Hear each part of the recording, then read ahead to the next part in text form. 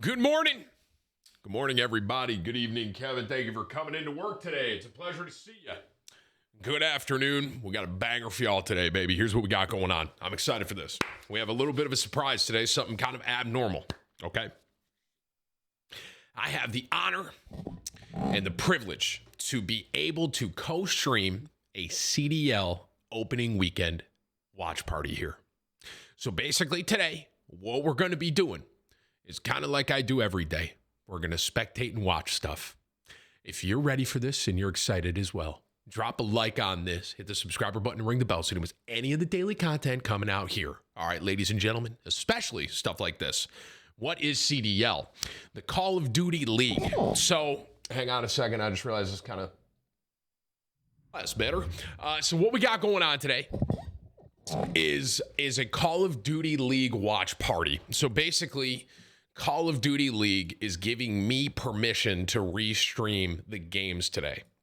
Really cool opportunity.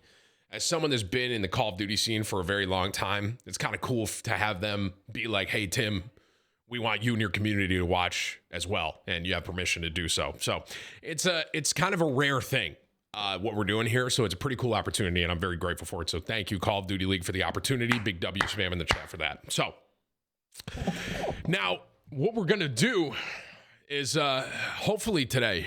Now, I understand that it's not the NFL, but I'm really hoping today I can show that my jinx doesn't formally apply to everything. So today, the teams that I pick and who I think will win certain games hopefully will show that I am not a jinx, and I do not have a curse. So hopefully I pick right. I'll say that. Now, don't do it. No, I got to, bro. It's in my heart, dude. I have to, guys, I have to be true to my heart. Okay, I have to. You want me to lie to myself? I can't do that. I can't do that. All right, I can't. So stop it. Wordle. Oh, God, dude. Every day. Are we doing this every day now, bro? I don't actually think I can do Wordle today, guys. I think it got spoiled for me.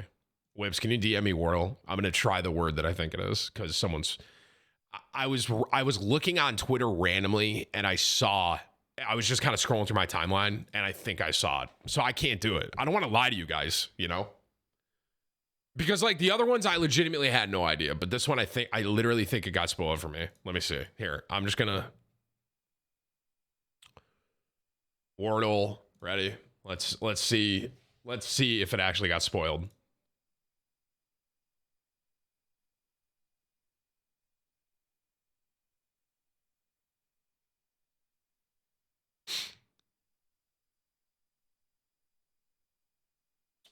All right.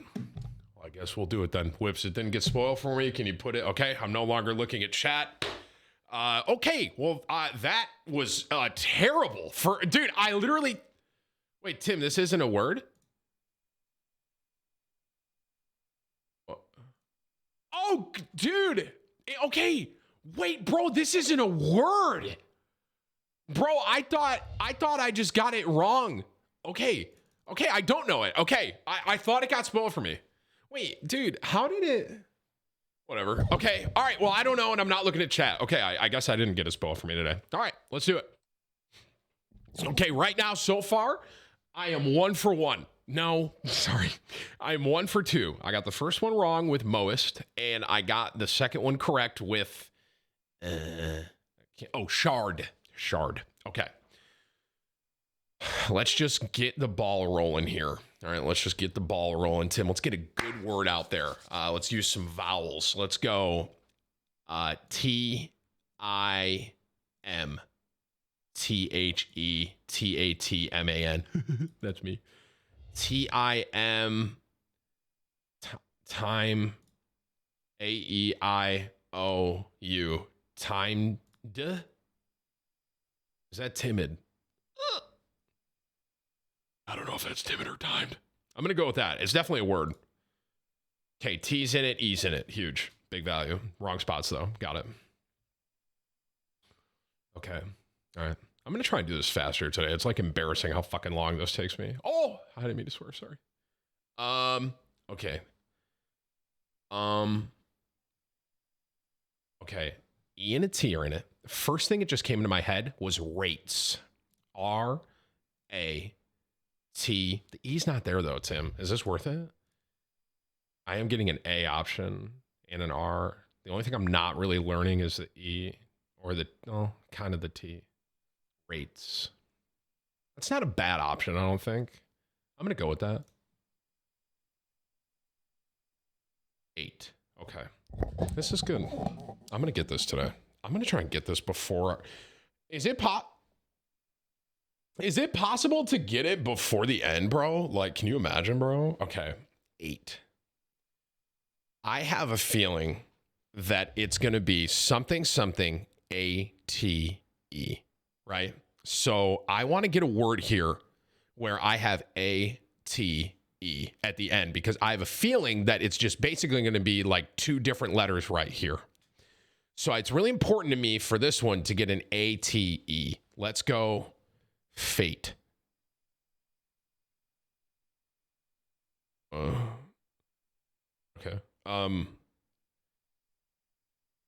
Okay. What about freight? Like a freight train? Okay, that's way too long. I could do great, but I know R's not in it. But it would show me. Wait, that's not how you spell great, bro.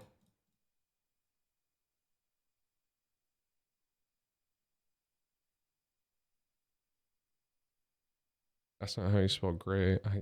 That doesn't help me. Man, I wish we spelled great this way. That'd be convenient.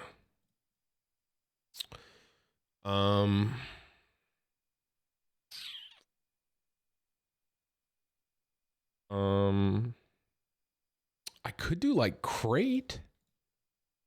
Isn't that a word? Crate? That's definitely a word. Okay, this would be good because it'll show me if the 8 is in the green spot. So if I go C R, I know there's no R, but I could learn a lot with this. So I'm gonna go with this one. I'm in shambles. Okay, that was such a burn of a turn, bro. Damn. Oh, brother, this is bad. Okay, we need to rethink everything here, Tim. I really felt like I was like on a train right there, and I was going in the right direction a little bit, and now the train, it's like all of a sudden it just stopped, and the dude driving the train, there's a word for him, the train driver, he just like stepped off, and then he's like, yeah, we're off the train, and it's now the train's not moving anymore. Okay, we're in trouble. All right, I can do this. I just need to, in my heart, I need to dig deep here. Okay. We got to flip everything on its head. Okay. We know the E's not here. We know the T's not here. We know the A's not here. We know the A's not here. Okay. A. The T could be here. A. T. E. What?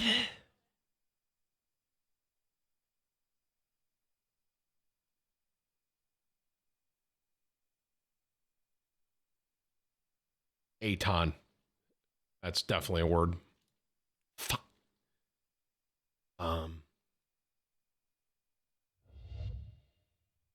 Now I'm like nervous, bro, because like I said, I thought it got spoiled for me, and then I saw a bunch of people saying, "No way, Tim gets a Wordle today." But I thought it got spoiled. I thought it was this, bro.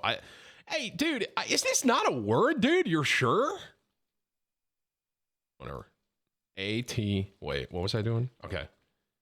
A-T. E.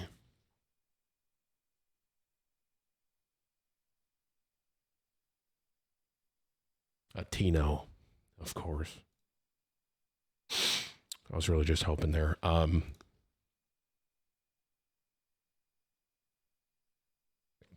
that potato backwards? P-O-T-A-T. No, that's 7. Okay.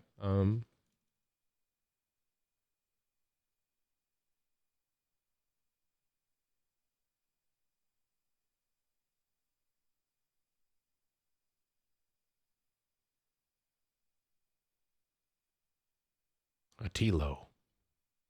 Damn it. I'm just hoping. All right.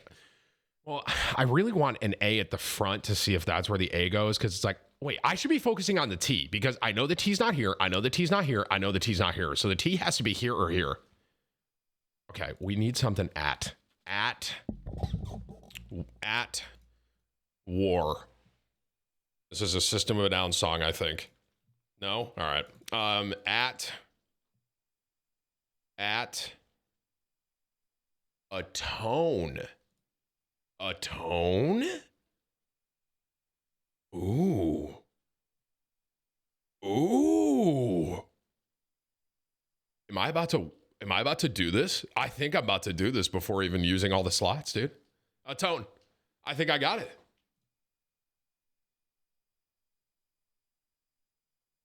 Are you fucking high? Dude, how have I been so wrong this entire time, dude? At this point, I've at least had one green. Oh my God, this is bad, bro. There's no way I'm getting this one, dude. Okay, I did learn something. I know the T's at the end. Dude, this is bad. Okay. And I don't know the other letters still. Okay, I know the T's at the end. I gotta get like an F or a G or something. I need to figure something out here. Okay. Okay. Okay. What vowel do I have here? U? I have an E. Okay, E's not here. E's not here. It's fucking useless, bro. Stupid. Okay, the E could be right here. So what if it's like F, E? T can't be there. T's at the end, Tim. What are you, fucking stupid? R? No. What? Wait. Feast.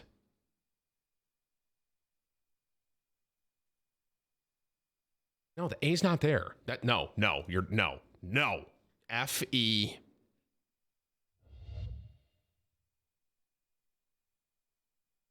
What goes here? It's something I don't know.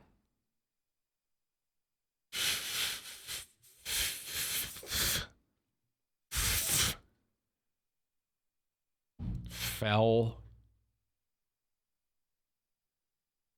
No.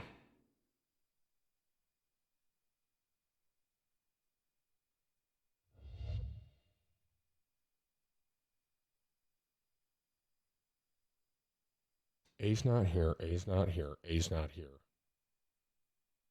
Wait. Whoa. It ends in at. Whoa, Timmy, slow down. It ends in at, right? A's not here. A's not here. A's not here.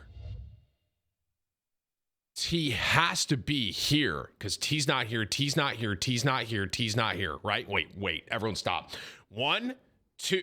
No T. No T. No T. No T. T has to go there. No A. No A. No A. A has to go there. Okay. It ends in at. Okay, everyone relax.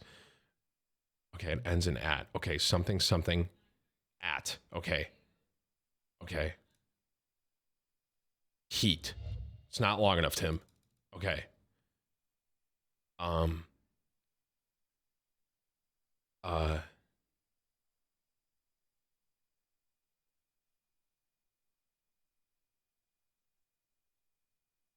I mean, that's not a word, right? Goo eat? There's no way that's a word, bro.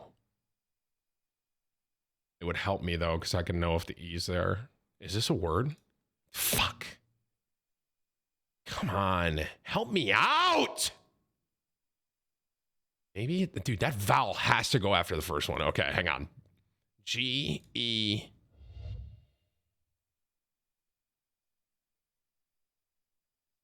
U-A-T? Guat? Of course, right, naturally. G... Wait, E's not here, E's not here. A's right here, T's right here. E could technically be here, or here, bro. Fuck. What if it starts with an E? Why? There's no way it starts with a vowel, right? E, G... P, and there's no way.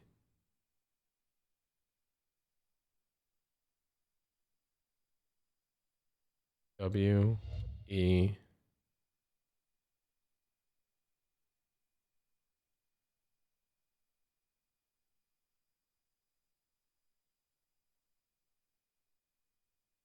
We fat. There it is, boys. We did it. Imagine. We fat? No? All right.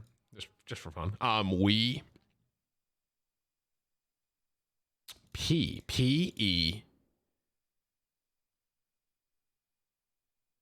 I think this is a fucking word, bro. P-what?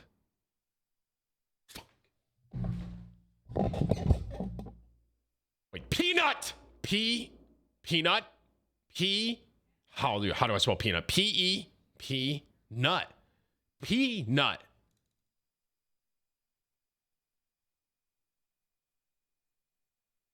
Dude, what?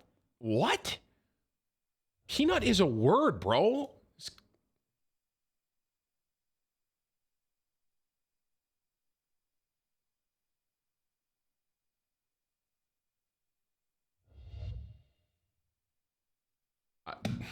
I'm down bad right now, bro. I don't know about this one, man.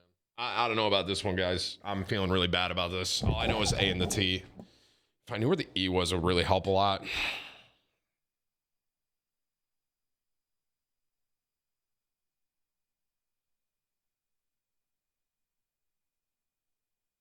Are we sure this isn't a word, bro?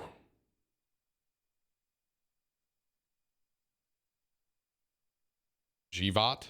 No? Okay, I just need to try stuff. Like, I need the AT at the end, and I kind of want the E right there. Is there anything?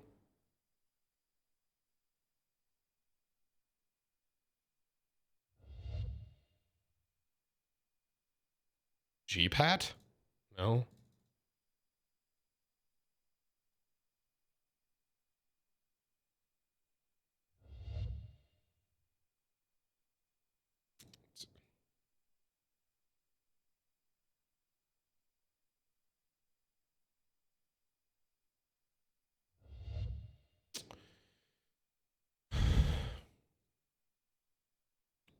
Is this like gelato, bro?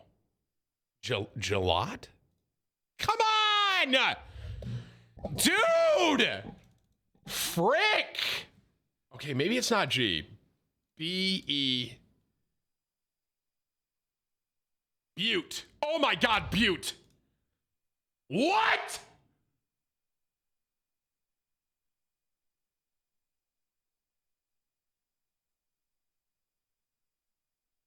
Begat? That's not a word, bro. Is it?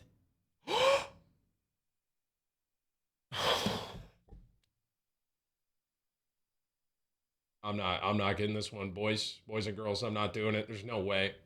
I need a miracle to get the. Okay. No E. No E. Could be an E. No E. Fuck. And I don't know. I still don't know. I'm fucking shocked. It's shocked. We're shocked. Oh, can I just give up, dude? There's no way I'm gonna get this. But imagine I did somehow, bro. I just pulled it out of my fucking ass, dude. You know? Okay. I can do this, bro. I can do this. I can do this. I can do this. You just need to believe. If I've learned something growing up, if you put your mind to it, okay? When I was a young kid, I went to my basement after Goku went Super Saiyan 3, and I ascended in that basement. I did, because I put my mind to it, and I can do this. Okay. I'm thinking the E is here, because the E's not here. And I like food, and it spells eat at the end. So I'm going to go something, eat. Okay. Now, the question is, what two letters do I not know? Oh my God, wait a minute. Petey. My dad loves scotch, bro. No, Tim. No. Stop. Okay. Stop. Just relax. Just breathe deep. You can do this. H. E doesn't go there. Does it start with an E, bro? E. But then what? H. Fucking U. A-T? U-hot? That's not a word. E-H-E-F?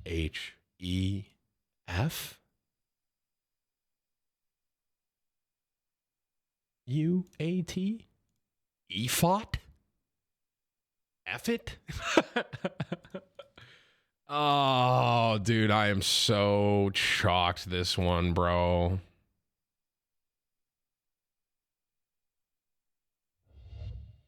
Equat.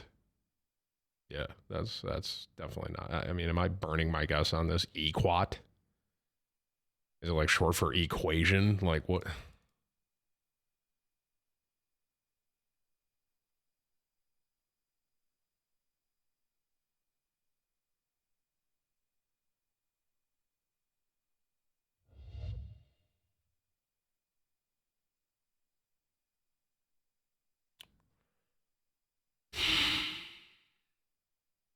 I think I'm shocked for this one, ladies and gentlemen. I think I'm about to be 1 and 3 in Wordle officially.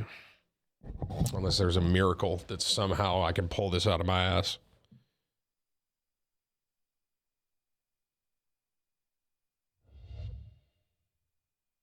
Louis.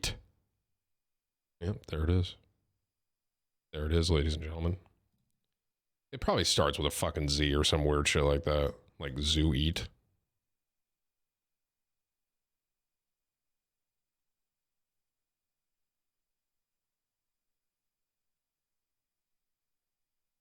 If it starts with an E, it has to be like E, he, you. Man, everyone was like, dude, there's no way Tim gets the Wordle today. And I thought it was literally a word that doesn't exist. So I'm down bad right now, ladies and gentlemen. I really wish I knew where that E went. That would help a lot. I probably still wouldn't get it. Who am I kidding? I just got to get this over with, dude. You know, I mean, E. I'm going to go E first. E. Wait. Equate? That's not equat ain't a word, bro. I'm back to this again. Equat. Is this, you know what, dude? Is this a word? Am I going to send this in? I don't know if equat is a word, bro. But it's like, am I going to get a better guess than equat? It's like, it uses the vowel, and it has the E at the front. But this Q, I mean, it is so out of pocket that it could be a Q and a U. Is you know what, dude? I'm actually just going to send this for, and if I lose here, I'm sending this for my own knowledge, okay? I don't know if equat is a word. Okay, well, guess I live to see another day here.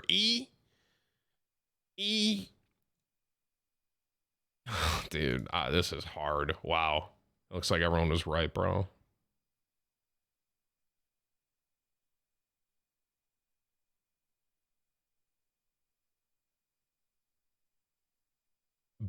B-U-E-A-T ain't a word. There's no B, Tim. Can I do P-U-P-U-E-A-T? Pute? Peweat? That's not a word, right? No way. Qeat, zuit, wheat. I gotta get this over with, bro. I gotta start my stream. I'm literally getting stun locked by words here. You know what, Tim? At the end of the day, okay, even if you don't get this right, you still have value. Okay. I'm not gonna let this stupid game Wordle define who I am. You might not even be in here, bro. I feel like it has to be.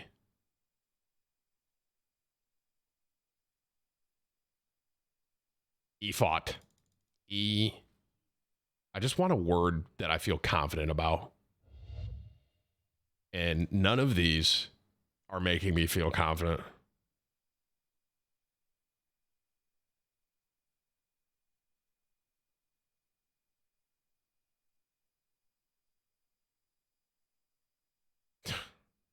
I wonder if I've actually typed the word in and everyone's like, oh my God. I probably haven't, but. F you eat. Gosh dang it.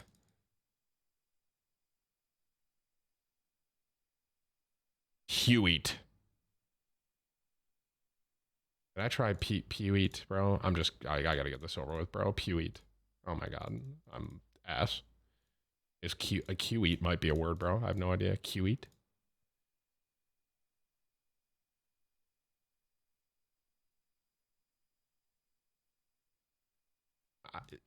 I mean, zoo eat? Is this a word, bro? It's probably not eat, Tim.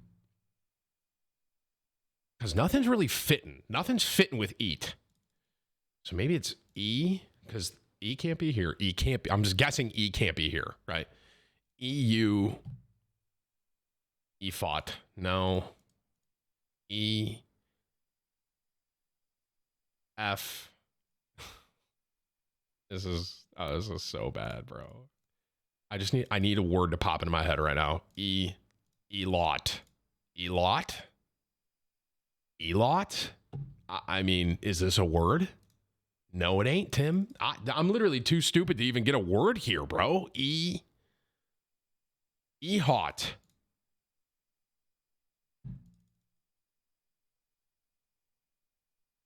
Equat. Ezot.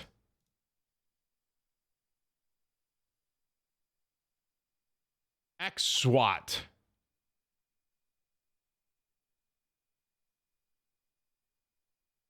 We're down bad. I'm just like, I'm throwing stuff out there, bro. Elot. Dude! I can't even... Epot? Have I tried everything here?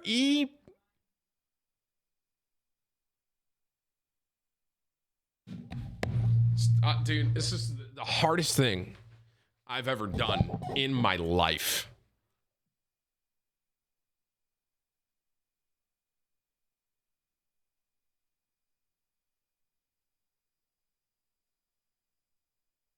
You haven't tried everything cause you still haven't gotten the word haha get better.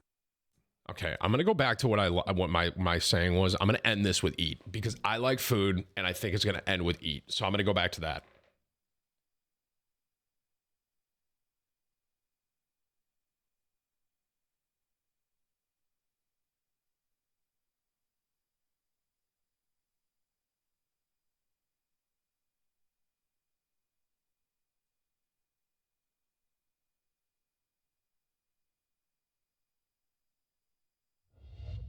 Did I try pleat?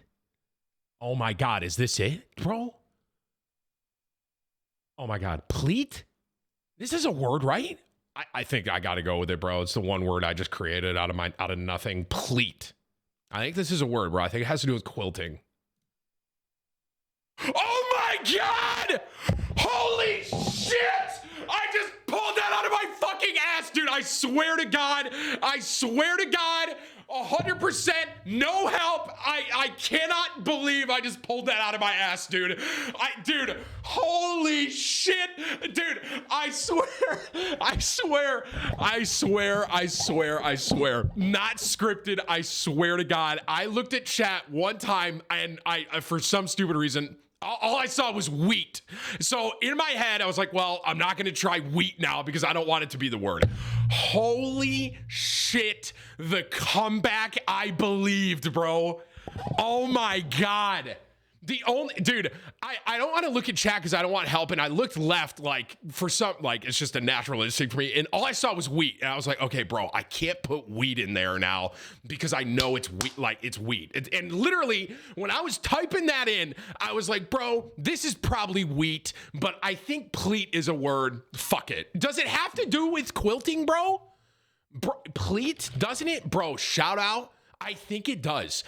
And shout out Mama Tatman, bro. The only reason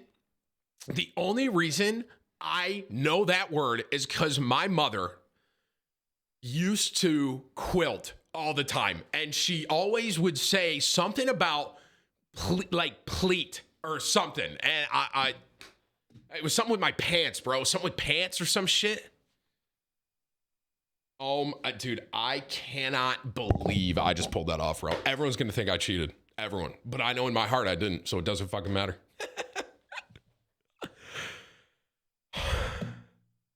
Holy shit, bro. Wow. I was down so bad right there, guys. I was like, there ain't no fucking way. You know what I mean? I'm sitting there. I'm sitting there, bro. I'm like, there ain't no way I'm getting this one. I'm chalked, bro. That is, I cannot believe it was Pleat, bro. Sam, call your mom. That'll be kind of tough, guys. She's dead. So, not to be morbid, but my mom passed when I was 15, man. It's been like, I mean, how old am I? 32. It's been like 13 years. God rest her soul. Mom, miss you, love you, but yeah, I can't give her a ring, guys. So,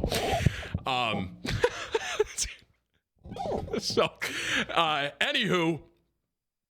Sorry. Was that was too much? My bad, guys. Dude, love my mom, man. Love my mom. Missed her a lot. Missed her every day. But yeah, I can't just like be like, hey, what's up? You know what I mean? So Tim, like 17 years. It's been a while. It's been, actually the weird thing that I kind of thought about the other day in regards to my mom is that I have been alive longer now without my mom. That's weird to me, bro. Like, that's kind of a weird concept for me to think about, is like, now at this point in my life, I'm about to be 32, and I have been around longer now without her versus with her. Ain't that's a weird concept to think about, bro. So my dad's still good. Dad's vibing, bro. Living good, healthy. You know what I mean? But yeah, and guys, I'm not looking for any sympathy or anything like that, bro. It's been, like I said, it's been like 17 years now. At first, it was very hard. Now I can joke around, and I will say, anyone going through grief, you know what I mean? It's really, really hard at first. It is, and I'm not going to tell you any rhyme or reason or anything like that. But all I'll say is that eventually time does help a lot. So, anywho, sorry if that joke was a little too morbid. My bad. Okay, all right. I cannot believe I just got Pleat, bro. That was a miracle right there, what we just witnessed. And I already know, bro. Everyone's going to say I cheated right there. I swear to you all, bro, I did not. I swear. Which makes me feel better. I know I didn't. Honey, I'm good. Hun, I don't want salad. Hello? Honey. She hear me? Okay, she heard me. She's asking me if I want salad. I don't want salad. No, I'm good. Thank you. Dude, I cannot believe I just pulled that shit off, bro. Wow. What a time to be alive. I feel like I could shut the stream off right now. Thoughts? I'm just kidding. All right, ladies and gentlemen.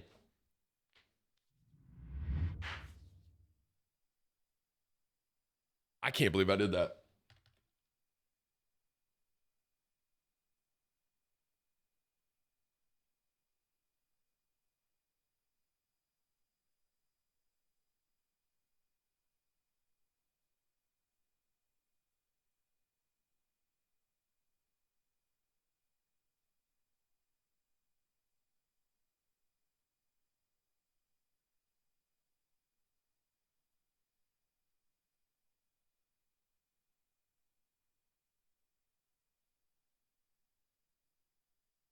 All right.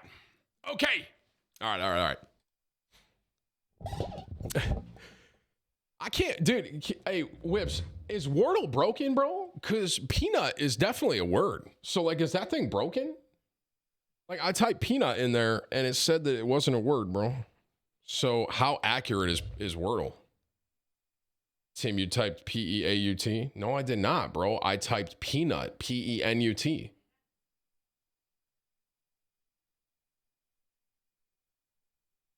I typed P-E-N-U-T, peanut.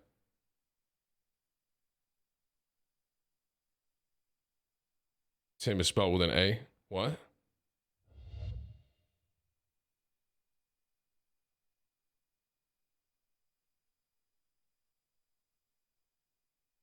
Peanut's got an A in it?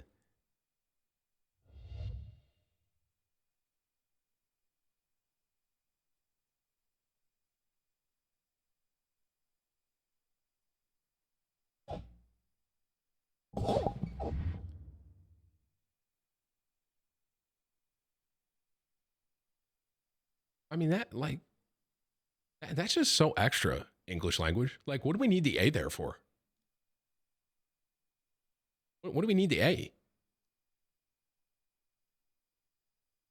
Like, why do we need an A in peanut, bro? We get the point across with PENUT. The fuck's the A there for, bro?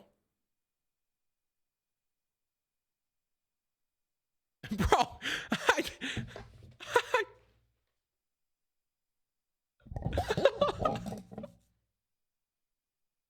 okay, I'm moving on. All right. $50 from FanDuel. Tim forcing Q and K and Z into words like you forced the Cowboys into the best NFL team conversations. Hey, FanDuel, bro.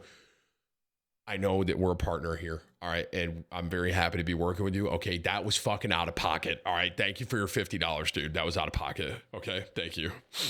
25 from Apex. Tim, I just got a job down in Frisco as a designer, dude. For Dude Perfect. Might get a way to find a collab going between you two. # athlete. I'm from Rochester. And we're bringing a real winner to Texas. Go Giants.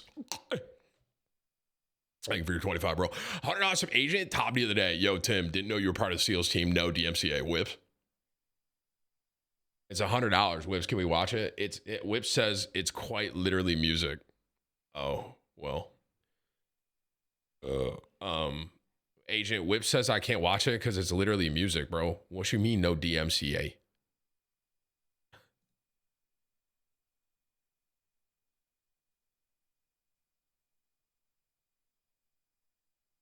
Is my fucking organization serious? Who runs the Complexity social fucking media? Who is this guy or girl? Good luck to all those in the COD League playing today. We heard there's a jinx on the loose. There, no fucking way they're just throwing that out on the timeline.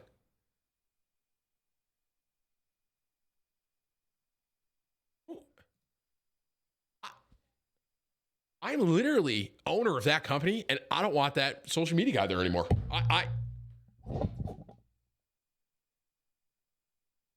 Hey, Agent, thanks for the 100, bro. Whip says I can't watch it, so thank you. 25 from Taylor. You keep saying you need a vowel when you are trying to force a U, but you already had A and E confirmed. A, E, I, O, U are all vowels, Tim. Okay, Taylor. Well, I'm fucking stupid. So thanks for your 25. 25 from Cameron. No shot. You just did that. Dude, I know. Like, people are going to be like, there's no way he just pulled that off. Like, I know that. And it's like, oh, he cheated. But I know in my heart of hearts, dude, I did not cheat. And I actually got it. The only word I looked left one time. The only word I saw was wheat. And I told myself in that moment, I said, I scratched wheat off the list.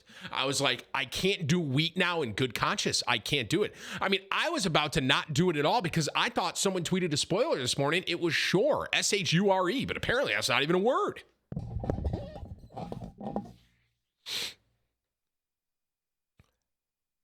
I think we should be able to spell peanut with the push-in P emoji. So P and UT. Thoughts? I think we should be able to do that. 25 from Sean. Those last two snaps on that hat are hanging on for dear life. Thank you. That's a compliment, right? I got a big head. 25 from Rock. Tim, love you and the content. What are your thoughts on Attack on Titan Season 4 Part 2's new intro song? Oh, it's lit, bro. I could like lift heavy. That ass. That's why Attack on Titan's the most goated anime, bro. Dope music. It's lit. You know what I'm saying? I appreciate your 25. 25 from Evan. This man says DMAC for DMCA and PMADS for PMADS. How are you guys all surprised that he can't spell peanut? I think we're going to be okay here. It is a thin candy shell. I'd like to think that some boomers in here got that reference. I think we're going to be okay here. It's got a thin candy shell. Thank you for your 25, Evan.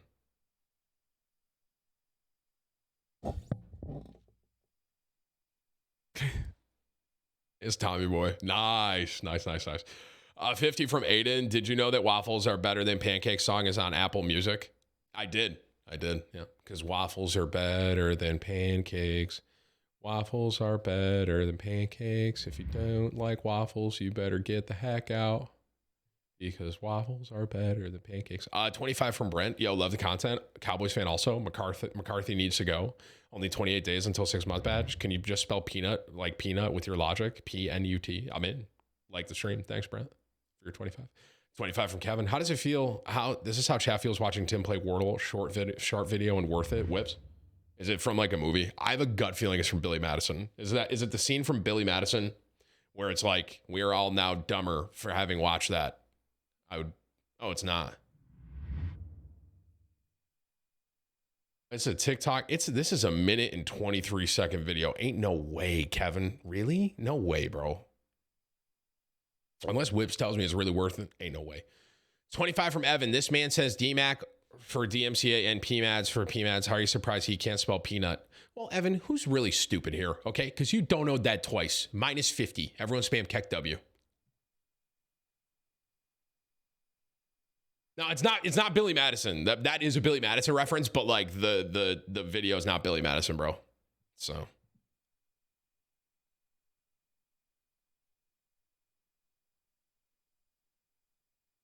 I'm just saying, bro, if you're roasting me for saying peanut, you just gave me $50 instead of 25. Yo, New York Subliners is in the chat. Hey, listen, guys. Subliners, talk to me. Okay. Now, okay. All right.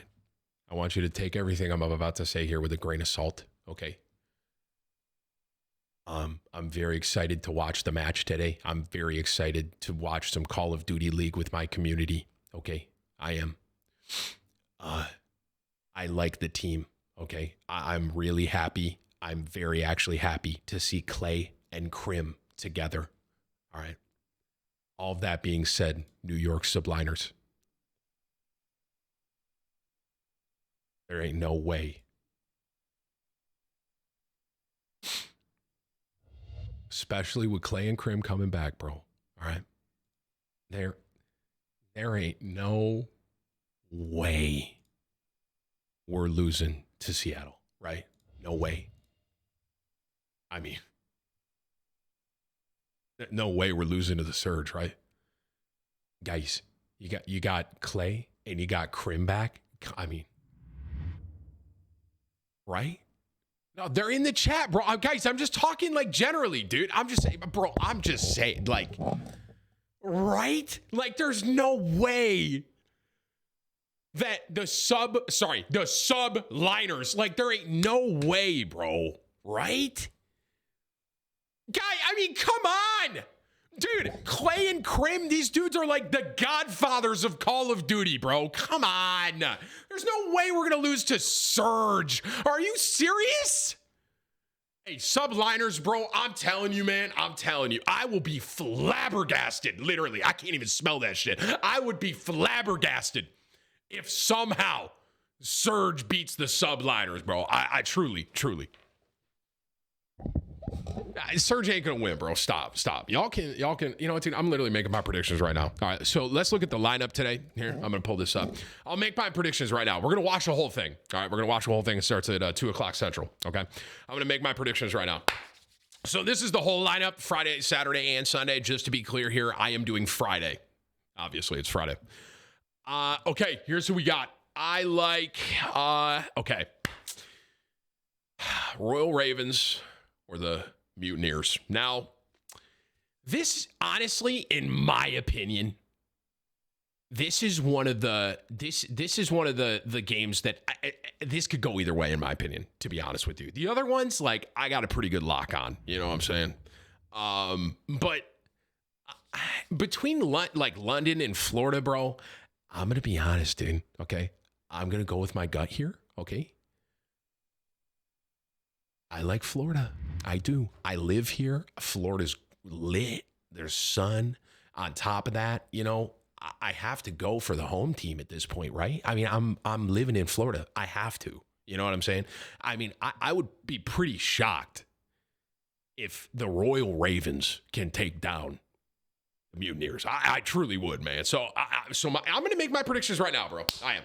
First game, Florida over London. Second game, this one's interesting, bro. Okay.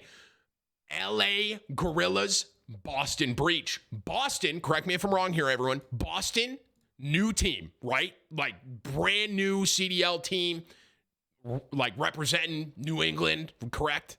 A lot of young guys, but they got Methods, bro. Methods is my boy, okay? Methods is my boy. So I kind of, with the gorillas, I will say I used their weapon skin in Warzone, and I typically did well with it. I will say that, okay? But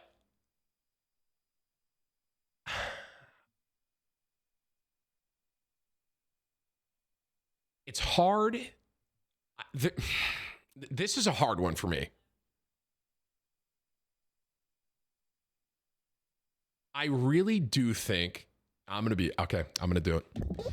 I like the new team here. Okay. It's fresh. It's new. Everyone's on a high. You know what I mean? The season's starting. I really like Boston over LA. I truly do. And to be fair, LA, no offense to y'all, man. Okay. You guys are about to win the Super Bowl with the Rams and shit. We all know that's coming through here in a minute. Okay. So it's like, you can't have two things that close back to back. Like starting off the CDL weekend with a win, the whole opening. You can't get that in the Super Bowl. So like, I gotta go Boston, bro. I got to. So game 1 at 2, I like Florida. Game 2, which is at 3:30, I like Boston. And the last game, I already said my piece about this, but I'll say it here again. The subliners will defeat the Seattle Surge, okay? Subliners, they got two Call of Duty godfathers is what I am saying, okay?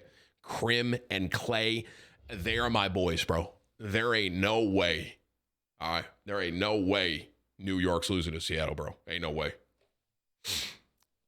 So if all y'all think I'm a jinx, y'all are probably like, okay, well, congratulations, London, LA, and Seattle. And today's gonna be the day that y'all realize, okay, I'm not a jinx and I'm not a curse, bro.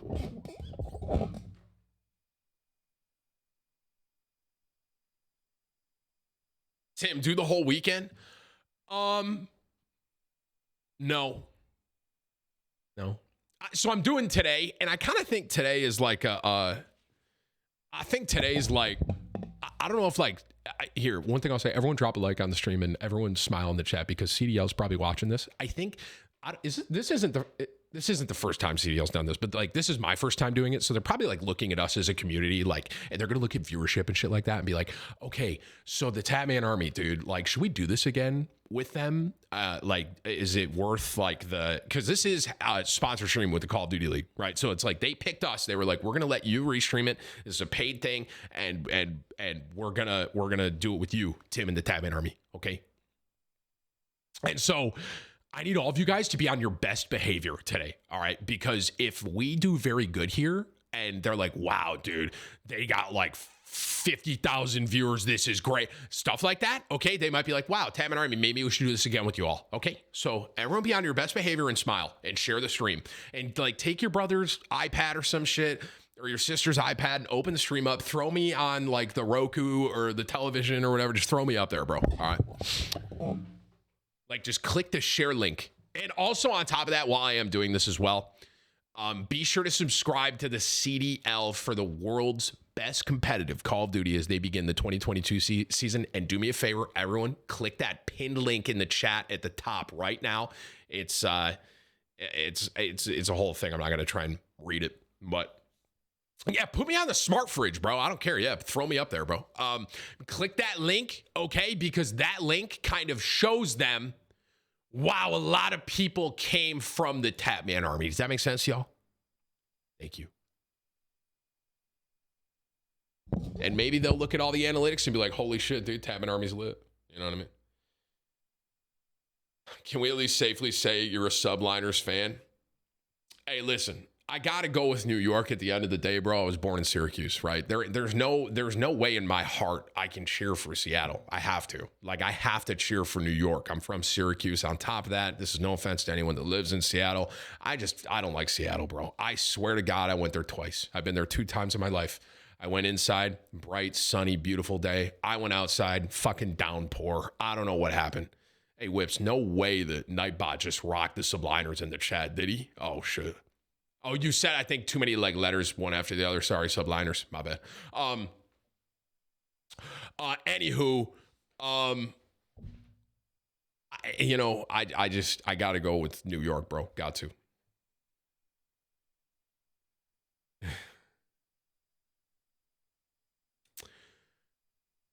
25 from C. Hey, Tim, whatever you do, you're not allowed to fill out a March Madness bracket.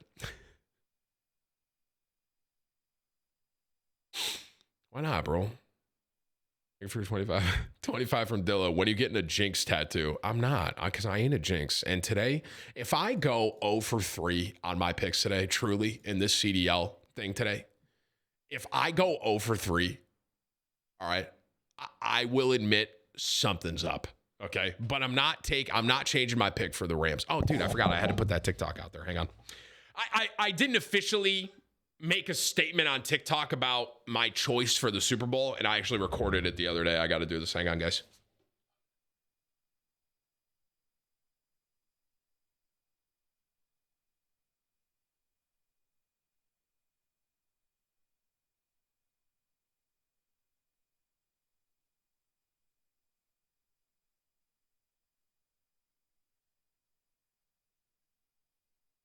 Cup. Home field advantage. There's no way the Rams are going to lose this Super Bowl. Rams are my pick. Break the curse. Great video, Tim. Let's post it.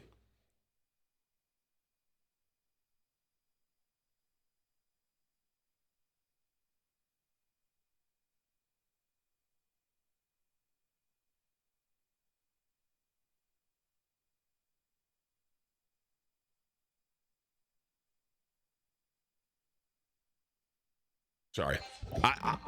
I forgot I had to post that, bro. Okay.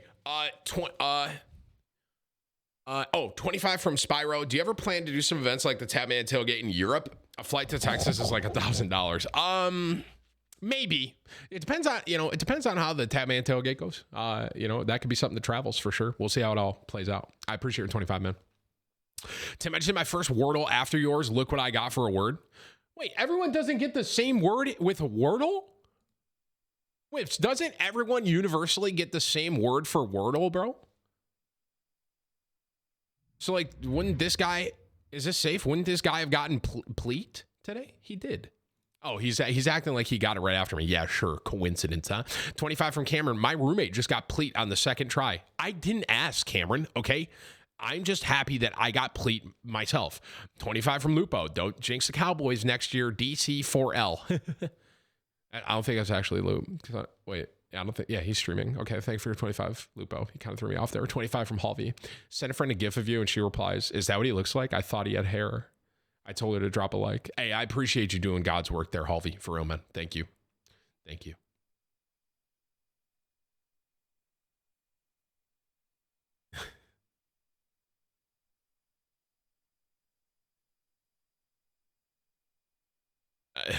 That video of Stone Mountain that he just tweeted of me and him yelling back and forth, but like not being with each other is actually hilarious. There ain't no way we're losing to Seattle, right? No way. Everyone's trying to act like they can go bet on these, bro. Y'all can shut up, dude.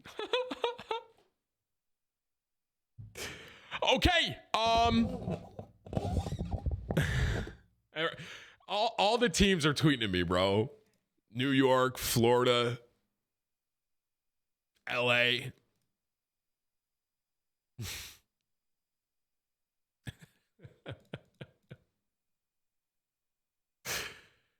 Methods is tweeting me that I'm fucked up. Methods, bro. Hey, just fucking win, dude. All right? Shit. Don't be a bot. God. All right. 25 from Pedro. You'd be better at Loodle. It's Wordle, but naughty words. Okay, I'm not doing that because it's probably like hentai or some shit. 25 from Robbie. Yo, just finished this 1979 Bronco restoration. I thought you would like it. Whips, can you DM me that? I'll look later. Okay, Whips is telling me to try this other thing that Rillo made. It's called Foodle. And basically, Rillo made it, and it's like Wordle, but you can refresh. Okay? You can refresh and get a brand new word. That makes sense? You guys want me to try that once? I don't know if I want to do that. I guess I can. I mean, it's either that or I go play Warzone for like an hour before the hashtag ad in the CDL technically starts. A watch party.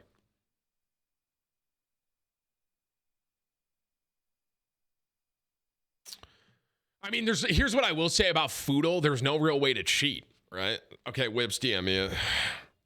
Where is it? I mean, there's no way, because like with Pleat, I could have technically looked over and cheated, but this I can't because Rillo made this. Okay, so Rillo literally made this himself. All right. I promise I'm not wasting your time. Robbie, I understand, but like, I'm not doing videos today. I'm sorry. But because I love Broncos and I want to look at it later. I just can't look right now. I'm very busy. I'm at work. I'm sorry. This literally looks exactly like it, Rillo. Okay. So this is only food terms, and he's calling it Foodle. All right. I should be able to get this pretty easy. Wow, not secure Whips. Hey, what's this top left here? Foodle. Wordle for fat asses. You serious? Is Rillo for real here, bro? Okay. All right. Well, actually, off that other one where I saw the word wheat, I'm going to start with wheat because that was the word that I saw with pleat, the pleat one where I just randomly did pleat. So I'm going to start with wheat. Okay, we got a T. And the T's in the right spot. I like that. W. All right.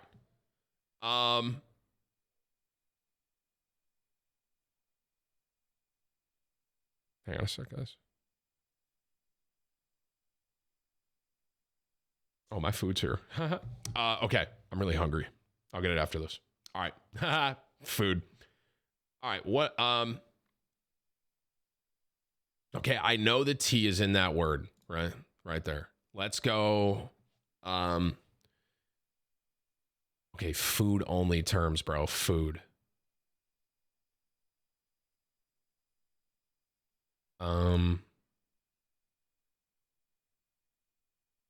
It can't be yeast because that's our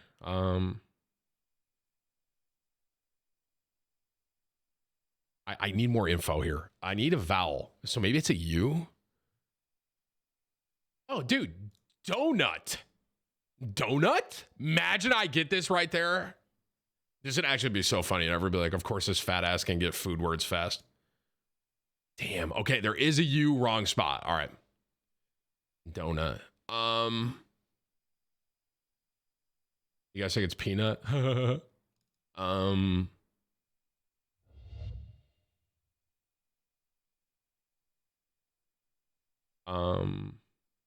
Well, okay, it has a U and it ends with a T.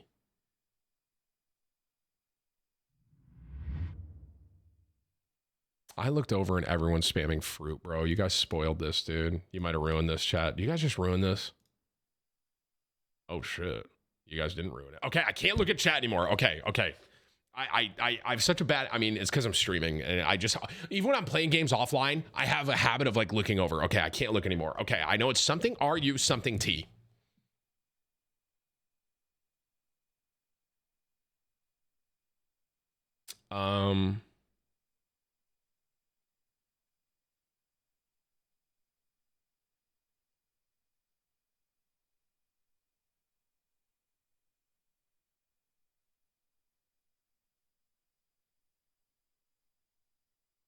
That ain't a word, bro.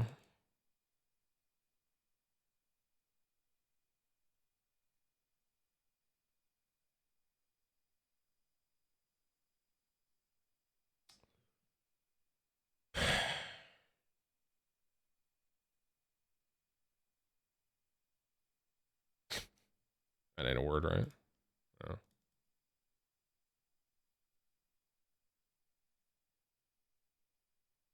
Could it be trust? Like, trust me, I know food kind of thing?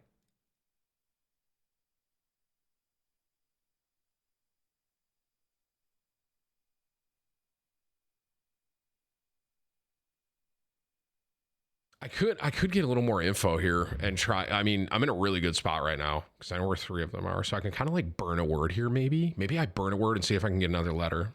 All right, let me do that.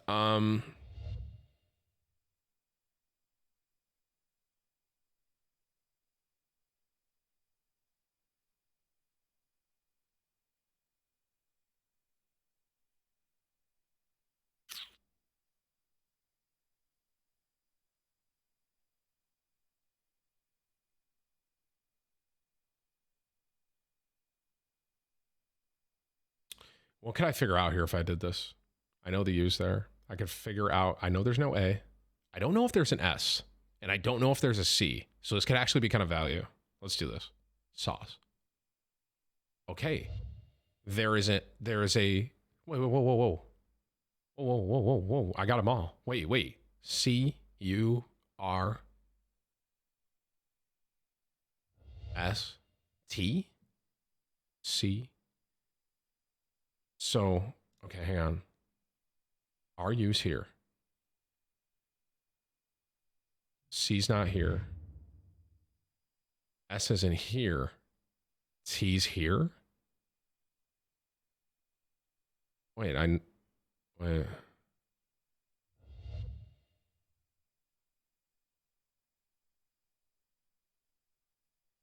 Oh, I got it. Crust, bro.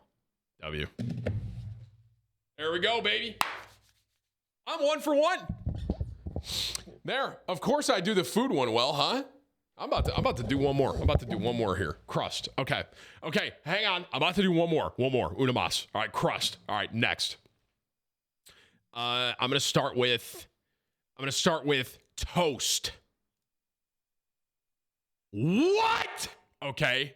So it's no A, no O, no S, no T. Okay. Whoa. I'm gonna kind of throw something complete curveball here. Ready? Crunch. Wait. Crumb. Of course. Yep. This is good, right? C-R-U-M-B. These are all different. There's got to be one of them in this, right? Got to be. Hey, Rillo. Are you serious here, bro? Rillo, what do you mean crumb is not a word, bro? Go tell that to Victor, okay? From Harry Potter.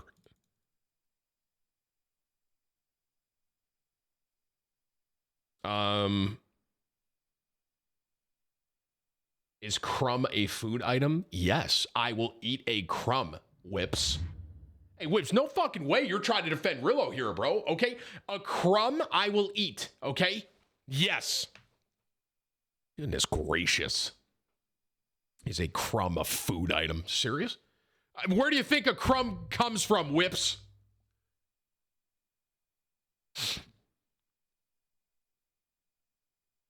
What if I do like ranch? What would I learn? I could learn. There's no vowel, right? No. A-E-I-O-U. I need like a I or I need like a U or an I here. I could do fruit again, bro. I know there's no T, but I could kind of figure everything else out. I'd learn if there's an F and R. Let's do that. Fruit. Ooh, we're down bad right now. All there is a U. Yikes. Okay.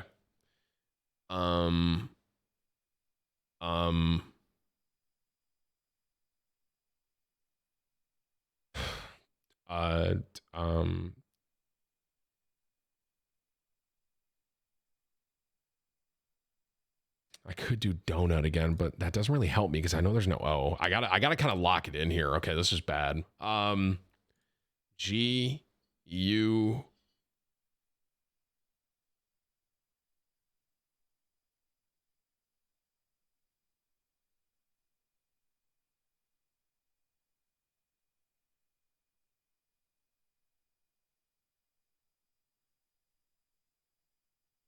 Only food, Tim. Food.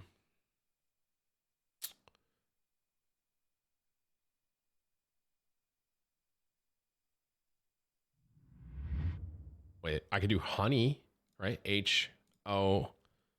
That doesn't help me at all, though. It does show me if there's an E and a Y.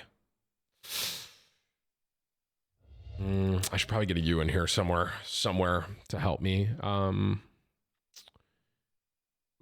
Bu. Bu. um.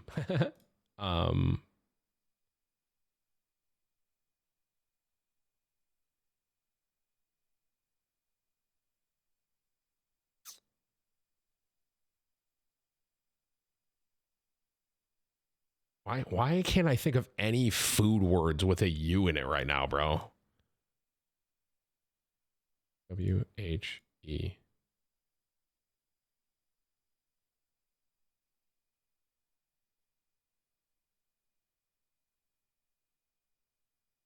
Honey spelled with an O. No.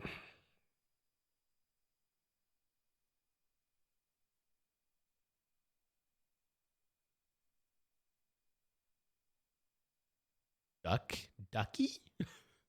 No? All right. Um,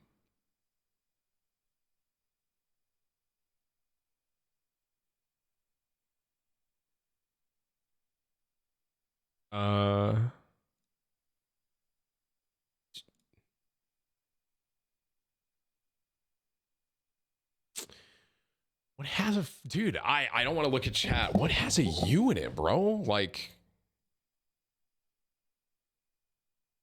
oh, I was gonna do crunch.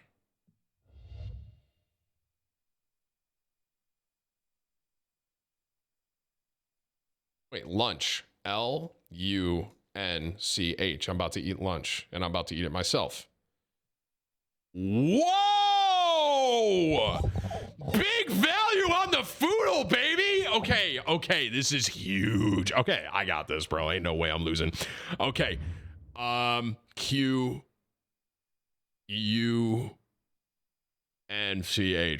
That's not a word. Okay.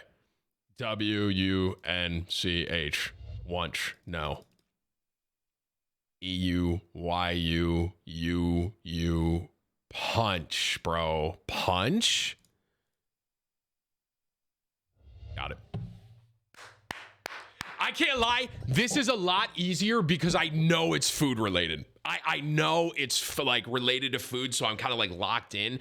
So shout out to Rillo for making that, by the way, because it's like I can't really cheat on that unless I look at chat, which I only looked the first one a little bit. I told myself, and I didn't let myself the second time. But that's a little bit of it's like food only. So it kind of like compared to Wordle, where it's like you have sky's the limit. Food, it's like more locked in. So I'm a little better at that. Oh, hey, thanks Rillo for making that, man.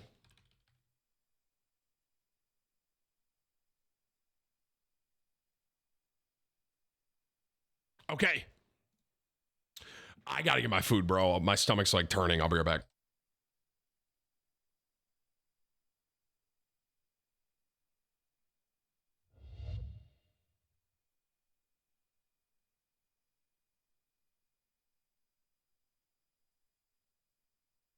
Guess the Wordle in 6 tries. Each guess must be a valid 5-letter word. Hit the button to submit. The letter W is a word with a correct spot. I is in the word, but a wrong spot. U is not in any spot. A new Wordle is available every day. I'm just gonna type trash.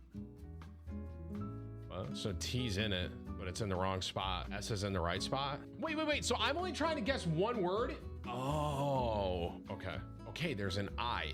Okay, so I-S-T. S is in the right spot, I's in the right spot. Okay, wait, stop. Okay. Blank, blank, I-S, blank is. There is a T. I don't know if my brain can do this, guys. This is hard. Heist! H isn't in it! Dude, oh my God, this is hard. Isn't there a rule with vowels? I'm really thinking here. I'm trying to like go back into like my younger self here. Wait, I'm fucking stupid, bro. The I was in the wrong spot. Okay, wait, I learned something though. This is good. No F, no E. We know the I's here. S-T. Okay. Does it typically take this long? Am I taking way too long? Okay, I'm trying to prove to chat that I'm smart. I want everyone watching this to know that I am an intellectual genius. I-S-T. Something I-S-T. A doist? I don't think that's a word. Go is.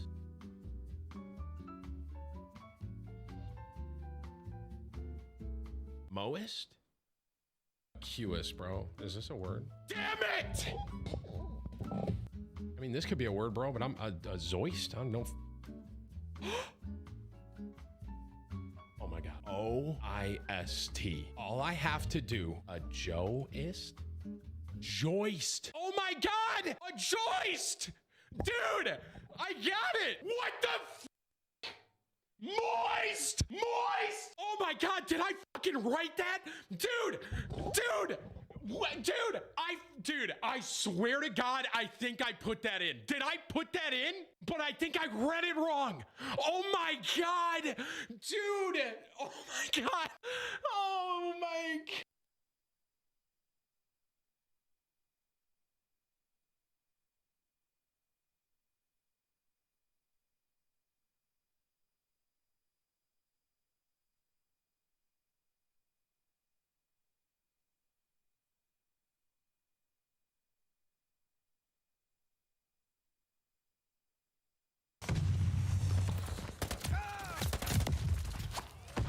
Hey, Whips. I'm gonna fucking shit on you. All right? I am.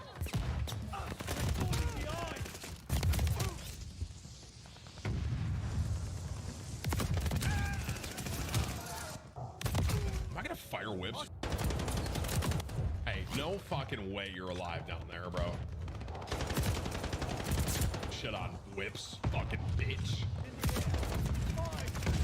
Hey, Whips, you body shoot me one more time, it's a pay cut. It's a pay cut.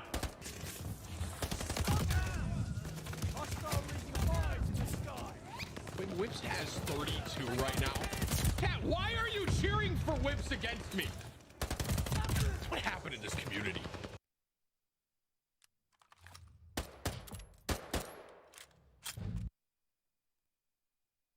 You know what I was thinking about last night, dude? I was kind of thinking about, like, when I'm in Florida, how deep do I have to dig to get to the ocean?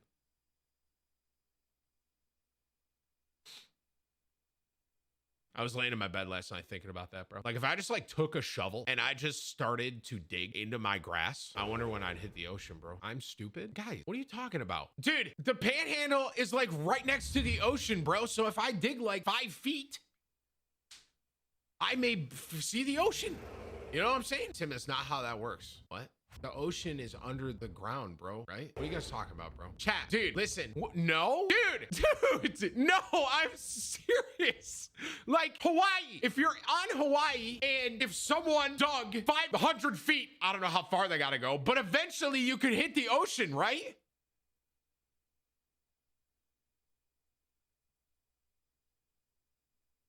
No? Yo, pause for a second, bro. What are you guys saying to me? Hang on. I'm serious, bro. What? Wait, guys, dude. Hawaii. No, I've got to be right? I'm saying hypothetically. Obviously, I don't think someone can dig to the bottom of Hawaii. But the point I'm making is if in a hypothetical world you dug to the bottom of Hawaii, the ocean would be there, right?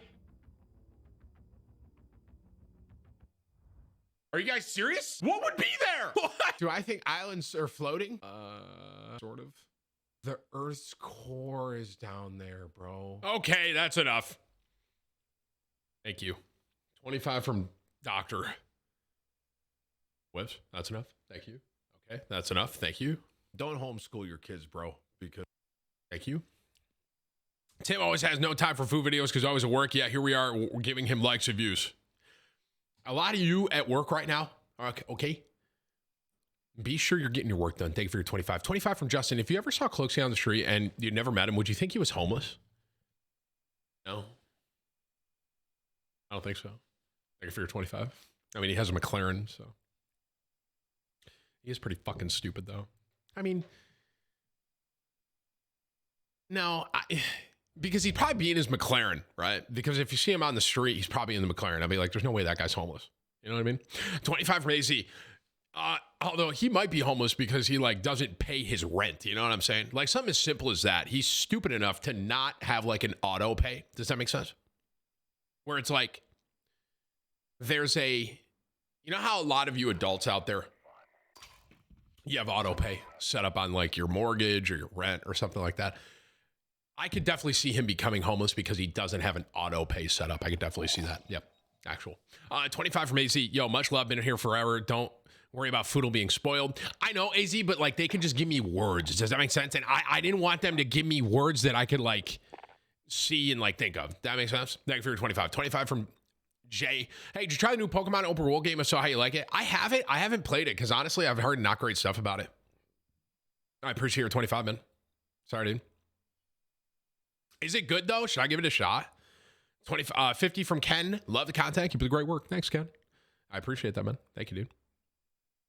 When am I watching the CDL? Whips, it starts in like 30 minutes, right? I'm basically gonna eat, I'm gonna spectate, and then we're gonna watch CDL together. That's kind of the plan today. All right, and I'll fully explain kind of everything after I spectate one or two. I'm gonna eat, spectate, and then CDL. But yeah, dude, I heard kind of mixed stuff about the new Pokemon game, bro. So I haven't like tried it myself, to be completely honest with y'all. Hang on, I'll be right back. Yeah, I'm in queue.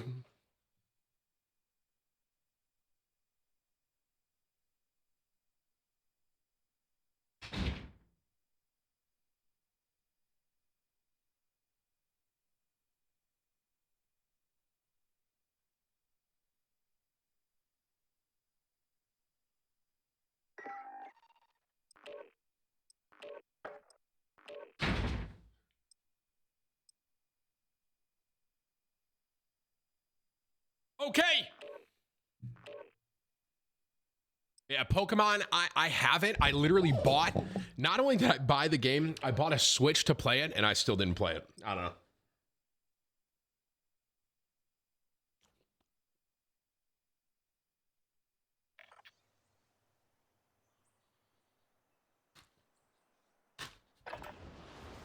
Check weapons and gear. You got time before deployment. It is a good game. All right, maybe I'll give it a shot. I mean, to be honest with you, I'm kind of just waiting for Lost Ark.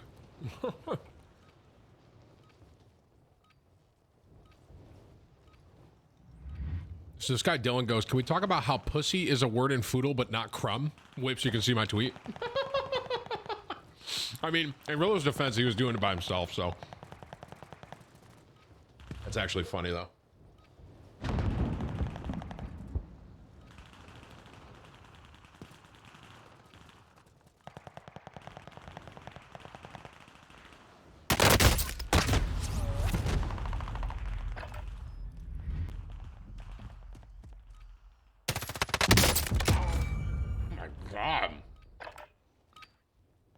M13, best gun again. Time's over. Stand by for deployment to the war zone. 25 from Puffer. Tim, big Pokemon fan here. Legends of Arceus isn't the best graphics wise, but the Switch is holding it back. Gameplay, it's amazing and one of my favorite. Really?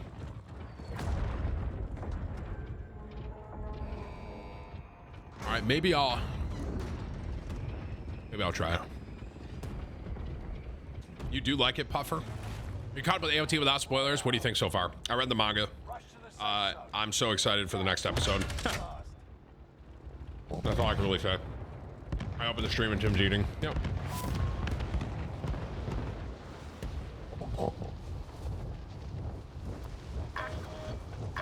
I'm literally gonna try and win this gulag one-handed because I got this like huge salad in front of me. So.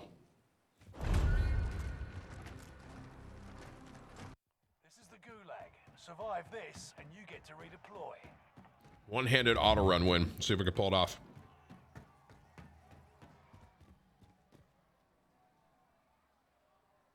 You win this fight, and you return to the front line.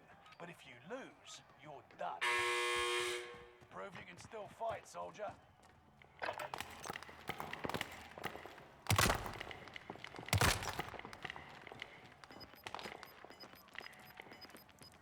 This isn't the end.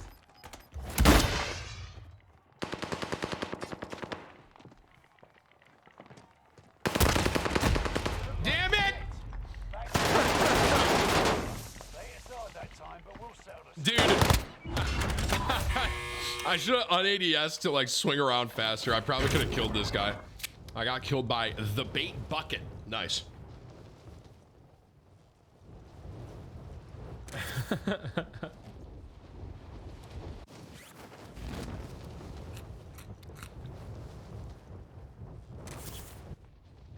We got 110 coming in here from Sinful, top D of the day. You know, first time dono, Tim. Hope you have a great time. Love watching streaming videos every day. Much love from Norway. PS waffles are better than pancakes. Wow. Yo, can I get it? You know, I want a W spam in the chat. Not only for the 110 and the top D from my man Sinful here, but I want a W spam for waffles being better than pancakes. W.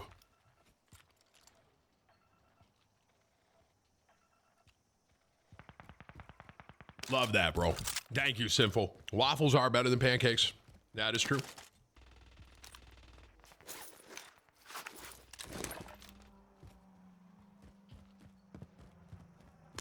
Man, today's stream, I'm so excited for because I literally don't have to do any. Bro, I'm literally going to sit and watch with you guys. It's going to be so lit.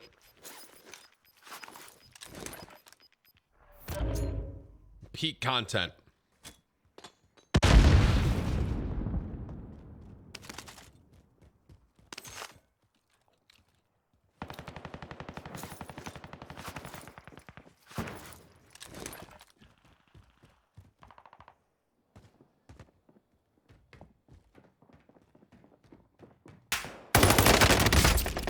Wow.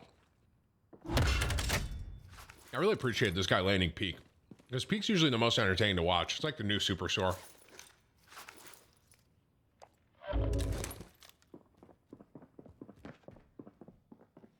Y'all think that's fair, chat? Peak's the new Super Sore? Y'all agree with me on that?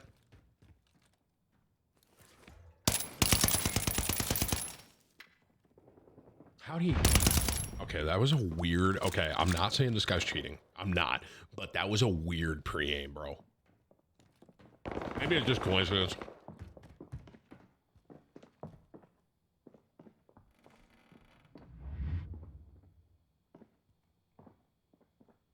Yo, how lit would it be if somehow Warzone brought back Super Sore and a Caldera? Thoughts?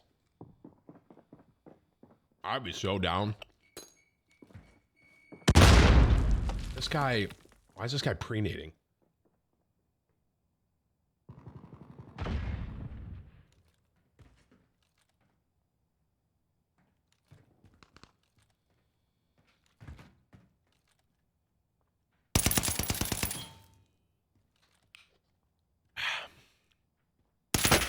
Tim, you're reverse boosting. I'm eating.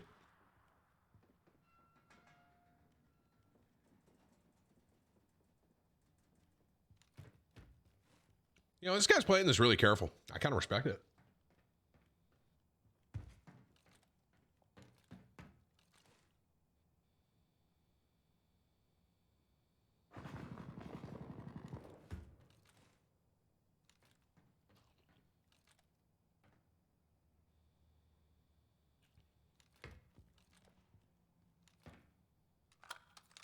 Guys, CDL starts in about 30-ish minutes. So I'm basically just going to spectate 1-2 max while I'm eating. And then we're going to get ready for the CDL stream.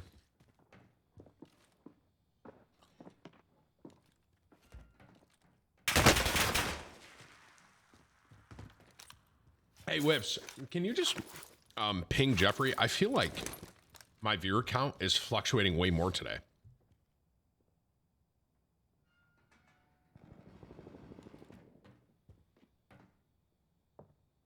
Like, it's going up and down from like 10 to 50 to 30,000.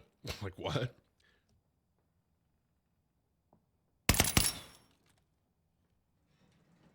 And this guy is patient as a monk.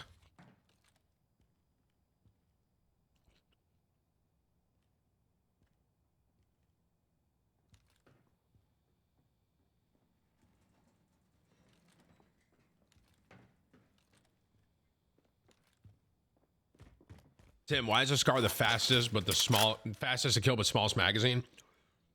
If the Scar had a larger magazine, it'd be the best gun in Warzone.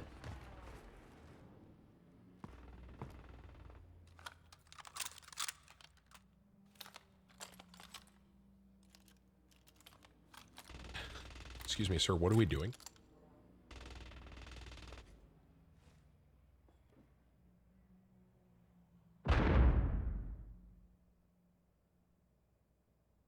That is a huge tomato. Brother, look at the size of this fucking tomato. You guys see this?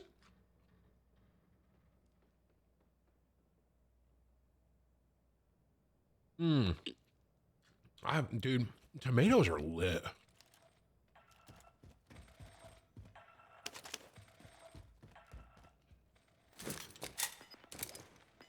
Some people hate tomatoes. I'm not one of those people.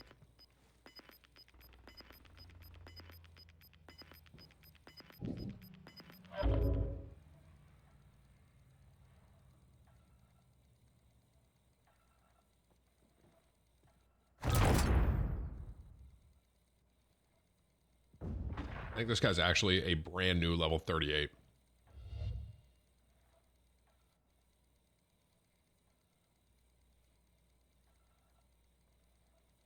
It's kind of crazy for me to think about. Like, I wonder if this guy's actually level 38, like a brand new account. He just started playing Warzone.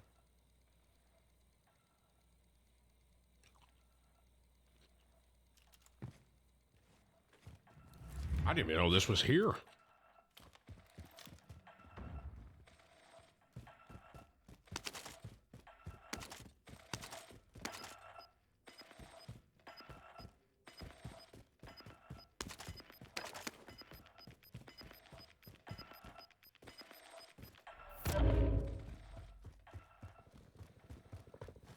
Someone goes, he picked a bad time to start playing. Now that is funny.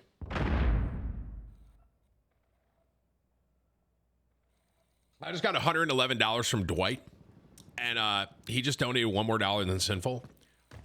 And his literal message here was just because. LOL. That's all I said. Dwight, thank you for the 111, man.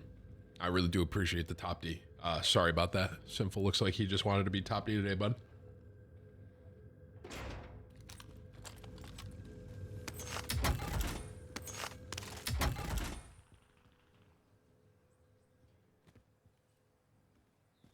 And then $100 from Plane. He goes, first time catch the stream because of work. Love the content. Hope to see more solo adventures. Hey, I'm glad you like it, man.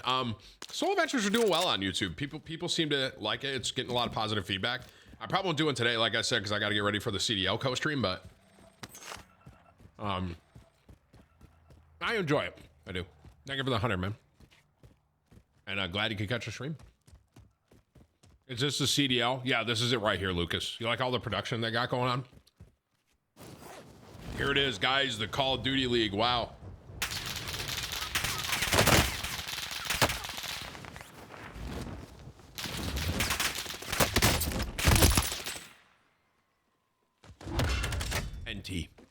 NT Hydra. You gave it your all, buddy. That's all you can do.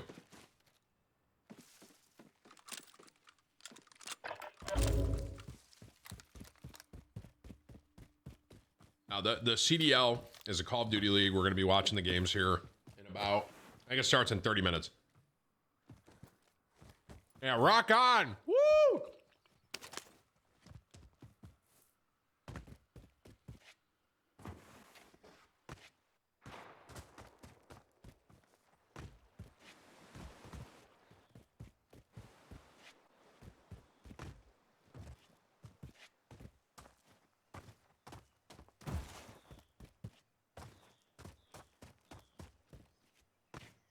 Yo, is Dennis online today?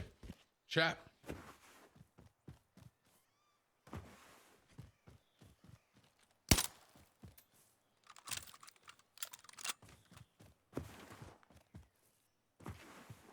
Is Dennis online? No. I can't lie to you guys. He messaged me last night on BattleNet when I was playing WoW at like 9 o'clock. And he goes, I just had 5 tequila drinks. And I said, what? I was like, homie, it's like a Thursday at 9.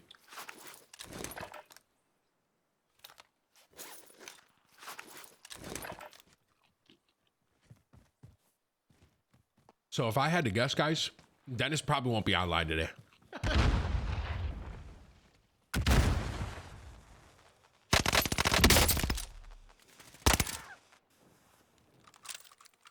Like, we could have played that a little better. Man, Cooper's so nice, bro.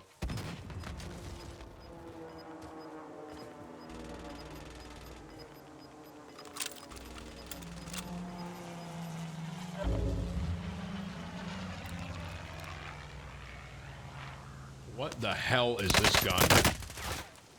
I've seen it all here.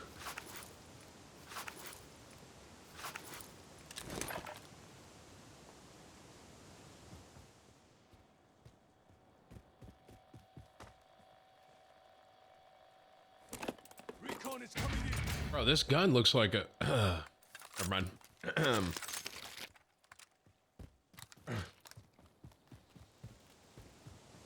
All right, salad is done. That was very yummy and filling. I'll be hungry in 2 hours. Just a lot of lettuce, some chicken.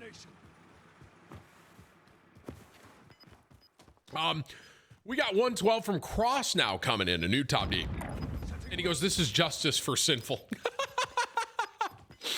So Sinful did 110. Dwight did 111. And he said, just because. And then Cross Ace does 112, and he says, justice for Sinful. I respect that. W spam for Cross in the chat. Sorry, Dwight, not today. Never mind. Like I was saying, I hate Cross, dude. 115 from Dark. Oh, guys, this is the best top D of the day I've gotten so far. You ready? $115 top donation. Here's the message, ladies and gentlemen. Go Cowboys! Woo! I love it. I love that. Hey, Dark, thank you for the 115, man. Cross, I appreciate you trying to help out Sinful. But, it's time. So, thank you for your 115. And how about them Cowboys, baby? Huh? Next year's our year, dude. Copium, I think.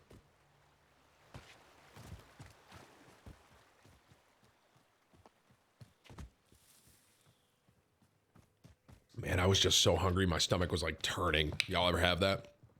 It's probably good. Like, I should probably feel that more often. You know what I mean? Let my body feel that, because I don't really feel that often where it's like my stomach's turning. Like, I'll feel hungry, but dude, my stomach is like making noise and stuff, bro, you know?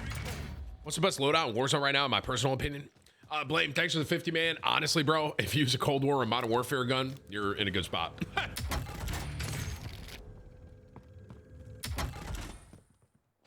Thank you for your 50, man.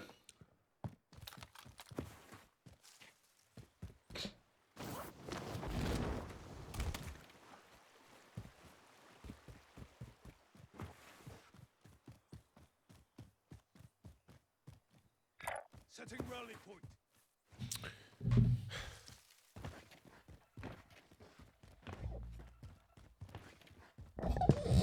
All right, I'm gonna... What happened to the... Dude, wait, the lobby's dead. Whoa, whoa, whoa, whoa, whoa. I feel like I just looked at the lobby. You guys see that? Homie, 7... Hey, brother, there are 16 other players, bro? And third circle isn't closed yet. Okay. Either a hacker or a lot of people DC'd. Only options. Only options, bro. This guy loves his heartbeat. In the words of Kesha, I hear your heartbeat to the beat of the drum. Oh, what a shame that you came here with someone. Ooh. Ooh. Oh my God, that man's playing Uno right here. Woody the dog. This man just busted out the reverse card. He was like, no sirree, Bob, not today. I spectated Warzone solos, but they were playing Uno. Interesting title. Be sure to drop a like. Hopping on board here with Woody the dog, using the quote-unquote M13, best gun in the game. Pulls out the Car 98 with the bad sight on it. Let's see if he's able to get a kill. The little triangle sight. Decides to unscope.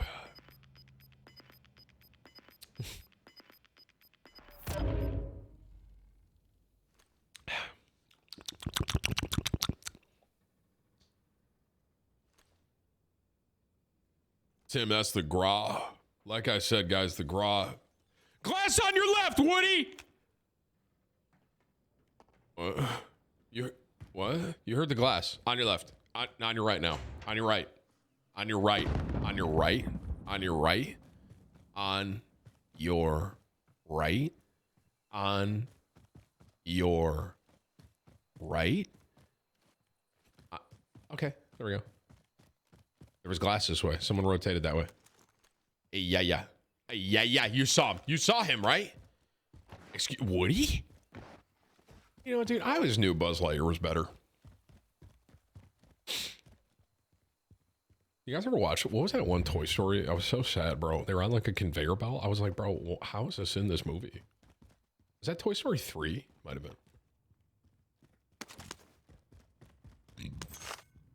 Y'all ever watch that, chat? Toy Story, I think, is it Toy Story 3? Is that what I'm thinking of, man? It is Toy Story 3, right? Bro, I was watching it. I was like, bro, I'm so sad right now.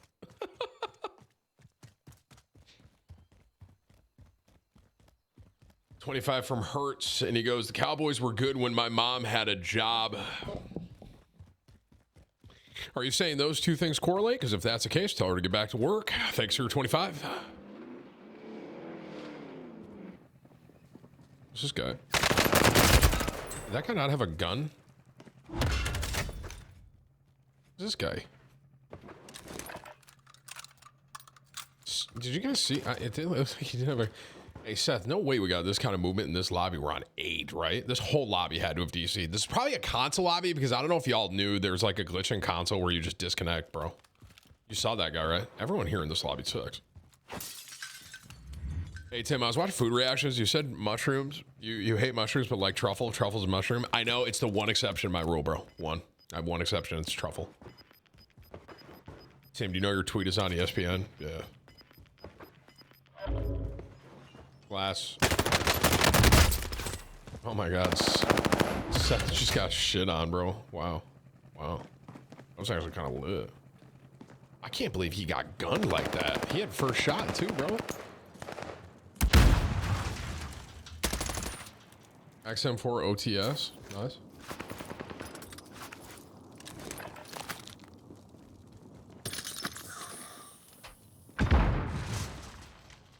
You missed my last 50. I hope you're having a good one. My bad, Vague, if I did, bro. I appreciate the 50 super chat, man. 121 from Alex. He says, go Niners.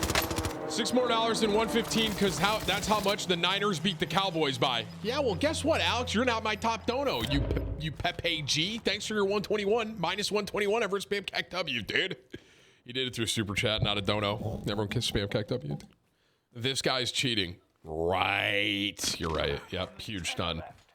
Yep, saw the other guy. You see him on the wall, sees him on the wall, swings, ADSs, and doesn't shoot. Yep, of course.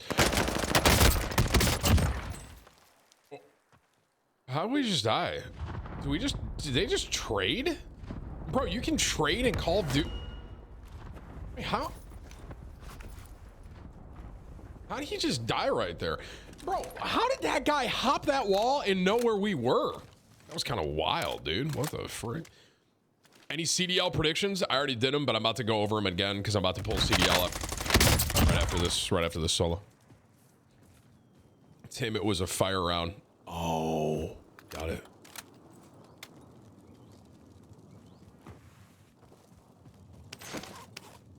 Damn, man, if I've ever had a mood like that where you try and grab something, you like grab everything but the gas mask, you know what I mean?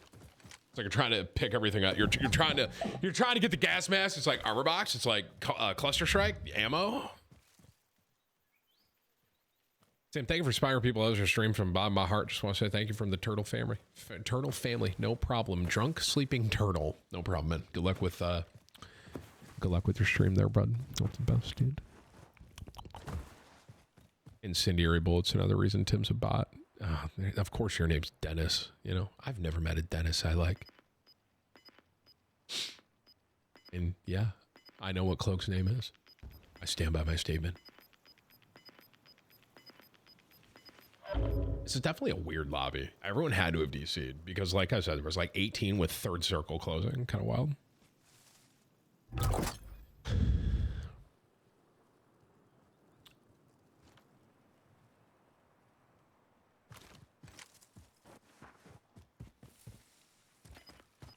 Am I going to make a video on the hide and seek tournament? Yeah, we have a ton of main channel content right now. The only thing we don't have a ton of is like TimTheTatman 2, but like the main content, like I have videos all next week already.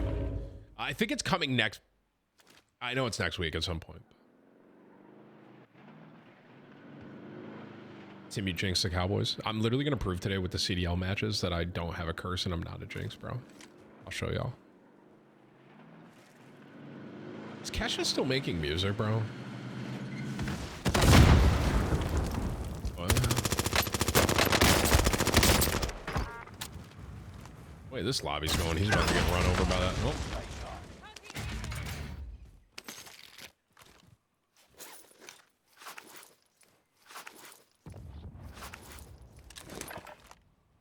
What's CDL? We're about to explain it here in a minute, Natalie.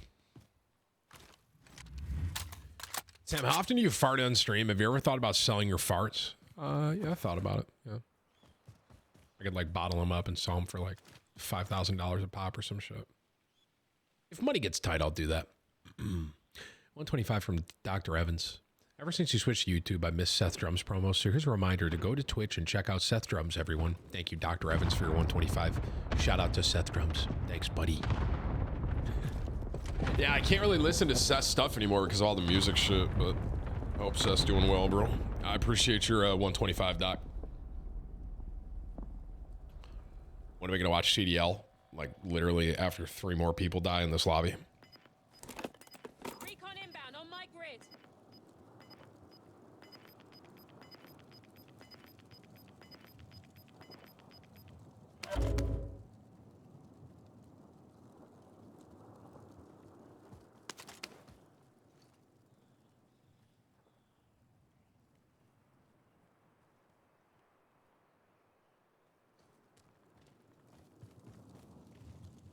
This guy actually has pretty good positioning. This is a really good rotation. I'm really proud of this guy. 1v1. I can't believe this guy's on 15. What a weird lobby, bro. It's steady. Nice. I think he heard shots opposite side of the zone there. This kid could be under him down there. Didn't leave the money. Hashtag the grind. Guys, CDL does not stand for commercial driver's license in this context, okay? It is the Call of Duty League. I think I just saw him on his right. Did he? I might be tripping. Guys, the CDL that we are doing today, did this guy just DC? Ain't no way this is how we're going out.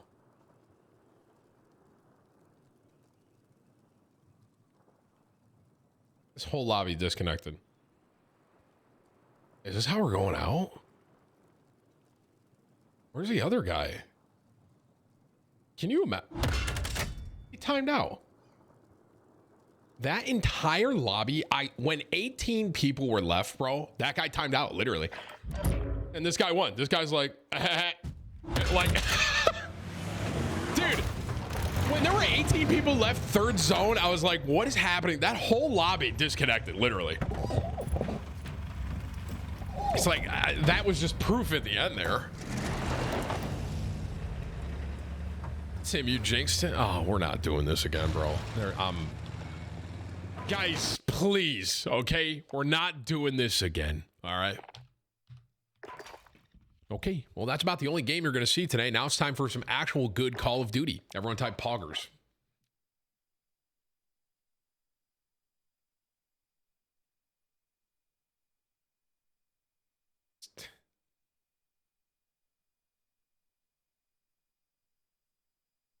Okay, ladies and gentlemen, I'm excited for today. It's going to be fun.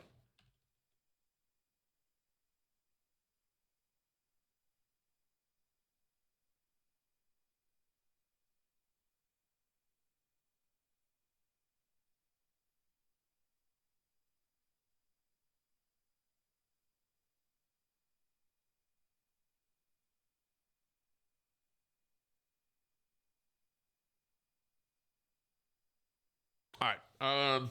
Here's what we're doing.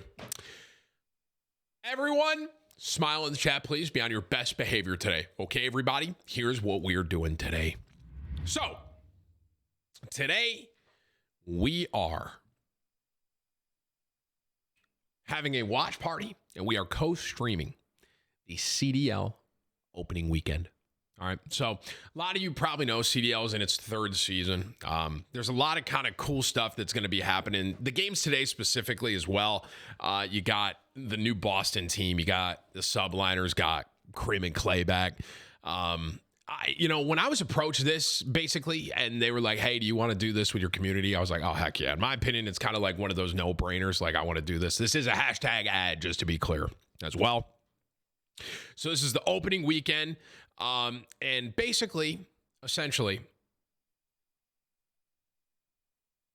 what we're going to be doing, it's a really cool concept.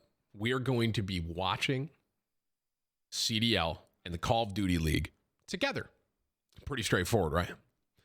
There's obviously a lot of teams that are in here. Now, here's what we're watching today. Let me pull up this. Whips, where is that, bro? Right here. So here is the schedule for the weekend, the opening weekend. Okay. So today, the 4th, we got London versus Florida. We got Boston versus LA. We got New York versus Seattle. Okay, so these are the games that we are watching today. Just to be 100% clear with everyone here, Saturday and then Sunday, okay?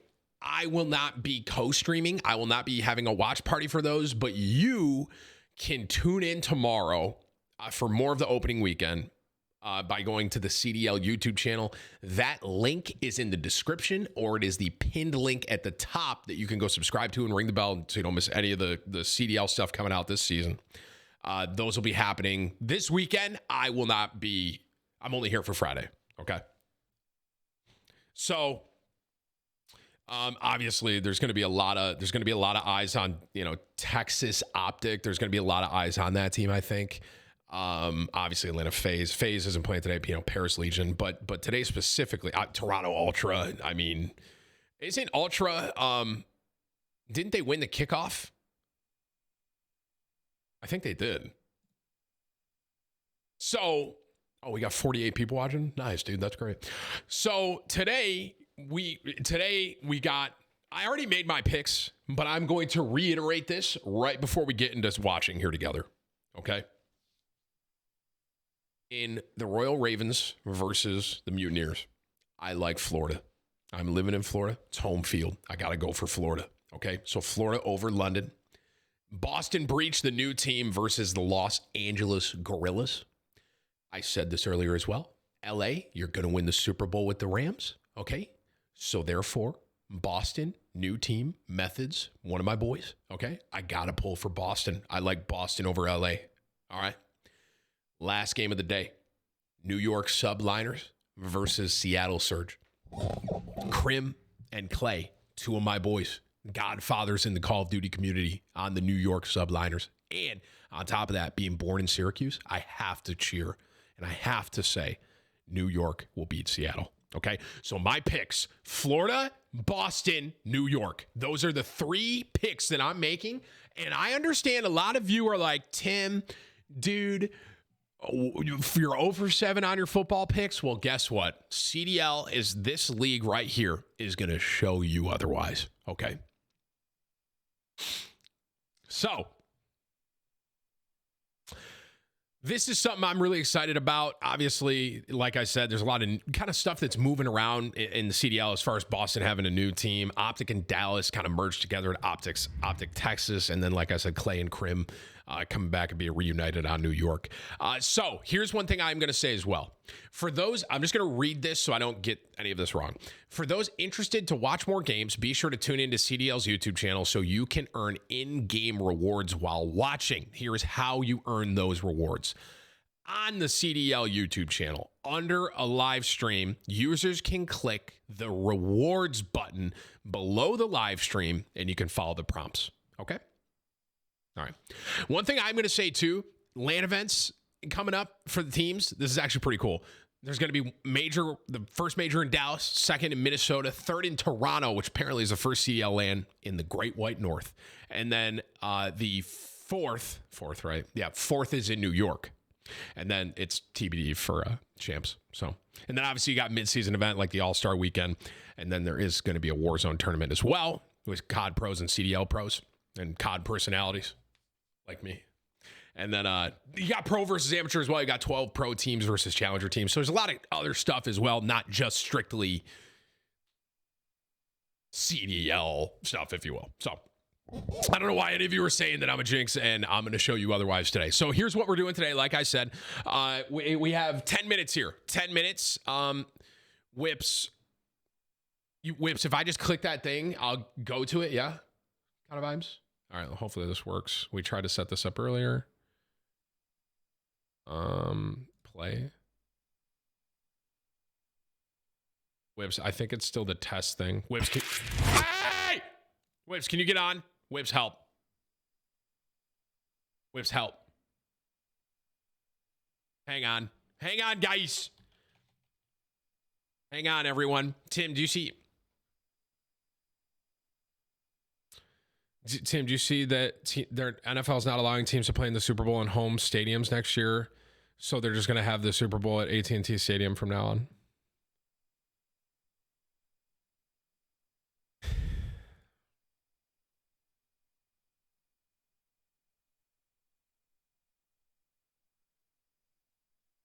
$29 from Sinful.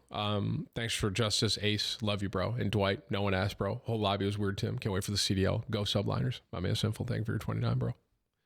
Yeah, that was out of pocket right there. I don't know. That was really rude. All right, hang on, Whips. Whips. Is that it? Yeah, that Whips. Whips has to pull the stream up so I can watch it. Hang on, guys. I'm pretty I'm pretty tech savvy here, so.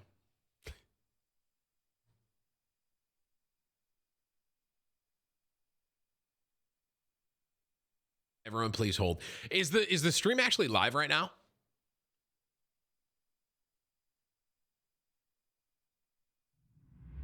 I mean, is that just preference, Whips?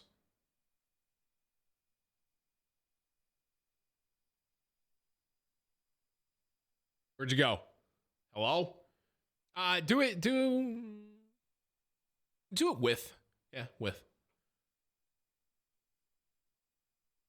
I think that he's the guy that needs to step up for this roster going forward.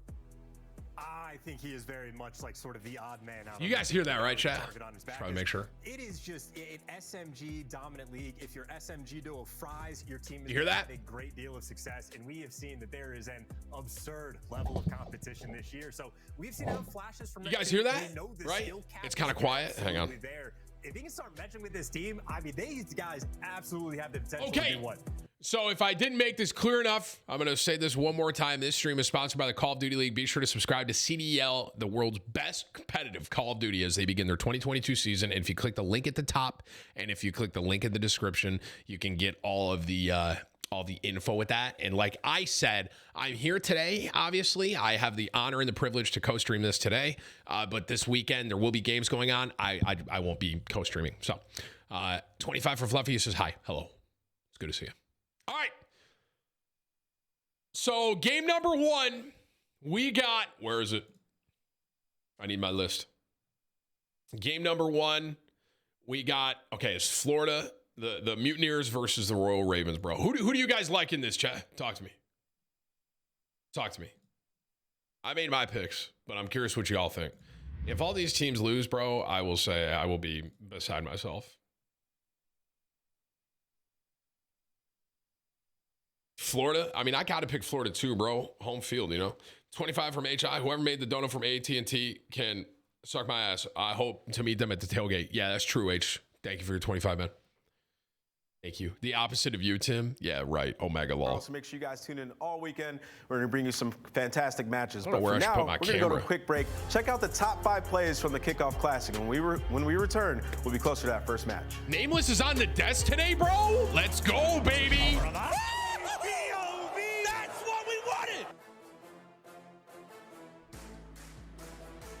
Top 5 plays in the Kickoff Classic. Sure, let's take a gander. Aware of HRV next positioning. In fact, Hydra is the pinch is successful. And you see Hydra's instant awareness, thinking somebody has to be inside of that middle building, which will be the case. They'll look to wrap the bomb. Wow. Wrap the bomb. Priestley gets dropped. And also they're standing there as well. How about the crunch? Here we go. 2 bomb sites. First to 6. This is going to be a lot of fun, and I'm hoping to see some snippet snipes all game long. Here we go. Map number 2. Oh, we're on that. Wow. That's what talking about. He don't miss. Here we go. Octane. Jack Versus told me John. I can't cheer for LA, bro. And there you have it.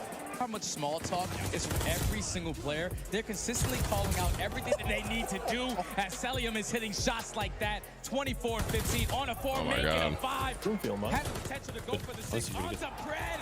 He's not missing any shots right now. Almost up 100 points are going to be Atlanta. MCB takes down accuracy. It's all up to Sib and Pred, the Young Guns, in round 11.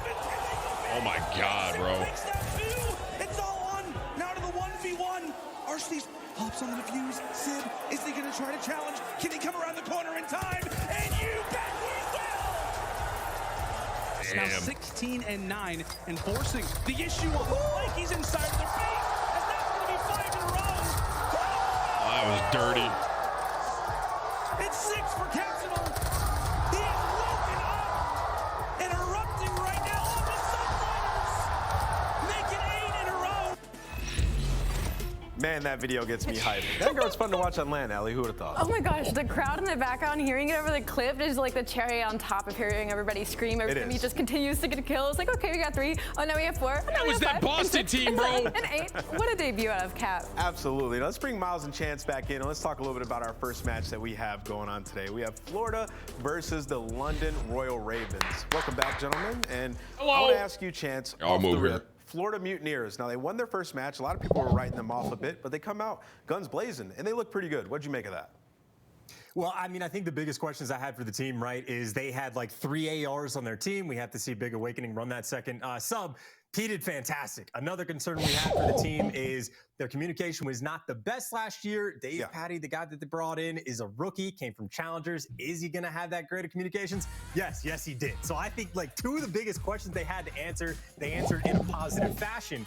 That being said, I mean, this was like the ultimate middle of the pack team last year. They beat all the teams at the bottom. They very rarely got any wins against any of the teams in the top 4. They're just trying to step their game up, like start to try to go back to that MW form and start winning tournaments again. And that's really the question I have to see. So against the Ravens today, I think they need a dominant win to sort of like establish themselves as towards the top. Florida's gonna win. And one player that's gonna have to go off in order to do so is gonna be Awakening, Miles. Now, we used to gas this guy up, but somewhere at the midpoint of last season, he started to take a plunge in performance. So talk to me about the keys to victory today for the Florida Mutineers. I mean, I'm a gargantuan Awake fan, 100%, man. He did drop off a little bit, but I've got hope, mate. I've got a lot of hope coming into this season. But if we go for the Mutineers, I mean, to really boil it down, S&D good, Respawn bad. Look out for those lives in control. Keep an eye on holding on the hard points. I mean, their hold rate is 10th overall. That is not good enough. That means they're losing control of those hard points more often than not. And of course, that top one, look how good those offensive rounds are. That is all from the Kickoff Classic. Yes, it's a small sample size. I need London to lose, bro. S&D good, Respawn bad. Can Florida turn it around? Yeah, and in Search and Destroy, it was really just Berlin where they kept rushing towards that A bomb site over and over and over again. It was working. So I'm curious to see if they come with some different Should I put my looks camera today. up But, here, maybe? You know, what we saw to Skies, Allie, is he was lighting it up as that flex player. I'm going to keep saying it. It's like a beast had been released off of the leash that he was kept on. I did not like that rhyme. That was gross, guys. But seriously, guys popped off in that flex role, not having to play that main AR anymore. And the fact that Dave Patty was able to fall into that role and perform as well as he did, especially at the Kickoff Classic against these top teams, I think that speaks a lot to what their ceiling could possibly be. Absolutely. Now they're going up against the London Royal Ravens, and they prepared a video for us. So let's check that one out. This is the team I think is going to lose right here. Let's see what the video is. Are they trolling me? They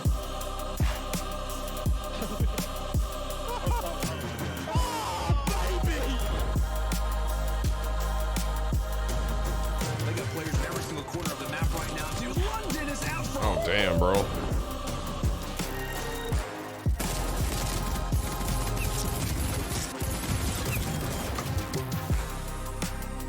Oh my God, there are just a legion of players here.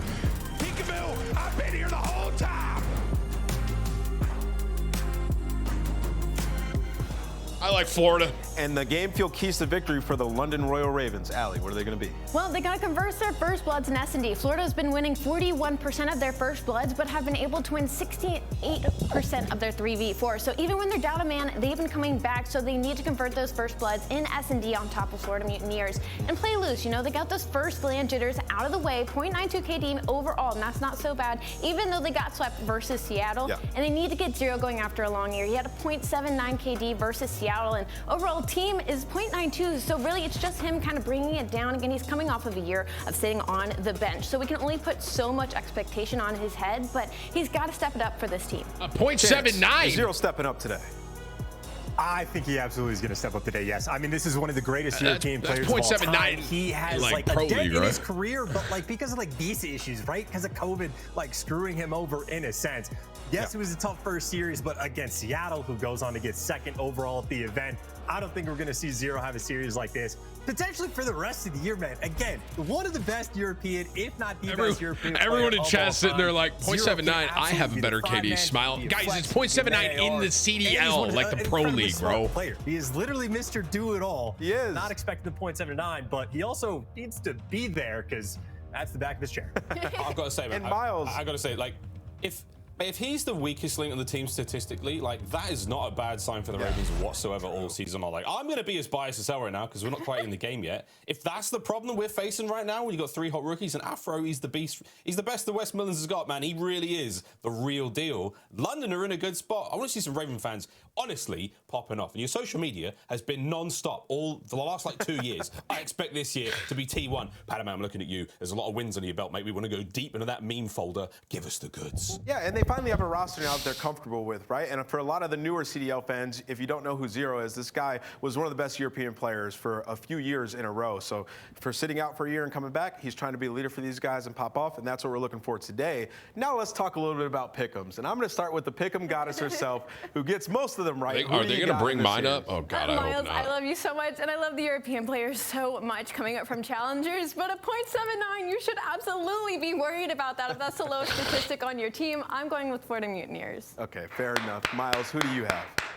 But you know who I'm going with. I'm going with the Ravens. Now, I know that Tim's watching, and I know that Tim has utterly destroyed the hopes of many, many fans across the entire weekends because he's put his picks out there. But Tim, we love you. Just nothing but hatred for the Ravens, please, mate, for as long as you go. Don't even say their name. How about that? We'll roll with that one, I think. I'm taking the Ravens. Chance, who are you picking? Florida 3-1. I'm not a believer until the Ravens until I see it. I'm going with Florida 3-1 as well, but Let's the match is starting, so go! Miles and Chance kick Come things on, off. Florida! Well, here we go, mate. We're not wasting any time getting the first match of the 2022 Vanguard season underway, Chance. And here we go, my friend. We're the maps and modes. We'll get a look at those a little bit later on. But as you can tell, it's a Gavutu to start things off. And I don't know where to put my camera, bro. Should I go here? For the Mutineers, it has Here, to be maybe, said, guys? Who knows what the hell this season has in store Here? for us? Well, I mean, look, it's early enough in the year. We don't know what's going to be a good map, what's this going to could be be a good. bad map for any of these teams. Like something you were talking about for the keys to victory. Florida, their hard SMD point. was on point, rated all 2 maps, but the respawn, a little bit hit or miss, a little bit more of a struggle. This is a map they lost to Toronto by 67 points. That being said, that's Toronto. Like, that's going to happen. So they have a little bit of experience on this map, but for the moment, right now, it is Ravens in the hill, lacking up all of this time and potentially going to be set up on the rotation as well, right? You got Afro pushed out for some spawn kills. He's looking for a couple. Hey, yo. Can't take Vivid down. Florida, and that's the opening Florida, needs. lock it We'll take in, all those kills, guys. but that's going to be the hard point now, moving over towards All right. boat. As That's long the as they second. get full control of this hard We're getting point, the we big should be weight good. moniker We're because, fine. quite frankly, Even though we're he down is a 40. big man in and out of game. Let's see if he can bring the goods today. 3-man all across the point now for Florida. Across this top position on boat, as you can see, Awakening has eyes on a lot. He can cover so much of the This map hard right point now. is going to be And the Ravens are impossible taking a to bit of take, time bro. now, winding up for the punch, looking to make this first break. And it's going to be Afro. Here he goes flying forward. Dave Paddy finds himself 2 more in the kill feed. Gizmo up next. Finds a small pick. Not much more to be had here. Can he get Awakening out of that top tower? No, he cannot. And Chance, the Mutineers continue to hold the line. This is very much a map where pretty much any hill you could turn into a money hill and lock down for a significant amount of time. And right now, Florida, I mean, you get the power positions, you get someone at the top of the boat, you get someone pushed out P1. You have all your bases covered. And for London, this is somewhat of a delicate situation because you don't actually have pressure towards that next hard point. So now you got Awakening on a 7 spree, streaked out, going on flanks, and he's calling him in straight away. They want to make this break early. Light bomb in. That's right, baby. That got patched. Gizmo is gone. He is now dust in the beach here of Gavutu. Trying to make that close play, though. Dave Paddy in the hard point. Afro looking to hit the flank. It's number 5 on the minimap. It's 0. He's getting the shots in. And a nice wall bang. That 3 dead is going to buy the Ravens some space now. Purchasing a little bit of movement on the beach. They're now in the hard point. Huge. That was a huge kill. Look out now for the assault rifle players. This is a long-range gunfight. You want to see them get big. Now, but as you can see, the Mutineers are already in. Afro up next. Looking to find some kills. Gizmo on the flank. Nice plays out of him. Good shots. And the Ravens are still winning the frontline fight. So chance so far, we're balancing this sort of spinning play act right now for the Ravens. They've got the lead again, and 25 seconds could be theirs. And now this is all about, like, take your time and just find some of these kills. You have so much time to start worrying about this rotation. The Afro just has to play his life in this situation. Oh, my God, Afro. These gun skies Those are to bed. good shots, That'll dude. be the headshot coming through, but you see why he's waiting and being patient. His teammates working on the bottom side of the minimap. They're trying to make sure that when they go for this, try to make that clean break on the first try, because if you mess it up, well, things get problematic, and Awakening 2 massive kills down low. Gonna make his teammates' live that much easier. Yep, Awakening looking great so far, 11 and 5. He's back to big wake form. Brand new hardpoint, radio tower now. Afro with a slow and steady approach from behind. Got to watch Florida needs to hold this one, bro. This is gonna be a hard hill to break. That's gonna be the play for now. Is an Afro on this 5. Can he find any more?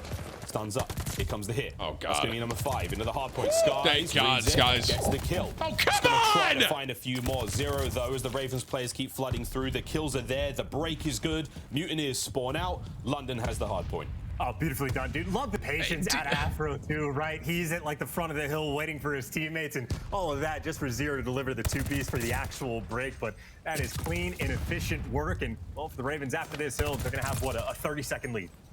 A 30-second lead indeed. Well, chance we gave Florida Mutineers a lot of love when it came to the communication. Now it's time to go back in and have a listen in with the Florida Mutineers. Stay down, have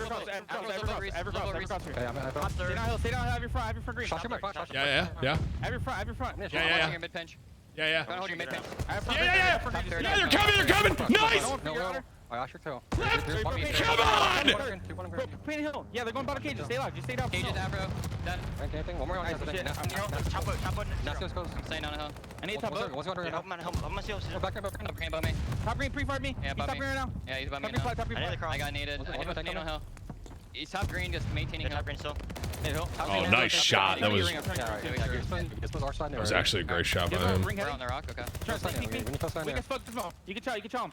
There ain't no way I jinx this, bro. Gizmo's taking a heady. One more pinch that C1 guy. I'm behind him. I saw him. You hit the race, I'm behind with him. Tim, your walls are showing?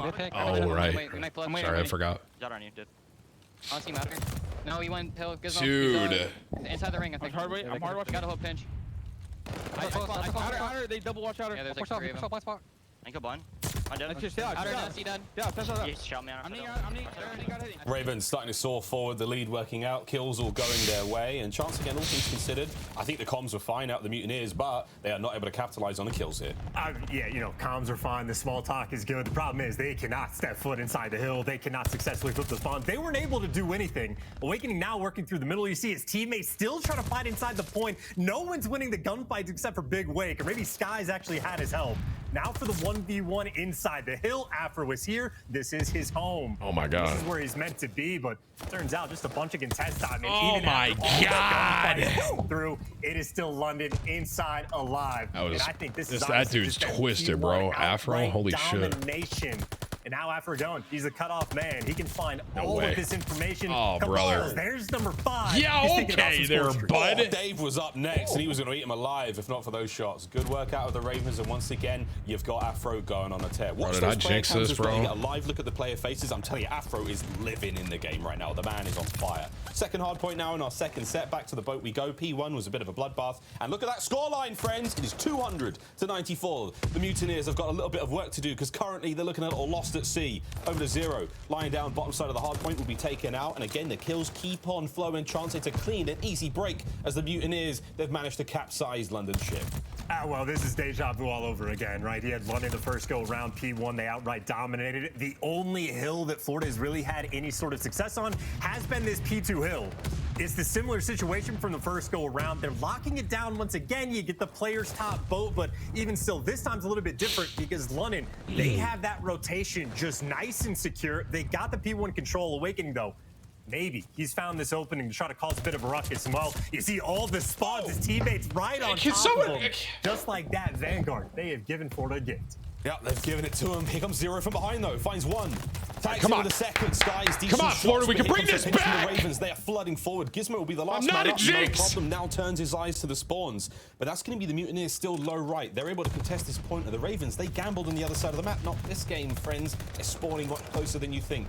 Ravens defensive hold now looking a little difficult. 3-man in ring. They're trying to find the wallbang, but Dave Paddy, he does not have walls. We can confirm it. He cannot identify the corner Afro's in, and that play is keeping the Ravens in this one. Covering fire from Gizmo. It's 2 from him. The Ravens still soaring forward. Here comes Vivid. Pistol in hand. Not able to get the kill. 10 seconds now for the win. This could be it. Who's that? It was Awakening on point. Can't quite find the kills either. The Ravens are 5 seconds away from the victory. Here comes the last minute contest. Florida's got to go. You got to fly. Get on the point. Get involved. Not a chance. Not a hope in hell. The Ravens smash map 1.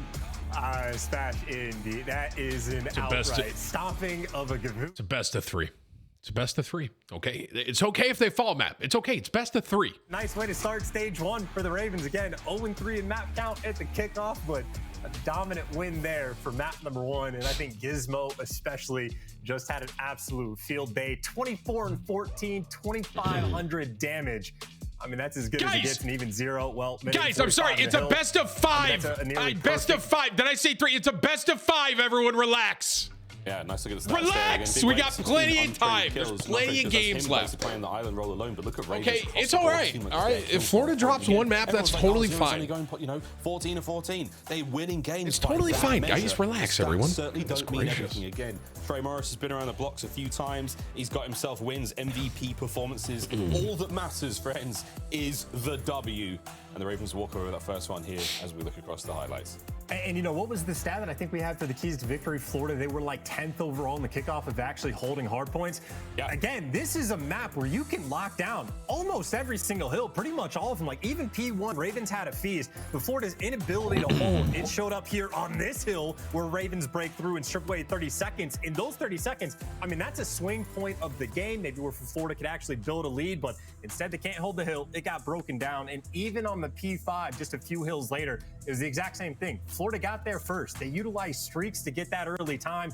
Did not make a single bit of difference. They could not hold it to save their lives. They can just break on through and blow the game out of the waters. That is just a clean and efficient first hard point from London. Yeah, not a bad look whatsoever. And again, we give AR players a lot of love on this map. Again, longer lines of sight, especially towards that beach side of the map. You know, when it comes to holding down boat, you cut that one right down the center of the map. Those AR players are having a good time. Perfect example here. These clips. Map 2, this will kind of determine whether or not it was just hype or not. Exactly okay, S&D. AR player here in Vanguard. Love S&D, baby. Love it. Case and point. Great start from the Ravens. But here we go. Maps and modes, friends. This is the rest of the series. Desert Siege, S&D, second map here. Going to be fun looking at that one. Again, we saw a lot of snipes at the kickoff classic, or snippety snaps, as we will hopefully be seeing all season long. Gavutu control for map number 3, and of course that Tuscan Berlin, should we need to get there. Berlin chance, quite frankly, I think for, of course, the Florida fans, you do want to go to Berlin S&D. They were not bad on the map site whatsoever. Pretty pumped to see how that one goes down, but hey, the first map of the 2022 season chance, it's in the books, and it's a Ravens win. The bias I will say, and I'm doing my best to not let it happen. No, that's fair enough. I was just going to say, I think one interesting thing is like breakingpoint.gg, they'll put out power rankings that are like voted on by the coaches. And even after what I would call like a mildly successful kickoff event for Florida, they basically didn't change the spots. Like all the coaches saw the performance and you're like, no, that's fine. Florida, I think they were in 10th overall for the coaches ranking. So there still hasn't been high expectations. And again, that's a map number 1 where Ravens sort of turned their game around. And, you know, this could potentially be the best London team that we've seen from this organization. We know that the Challengers players are discussed, and we're expecting Zero to bounce back. Again, listen, as good of a... All right, Florida is an S&D team. Okay, this map right here, map 2, this is going to be a big one. If Florida loses this, we're in trouble. Okay? Mastermind vibe we got going on. Yeah, I'll figure that one out. No, it's fine, man. I'm really enjoying it. But we have some fun tweets, though, friends, because, of course, the Twitch sphere is always popping. And the Florida Mutineers and the Ravens have had a wonderful back and forth, a bit of a love-hate, and I think at times a true budding romance between the two social media managers. How many matches London are going to win? 0. How many matches are London going to win this weekend? 0. I see what you've done there, and so far for the Ravens, they're managing to turn that one around slowly but surely. One map down in this series, Mutineers expecting to see a bit of a comeback here when it comes to that search and destroy. But Chance, Desert Siege, talk to me about it, mate. We saw Snipes, the Kickoff Classic. Smokes won't be in play for the moment. I think they have been taken care of. But until that comes back into play, this is going to look real different, right? Yes and no. I think the smokes are certainly utilized like originally, especially over towards the B site, but it is very much the outer lanes of the map. I mean, almost like by requirement, you need a sniper from like either side, depending on what you want to do. But fairly balanced map, you can hit either site. You definitely have like a ton of post plant positioning, like plays. All right, come on, Florida. So I'd say, hey, let's get a Florida with a pog champ in the chat, ladies and gentlemen. Funnily enough, like again, we talked about this map right here. We're down one. This is a big one. All right, best of 5. Let's go, baby. But that's only on Berlin. We have not seen them on any of these other maps at all. So very curious as whether or not their domination in the game mode will actually continue. All right, come on, baby. Maybe Siege won't be the answer. And by the way, we've talked about Zero a bunch. I'm expecting him to be the sniper on the other side. He's been a sniper for many, many years. I love S&D, Guys bro. Up first. Can't catch a gizmo out and about. And watching competitive search and destroy in Call of Duty is incredible. Slow, steady comb across the French side of the map yields no results there from Skies. A B looks clear. He's going to be passing that information over towards the boys. Now look towards the A-bomb site. And again, it is 0 on the other side of the board. Vivid with the inside covered. Tight angles now. Oh, Vivid's got a god spot here. But it does seem like this could be the play. And it is going to be 0. Snipes up. Ooh. Nice tags out of Dave Paddy, but Chance still a little bit of a stalemate as the A-bomb does get planted. I think just the sniper presence, by the way, actually works out because you're able to get that bomb down, and Afro should be able to get out with his life. He makes it to safety, so bomb planted, first blood for the Ravens. This is exactly what they want, and they've dealt with the flanker. Yeah, Snipe's taken care of as well. That Sky's out of the map now. If you're trying to watch center. Eyes on Nasty, sees at least one. Nice shots out of Nasty. It's Ravens now with a life advantage. It's a 4v1, Awakening last player up. We have seen this time and time again here on Desert Siege. You gotta find a kill or two. Will the Ravens let it happen, or will they have a clean sweep here in the first round? There's 15 seconds to play with for Awakening, and that is a delightful start for the Ravens. I mean, that's exactly what you want right now. I think just a very standard round, taking their time, waiting for Florida to use all their nades, all their attacks, and as soon as you feel like it's empty enough that you can make your approach, go get that bomb down, post up in, you're good to go, right? Skies wasn't able to find a first blood with the snipe. He gets picked off. Guys, it's one round. Gizmo, or no, Nasty, I think it was, that delivered on 2 kills, but it's one round. Crazy first round. Relax. Too wild, that's too nutty, but that's all right. We can live with that for now. We do want to see some more action with the old snippety snipes all year long, I do hope. Here's Skies. Over towards B now we go. Ravens with a deep cross covered, and that's going to be number 8. It's going to be Afro watching that one. Nasty with eyes on the bomb. Here comes the kill. Great comms. Ravens, they strike first. Good trade. They strike decisively. The bomb is down, and now you know the play is up. Mutineers got to get on board that bomb site. Got to go try and recover. Nasty with a covering fire. The shots are all good. We do find a snipe from 0, but Dave Paddy, last player up, and it is an absolute clinic from the Ravens. Chance start to finish, no problem. Oh, yeah, that was a rough-looking round from Florida. How does that... I love the idea, right? You get the sniper to watch over your 2 teammates to push like through that outer trench, but the entire point of that outer trench position is you can just have the coverage for your guy on bomb, and it didn't make a difference. Afro just slid straight into it and kills the guy off the plant, and then the guys in the trenches are just like left holding each other's hands, and there's really nothing they can do. So you need to cover the bomb planter just a little bit better. Whoever had it for Florida pretty much got left out to dry. Yeah, Afro manages to slip in. Will we see any more sort of fun plays now going into the 3rd round? Opening kills for Afro once again as the Ravens continue to find success. Awakening now.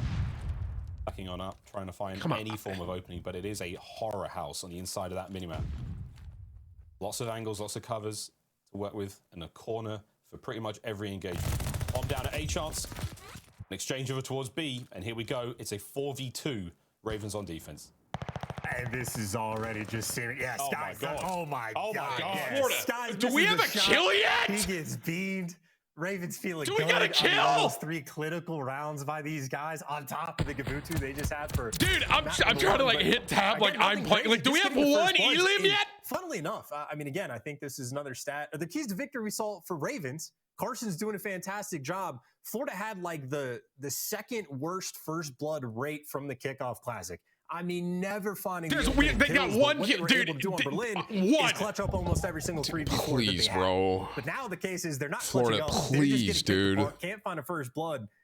Ravens Ravens just making the smart plays. Now, keep in mind, we do actually have silent plant and diffuse turned on, so you can't actually hear it.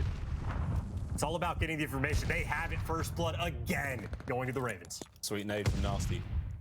And it's almost a full box of donuts across the board across the Mutineers. I think Dave Paddy's the only player with a kill. Everyone else currently sitting on it. Vivid over towards the bomb site.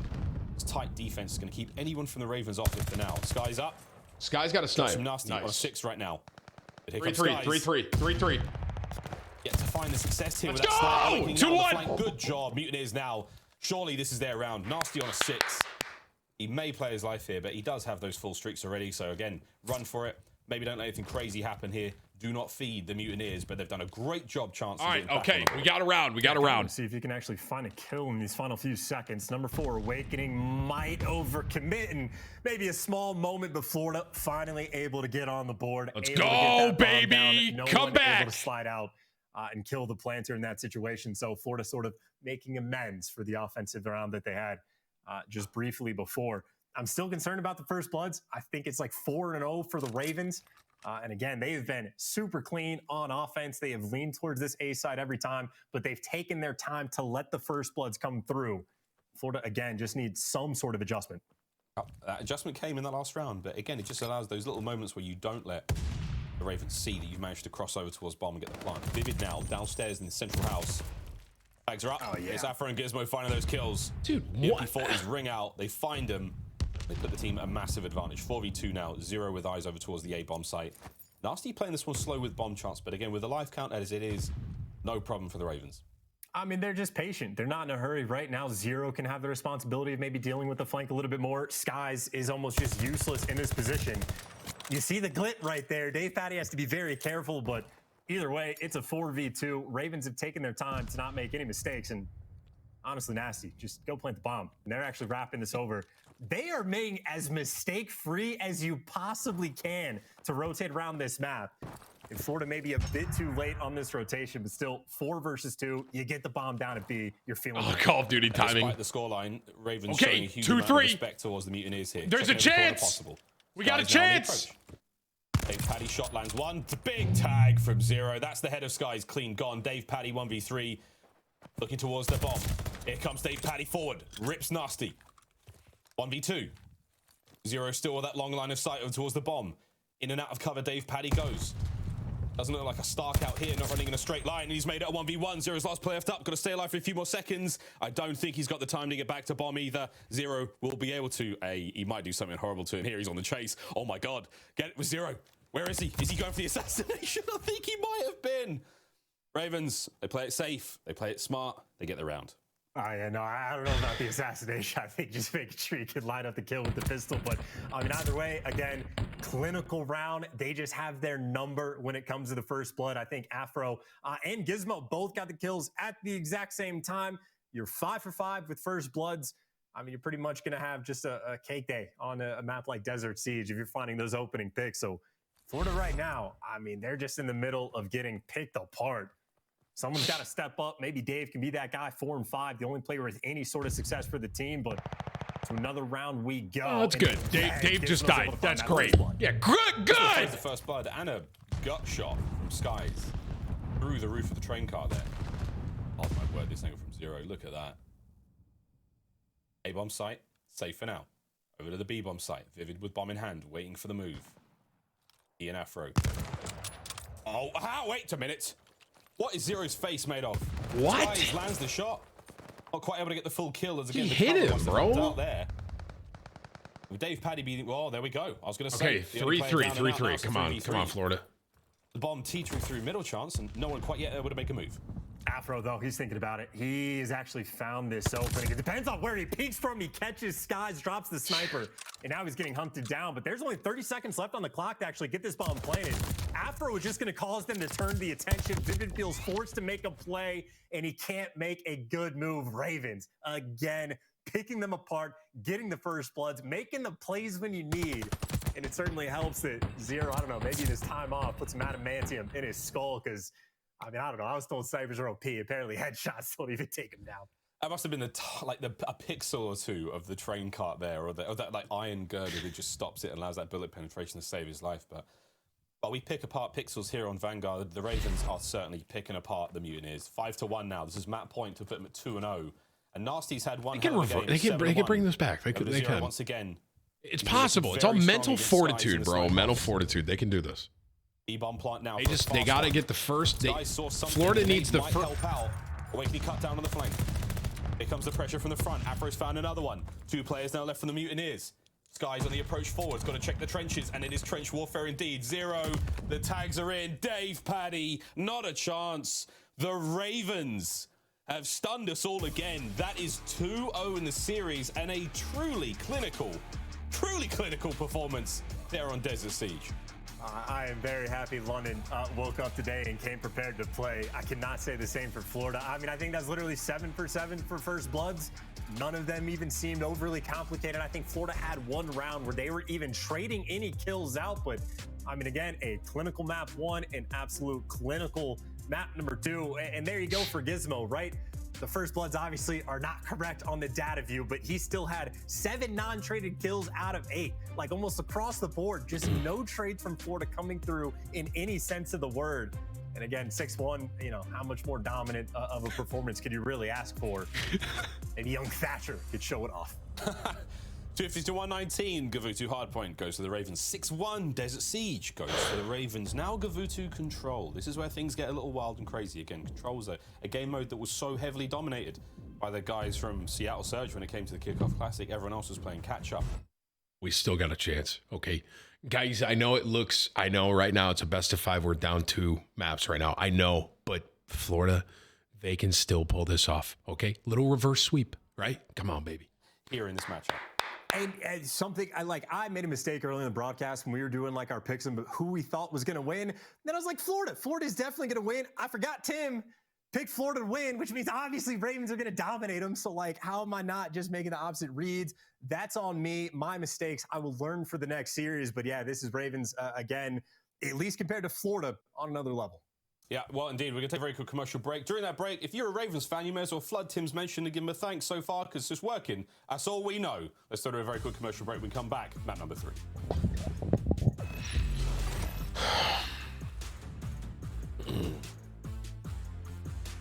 My Twitter is on fire right now.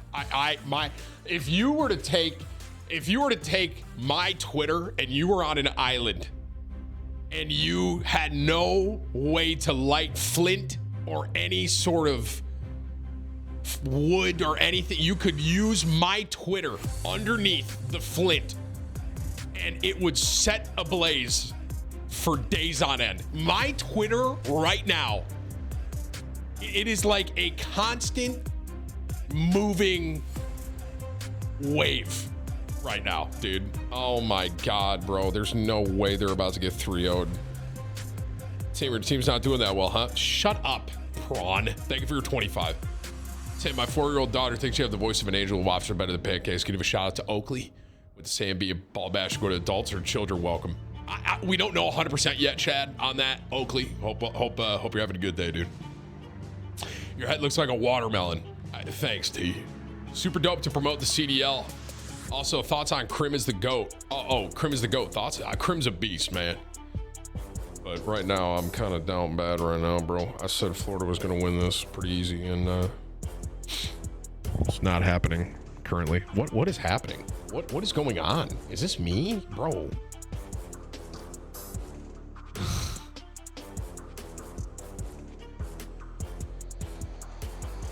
Brother, I've never seen my Twitter move so fast in my life. Hang on, I gotta throw out my thing. I'll be right back, guys. BRB.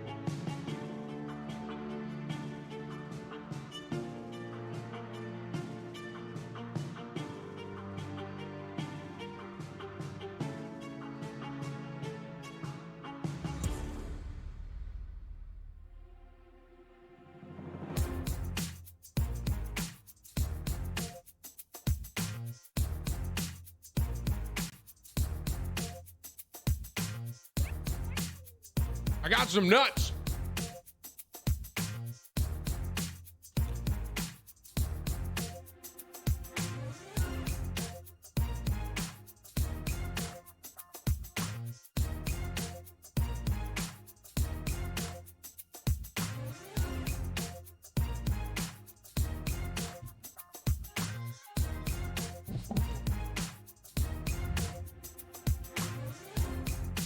Tim, use reverse psychology and say that London will win. I can't do that, bro, because I believe in my heart Florida was going to win.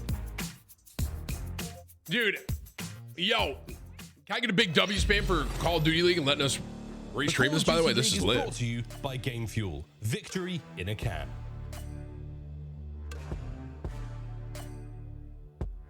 And so far as they've started off the 2022 season, I forgot to fill up my water, bro. Can they keep it going? Control on Gavutu coming up in just a moment. And chance we do this every sort of season. When it comes to the start, we have to talk about those rookies. And so far for the Ravens, these rookies are looking fantastic so far. Top EU challengers, proving it here in the big leagues.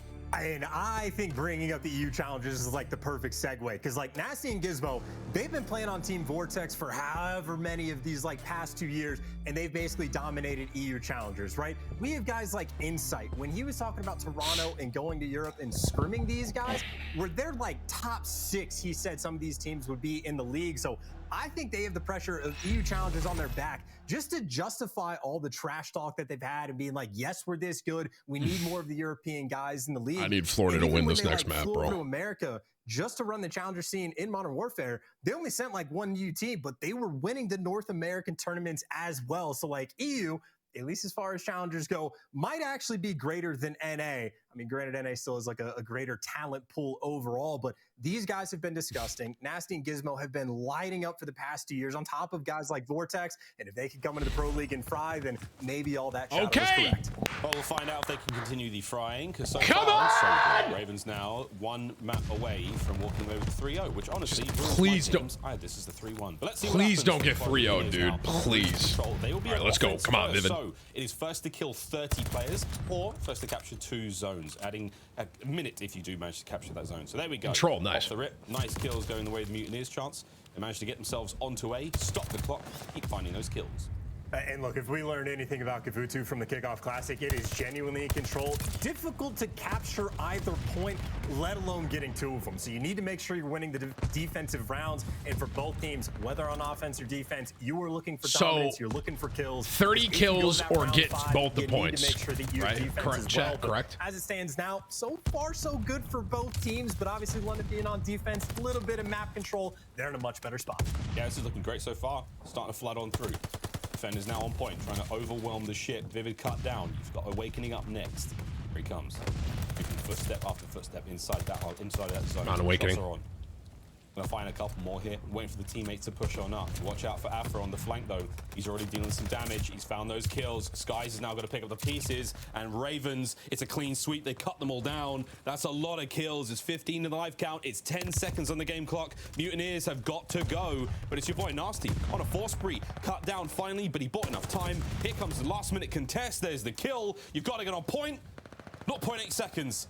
And it's only 1 member of the Mutineers on it. Skies has got to stay alive on his own. Gizmo kills him. Ends the round. Okay, that was just to be clear, that wasn't the map. Because it's not even like the. It was attack versus defense. All right, everyone relax. Early on, but at a certain point, you end up in the blender. I think that was about a +7 in the kill category for the Ravens. So they're on point. Maybe they don't get any actual kill streaks coming through just yet because a couple players got shut down, but.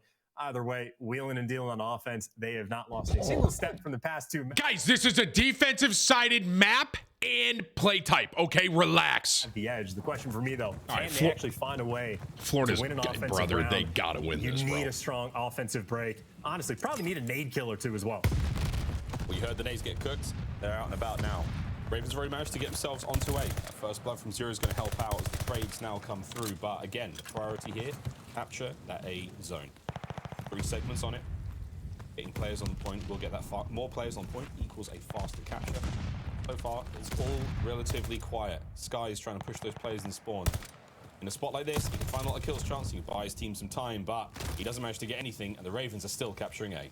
That's Afro again, by the way. Just a fantastic example of him being patient and making sure he can work with his team. He had a moment like that in the hard point as well, but Just credit where credit is due, but Nasty, he has converted this into a 10-3 start. He's been on point, and this is how you capture it. You cannot really afford to actually stack it. You still need to get the power positions. You need someone push past, and Nasty trying to be that guy. Oh my God, they're gets caught. okay. They're on. That is 2 ticks of progression. What? Wins the one-on-one inside. Brother. It does get traded out, but London, they still have a ton of pressure on the point.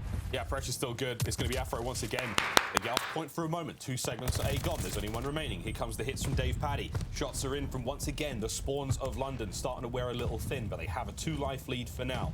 Back over towards the boat. The battle's still raging. And Call of Duty timing at its finest, bro. Opens up the field now. You can see those reinforcements from the Ravens making their way into the point, and it's Vivid up next. V0 cuts them to pieces. Onto the point we go now for the Ravens. It could be a 2-man stack, but it's going to take a little bit of time to capture this one. They get an extra minute if they do manage to finish the capture.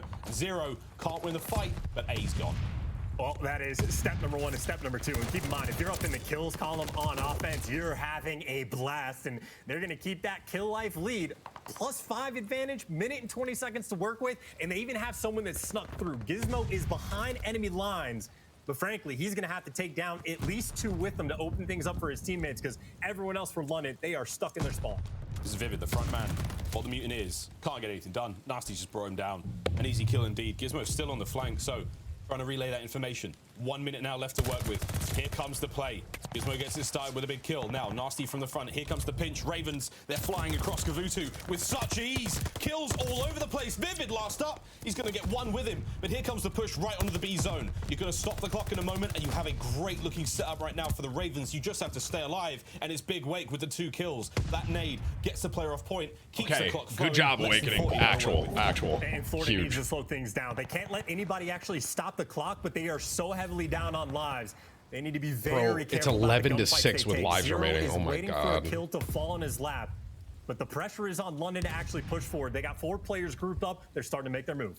Comes 1 more hit, 20 seconds to go. Got to get it happening now. Huge Ravens kill. Awakening now on a 3 spree. Needed that. They got 2. Paddy as well. Huge. Holds the line, a steady hand indeed. Come Skies around on! the pinch, and it is perfection from the Florida Mutineers towards the end here. A great turnaround. They're going to net themselves that defensive win. The life count is not a great thing for them at this point in time. You still have the advantage going towards the Ravens. They're coming into this one now 1-1 here in the rounds. Okay. Not a bad look whatsoever. All right.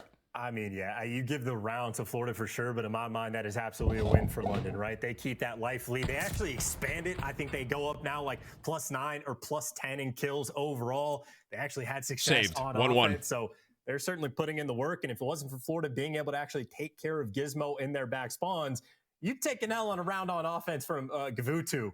You were feeling terrible about yourselves, so Florida maybe able to find some success. Awakening ends that round on a 4 spree. Again, the opening break on offense. You need to have success if there's any hope of winning the round. And for Florida, they still need to make Huge. Let's go. Oh, that was a classic Big Wake opener right in through the middle. Cut you down, can't quite get it. I was going to say, we've seen a lot of kills either side for both teams, but no streaks yet. Streaks on Gavutu, very, very effective indeed. Life count now, sitting in the favor of Mutineers for possibly the first time in this entire map.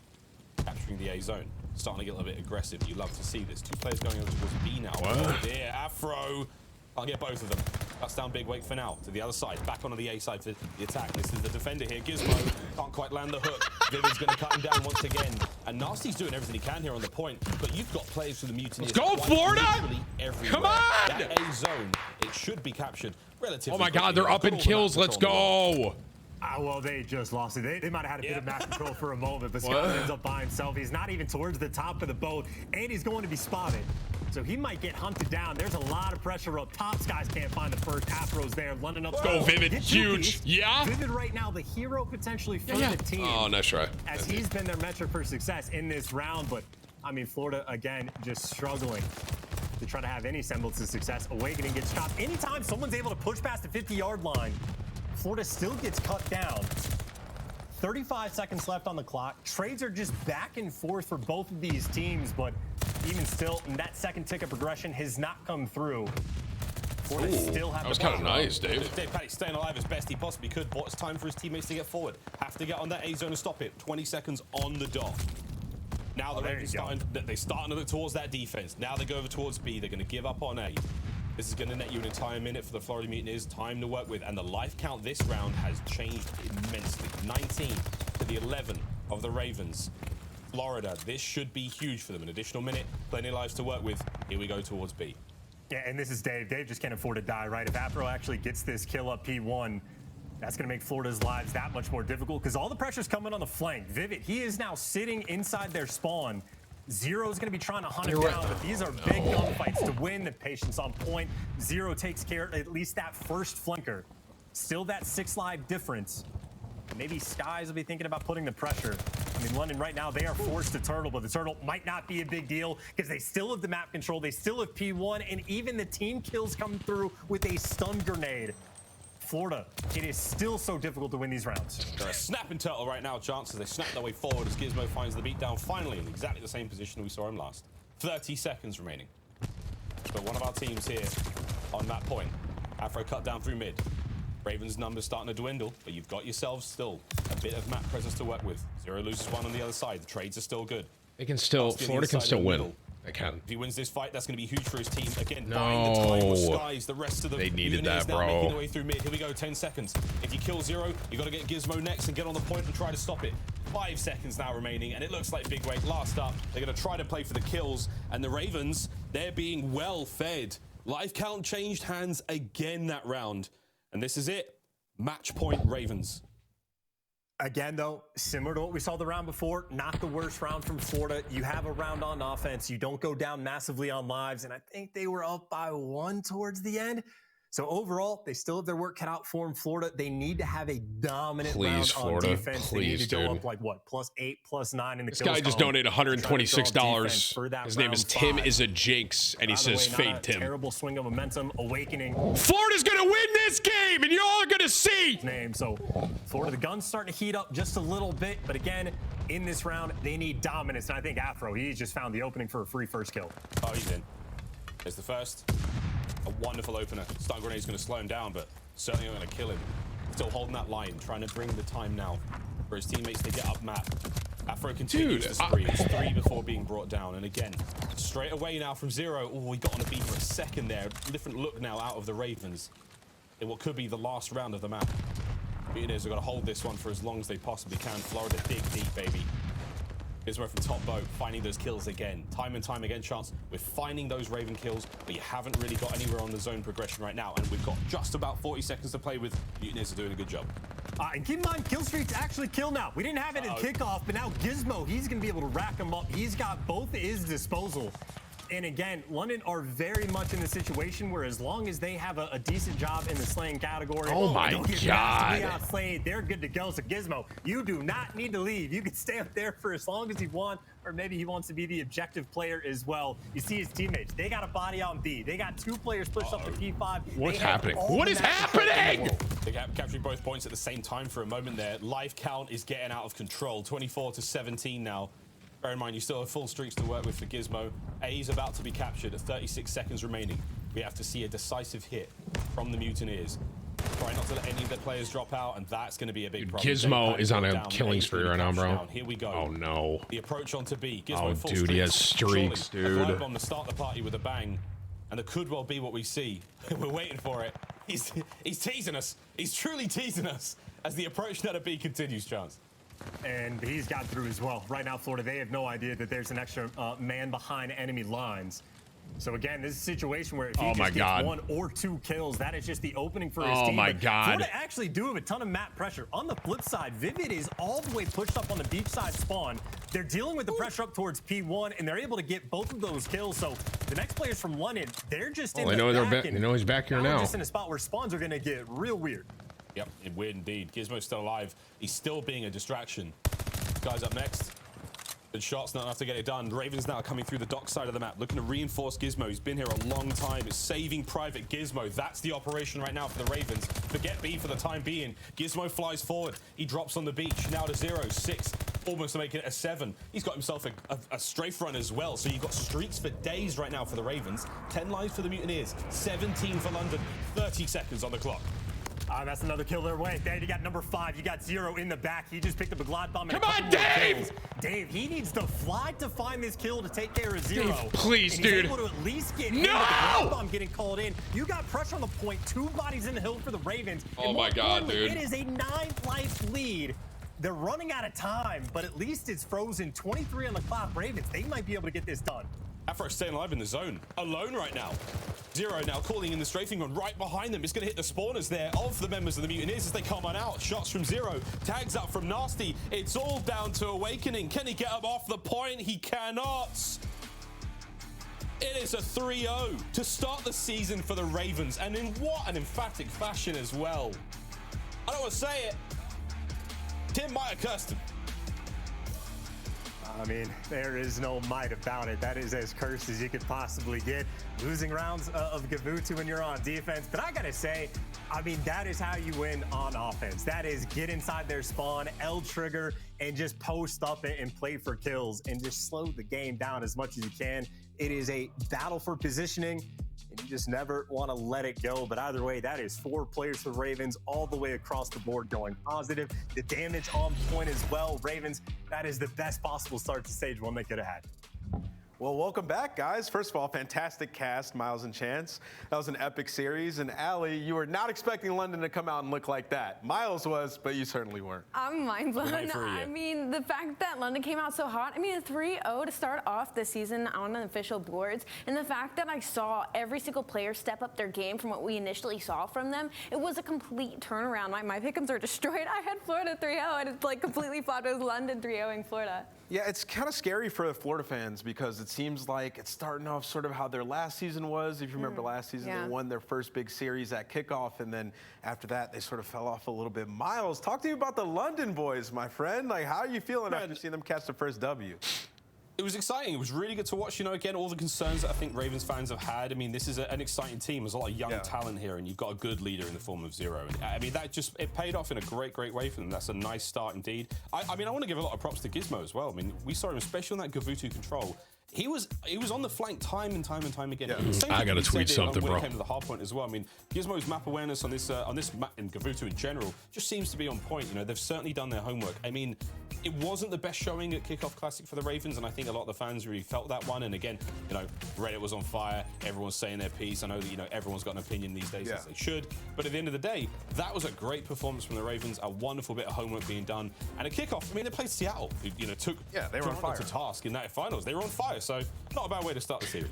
Yeah, and you know, you look at this London Royal Ravens team, and it's a bunch of young guys, right? Playing with Zero, who's coming off of a year where he was on the bench, right? He wasn't playing against some of the pro teams, so it's really nice to see them come out and get a W versus this Florida Mutineers roster. And I know. Okay, here's the tweet. Ready? I know Florida just lost, but my other 2 picks are 100%. Boston over LA, New York over Seattle. A picture of it. I'm absolutely still here. What do you want to know, Namo? They dominated all 3 maps. Do you think that this team is going to be strong on the AR maps going forward? I mean, it's kind of hard to say. No. I mean, again, I'm like, not, dude. Florida, it's coincidence, okay? It's all coincidence. So we don't know exactly. Listen, I am not a jinx, bro. Okay, this just so happened that I said Florida and then London 3-0'd them. It was coincidence. It's not like an actual thing, bro. Okay. Boston over LA, New York over Seattle. Incredibly successful in that regard. I mean, what more do you want? Yeah, I mean, and then to talk about Florida a little bit, obviously that was a bit of a struggle of a series. For Awakening on that first map, I mean, he was playing pretty good, but that's sort of the story with this team is Awakening sometimes he pops off, but they don't get the win. What did you see out of Florida that you think they need to improve on going forward, Alex? It just felt like they weren't waiting for each other. It felt like we'd see 1 or 2 players about to make a big play, and he wouldn't play his life well enough, and he would just get picked off, and it would amount to nothing. And I saw a lot of that in the control. And just like the stat from our Game Fuel Keys to Victory in the beginning, where it said that Florida needed to work on holding their hills. Once they have it, they had a 61% where they would always get broken out of. We really saw that in the hardpoint when it came to London. They just busted straight through, and Florida never really had a good hold on any of the hills. Yeah. And even in that search and destroy as well, Chance, there were multiple times where Florida had opportunities to get that bomb down. They just weren't able to get away with the win. What'd you make of the search out of Florida? I mean, it's honestly tough to tell how much of that was like London being dominant versus Florida dropping the ball. Like, especially the first round we saw from Florida when they were on offense. I like the idea that they had where they're like triple hitting like trenches effectively, but then someone just drops the ball and just lets Afro slip in and kills the guy with bomb. So just a little bit disjointed, the teamwork not quite there from Florida. Kevin tweeted my reaction. Like that is not a good look. I mean, hopefully they'll bounce back, but that is definitely going to be a tough series. Kevin tweeted my reaction. So I'm gonna ask you guys a question of who you thought will impress you the most throughout that series. It says So I gotta say, 03. We have a space here in the office. My hands where in we my can see every face, single bro. player's perspective. And me and Ali were watching Nasty, and he was just popping off. So for me, I gotta say, I think he impressed me the most throughout that series, just the plays that he was making. Miles, do you have somebody who stood out to you on the side of the Royal Ravens? Nasty in the Search and Destroy was amazing. I think you finished that one 7-1 or 8-1, something like that. Had a great spree. He was really frying that one. I got love for Zero. I think he really led the troops well. I mean, again, we talk about stats not mattering too much when it comes to those KDs.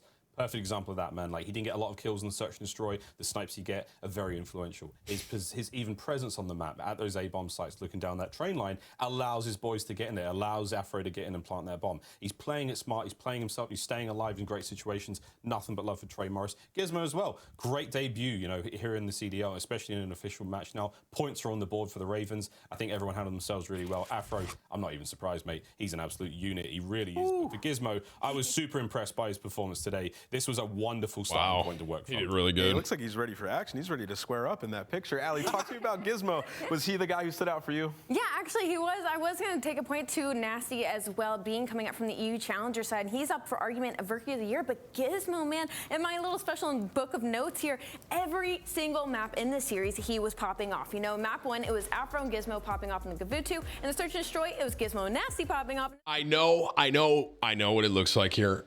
I was coincidence, bro. I'm telling you. Okay, Boston, new team's gonna beat LA. That's the next match, and you all will see that. Gizmo definitely popped off. Excited to see more of him not as he was racking a up jinx. those streaks on Gavutu control. I'm not. Let's take a look at Zero stats. And you know, Miles, you're saying like stats don't matter too much when you're a leader and you're doing the dirty work in game. But as a Maniac, I mean, he did exactly what he needed to do. There was really no sweat throughout this series for him, and played damn good. Yeah, if you're submachine gun players are popping off and finding kills all over the place, like, I mean, there's not much more you can do. Like, you've enabled them to get in position. You're allowing them to really spread their wings and let it rip. But that 4-1, if you go back and watch that Desert Siege S&D, Tim, being from Boston, why you got to say they're going to win? Go Cowboys. Oh, wait. Shut up, Grey Goose.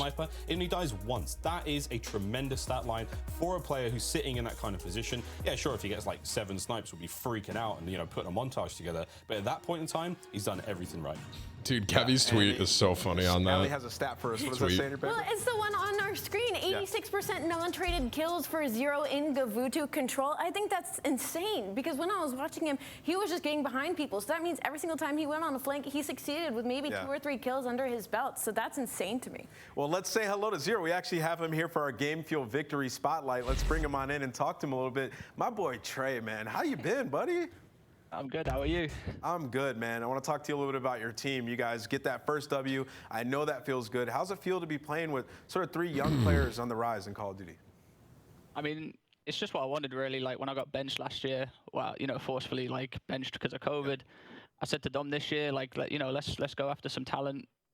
Especially Dom, like, he hit me up. He wanted to play it. Marcus was obviously getting re-signed. He's unbelievable. And then, you know, it come to who do we want, and we got Byron in, and then it come down to the last person. We all, you know, Marcus and Byron vouched for Gizmo a lot, and I teamed with Gizmo in challenges a fair bit. Like last year, I teamed with all of them bar Nasty. So, you know, we still had a bit of chem coming into this year, bar me and Nasty, and you know, I couldn't ask for a better group of people because, you know, it's fun, it's exciting. Plus, you know, they got a lot of respect for me being like a veteran, so it's really good to just, you know, play with this team. The respect is huge, especially with such a high IQ player like yourself. And coming off a Kickoff Classic, obviously, it wasn't the matchup that you wanted. But what did you guys do to take away from it as the first LAN match of the season?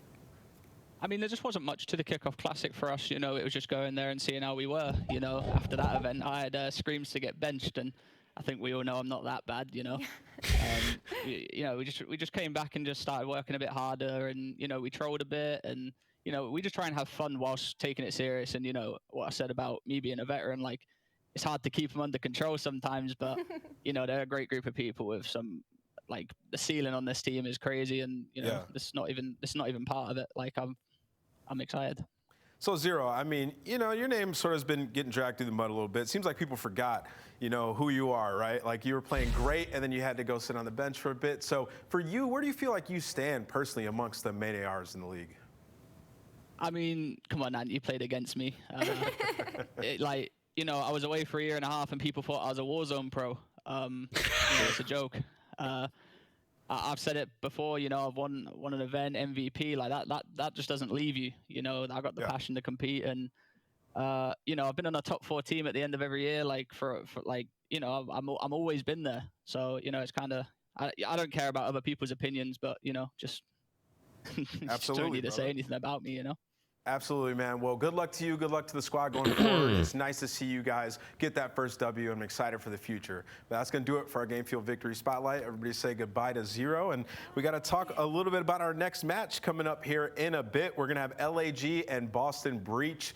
We get to see the Boston boys go at it once again. Are you excited to watch the rookies go in? I'm so excited. Boston Breach is probably one of the most hyped up teams thus far in our league. So to finally see them in their new official match as we head into kickoff, excuse me, not kickoff, so we head into our HQ in our first weekend here, Boston's definitely a team to look out for. Yeah, I'm super excited. I want to see if TJ and Methods can sort of step up and go off here as well, because we talk a lot about Capsidol and how he needs to be the superstar on this roster, but it's really TJ and Methods as well. Like, Methods has to be that great main AR who's popping off, but TJ, the guy who's prone to the bad game, he's one that we're expecting to be consistent finally for a squad where he's got to be a leader and teach these guys. So for TJ, what are you expecting going into the series? Consistency, but I don't even want to look just at TJ anymore when it comes to consistency. I think it comes to this entire roster. We saw Cap, he had that crazy 8-piece at Kickoff Classic, but he started out really slow in the series. TJ, we kind of are known to see a little bit of inconsistency with him, and just from scrims overall, Tim, you down bad? It seems I'm fine.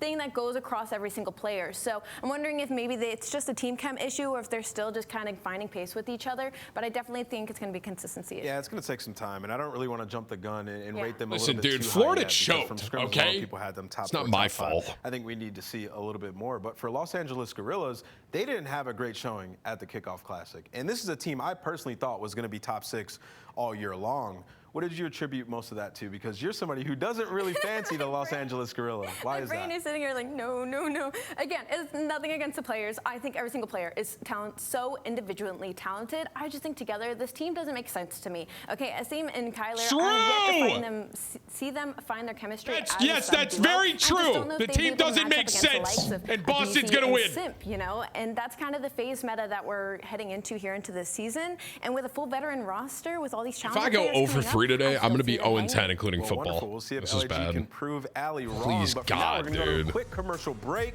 When we come back, you can see that match, Los Angeles Please, versus Boston. Breach. You get to see some world champions go up against some rookies. Let's have some fun. We'll see you guys on the other side. Oh, dude. That was rough. You good? Is my mic still hot? Oh, you did? Yeah, your mic's hot. Talking about, he don't miss. Kickoff Classic started our 2022 season off with a bang. How exciting and refreshing were those top 4 teams, and I'm looking at Bro, I've been in that position, man. We're doing this thing, and I'm just talking, and I think I'm not on, and the mic's on, bro. With so many fresh faces and new places, we're highlighting 3 AR players who we're pumped to see play all season long. Here's our preseason ARs to watch for 2022. Oh, it's comedy, bro. It's comedy.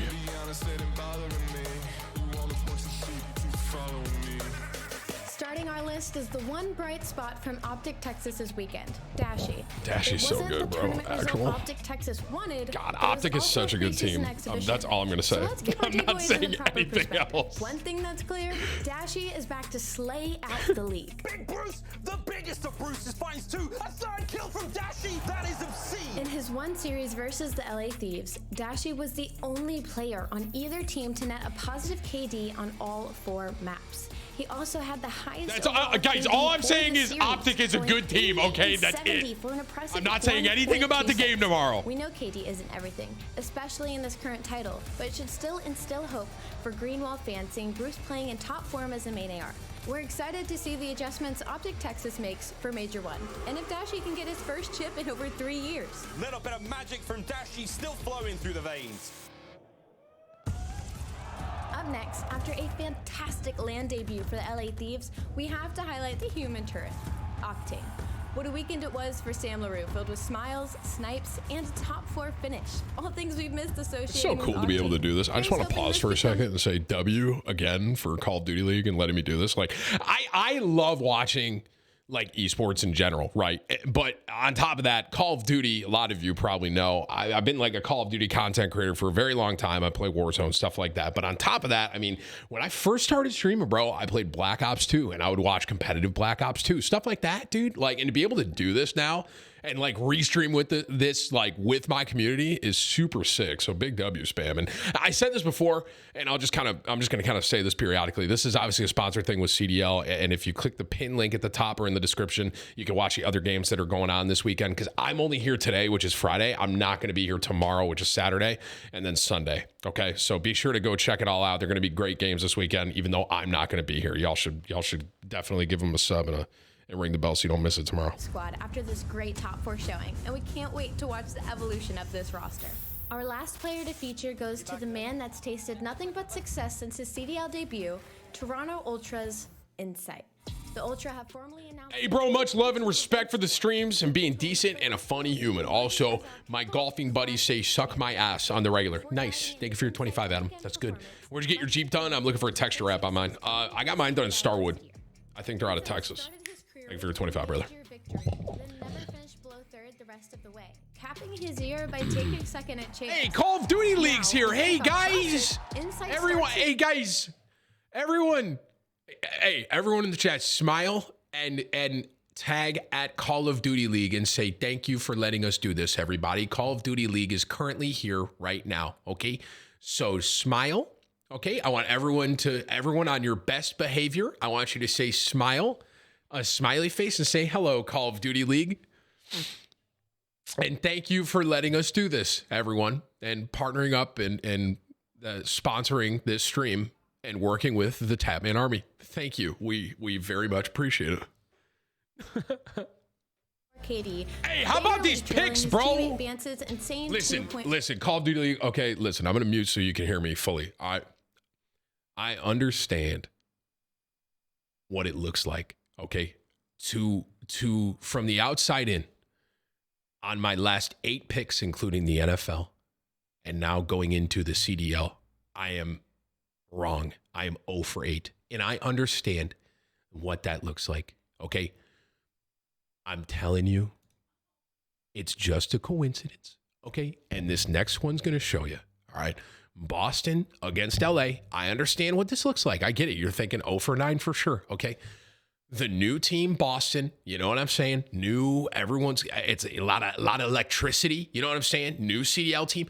I truly do believe in the bottom of my heart, the rookies are going to come in and they're going to defeat LA in this next game, okay? And after that happens, I want you to come back to this little thing, this little talk we had, CDL, and I want you to remember when I am 1-8 that I guess Tim's not a jinx after all. All right, thank you. Juicy League is brought to you by Zenny Gaming. Armor your eyes with Blocks gaming glasses starting at $24 by No, I'm not going 0-9. Stop. I can't lie though. I'm personally most excited for the New York. I don't know. Chat, you agree with me? I'm most excited for New York and Seattle, the last game. Personally, I'm a big, listen, I know Krim and I know Clay, so maybe that's part of it. Like, I know the guys a little bit, and I played with them. I think I played with Clay. I know I played with Krim. I think I played with Krim. If I haven't played with Clay yet, it's actually astounding to me. But I'm most excited for that game for sure.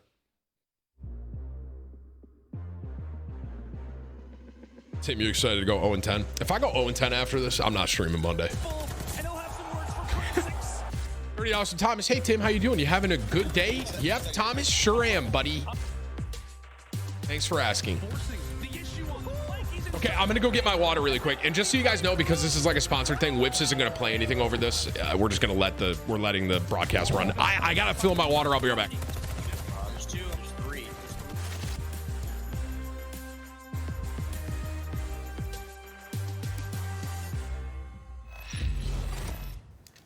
Live from Columbus, Ohio, we're snowed in with plenty of Call of Duty left to go. I'm Nameless, joined alongside Allie, and we got plenty of matches. Let's bring in Lando and Studdy and talk a little bit about our matches coming up. The boys are geared up, they're ready to go, and they're actually in the basement right now, if you couldn't tell. So welcome, boys. We are. We actually, you guys up there somewhere? Maybe if I start knocking on the ceiling, you guys can hear us. But hey, Jay, we're happy to be here. I'm literally snowed in as well. I couldn't leave, but of course I want to be here because of obvious reasons. We've got Call of Duty to cast.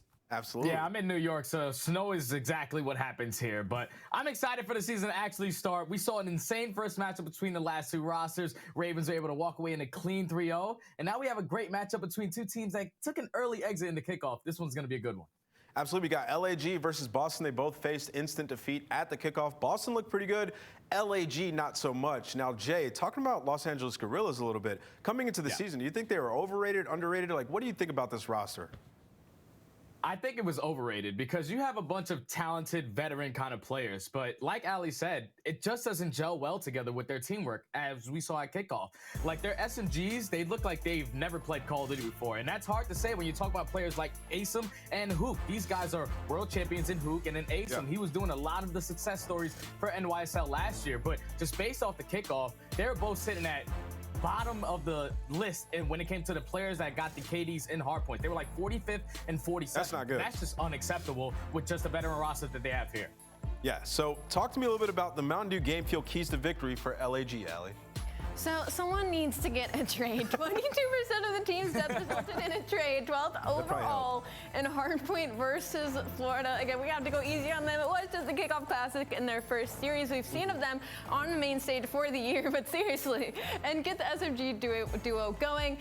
His team has a .87, Hook has a .83. I don't think I would ever be saying that. One match. We have to keep that in mind. But versus Florida, who we saw just get smoked by London, who is in everybody's bottom floor of power rankings. So looking for LAG to come out hot. Yeah, absolutely.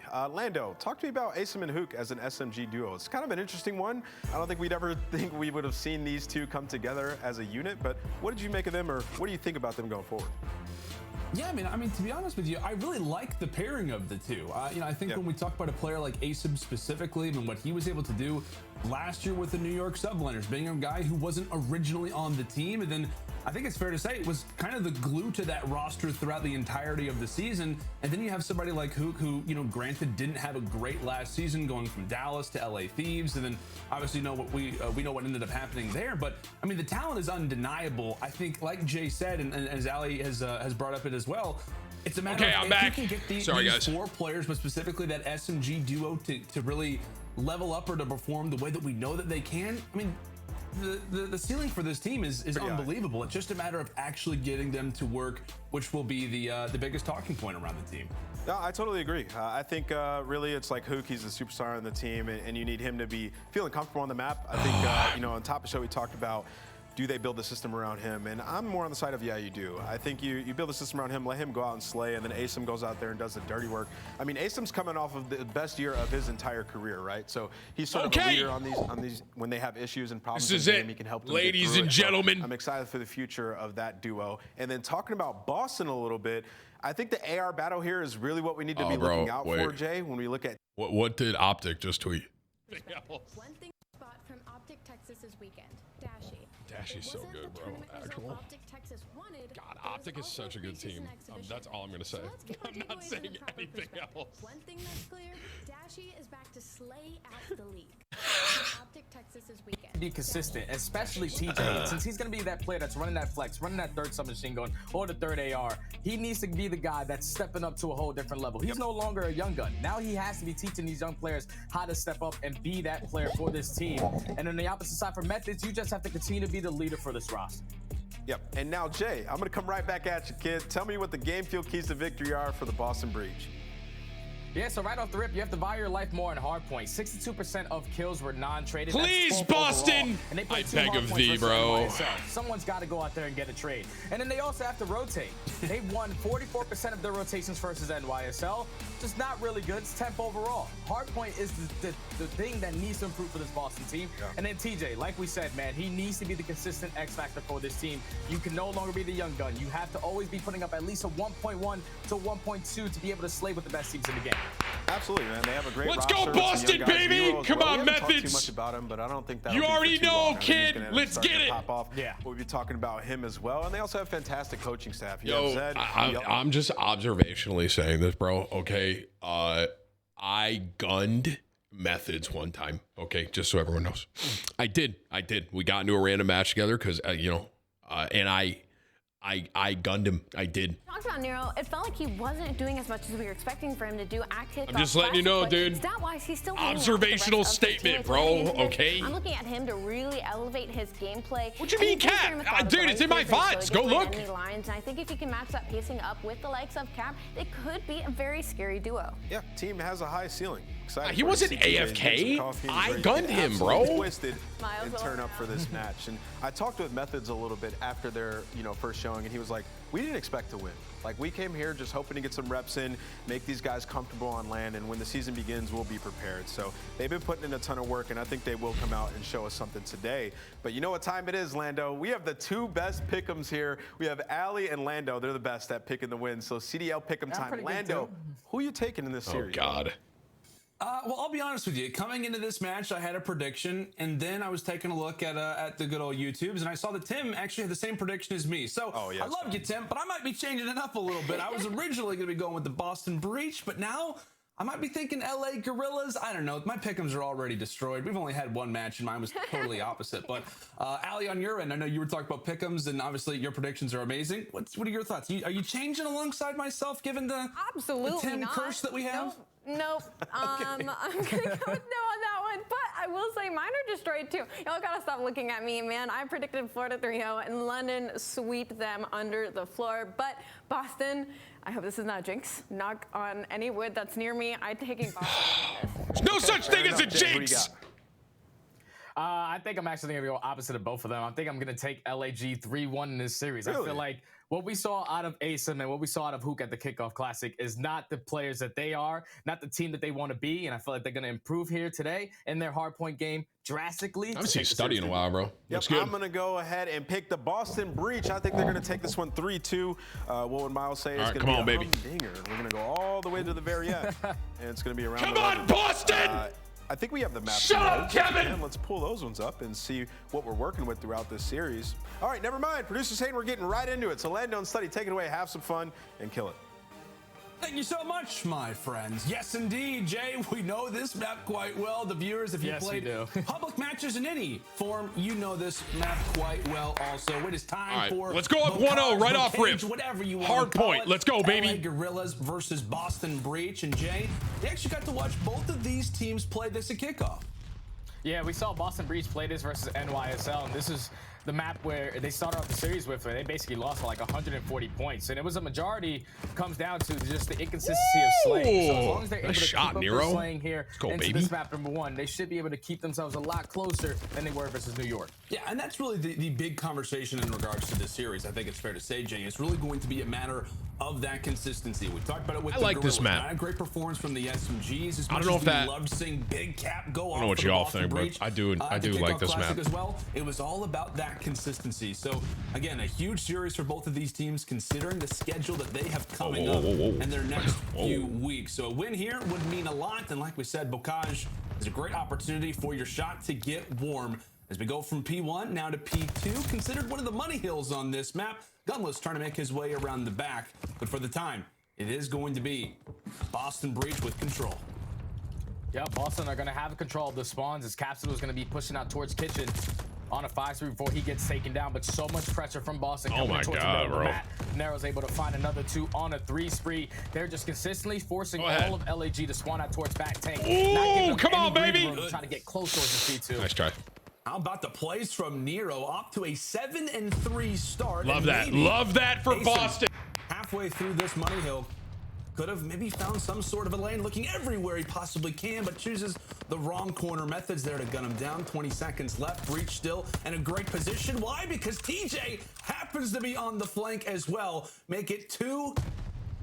Oh, this is lit. Let's go, baby. TJ, and how about the spree that only appears to continue? Nearly takes down Gunless, but they are continuing to apply the pressure now toward the back as they've got spawns for next as well.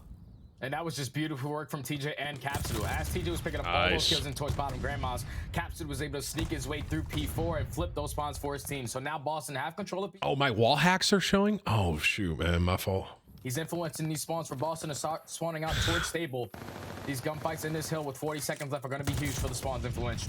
He may not be the player that you want to necessarily go for the spawns. You want to have your kind of main AR players doing that a majority of the time, but Gunless showing us why he's been labeled as a flex throughout his career. We'll be able to make that much more of a dent. Again, I didn't realize my wall hacks were showing, guys. Sorry. And allow for this team to finally put up some points on the board. Oh my gosh, bro. Finally does get Boston's just gunning.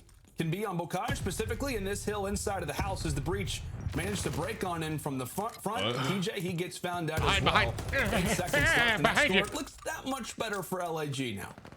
Yeah, now if you're the breach, you do not want to die and start flipping these spawns, as you can see two players starting to spawn out towards that back tank. As number one and Hook is going to spawn back stable, who should be able to pick up this kill right in front of him. As spawns flips are going to come in for LAG, down 30 points, trying to break in towards this barn hill. You see the pressure already coming in from both teams. At least LAG able to come out on the trades on top for the time being. But eventually they still have the spawns. They're able to get right back in with 40 seconds left. 35 still on the clock. LAG, a much better performance throughout these final few hills. Again, a team that is going to have to turn things around. Jay, like we said, man, their schedule, it does not get easier after this game. We're talking about New York. We're talking about Toronto left in week 1 and week 2. I mean, a win here, we talked about it, is necessary for a team that's been called a ticking time bomb. You don't want to go down 0-3, and as we labeled it, this map, that much more important. A win here versus Breach is almost considered a necessity, right?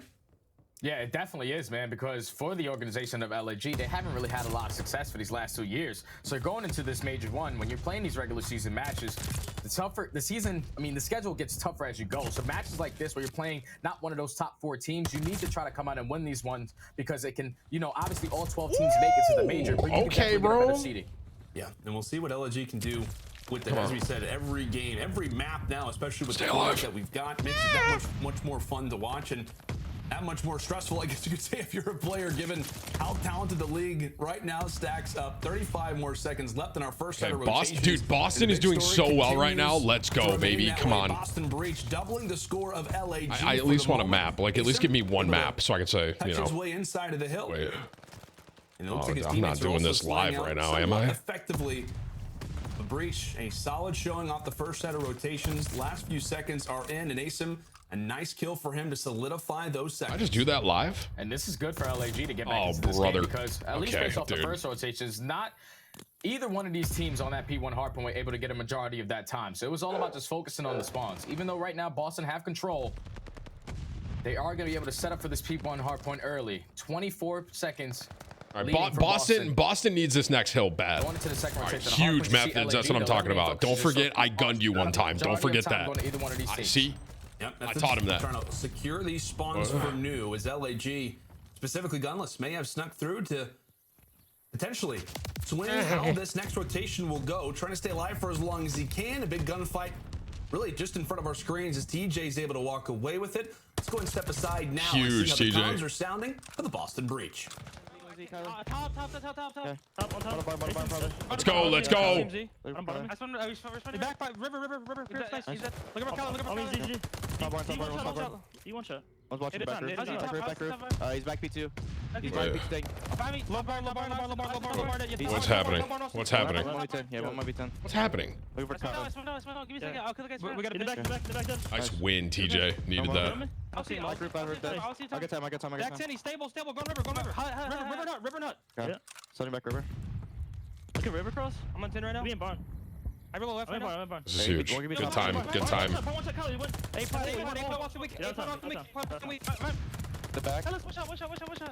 Nade over. Got it. Listen, pitch in front here. No, in bottom barn. He went treater. Take it on the back. One with treater. Deep back, Pierce. Am I doing this live? Okay, stop. Watch that back, guys. Treater. Nice. Boston, come on, TJ. In the back. Back Pierce. Deep back. I'm going your guys' tank. I got it. Back tank. I don't see him. Pick up left. Oh, well. Going bottom barn, I think. Oh, huge play. Huge. Yep. I'm left. Hey, treater. I'm gonna tank. Kill me. I spawned here, so. Weak back up. I'm trying to push him. Go back tank. Still back there. You stun him? No, I didn't. Oh, he's still back tank. Yeah, two. Back tank, guys. Top of the tank. Nice. Back. We flip. I'm getting your kitchen. Hey, my bad. Window. Ivy right. I'm a window. Watch out, back window. I don't see him back window. Watch out. I'm nading. Yes, have me. Back window. And there you hear it, the nice little listening there with the Boston Breach and jamming a team that's obviously a lot younger. We're talking about two players who are making their official debut. I know the Kickoff Classic obviously just went down, but two players who are making their debut, and it's great to hear, obviously, them getting as vocal as they were, but overall, you expect to see Zen, the captain of this roster. This is a close game, bro. This is close. Franchise leading the way in the comms as well. Come on, bro. Come on, Boston. Please, dude. I'm begging really D. scared me right there was the fact that even though they were calming a lot on that P2 hardpoint, they still allowed for LAG to eventually flip those spawns for P2 to get right back into this game. There's only 10 seconds remaining on this P3 hardpoint as Boston were able to hold at least a good 20 to 25 seconds here to grow this lead even more. But still, it just comes down to those little situations where a little bit more experience because they picked up a couple kills in towards spawn. Once they let Gunless flip from the backside, that will eventually flip those spawns. They cannot allow those little mistakes to happen, even though they still have the lead right now. Yeah, you got to tighten up the little things, especially on a map like Mokaj. We know it can be crazy, and as we said, so many little situations going on in pretty much every single second of the game. We saw a nice little spree there for TJ as he tried to secure spawns for our current Barn Hill, but LAG huge. Good kill. Yeah. Good to lock Huge this stun. one up Yeah. for the moment. Get him. Back and forth affair so far throughout this game, but Asim lingering toward the bottom side, has two in his sights, but he'll get beamed down as well. Gunless will pick up right from where he left off, finds two of his own. Dude. And with that, it will be a wipe of the Breach. LAG now less than within 10 seconds of tying up this game. And what is happening? Now, if you're Boston, your main focus is to not allow these spawns to flip. You see number 2, which is going to be Gunless, slowly working his way up towards tank side. With the help of Asim, he's going to have the crossfire set up to take down Capsule. Once they drop down TJ, they should be able to push out towards this back tank. Oh, wait, bro. Still, No, dude. They know that they have to secure these back spawns. Tie game for the time being. But the kills going back and forth. Gunless able to find two from bottom tunnel. TJ! And TJ finds two of his own to eventually win the hardpoint for Boston. Oh my goodness, a back and forth affair as it continues to swing. Pendulum going back and forth right now as Cap from the top side of the gate is able to beam one down himself. Also having a few long range shots for Gunless. Yeah, he's feeling it. He's feeling it. Love that. Love that for us. Right now, since at 4 Love that for us, Boston. Nearly makes it 5, but clearing the way right now for Boston.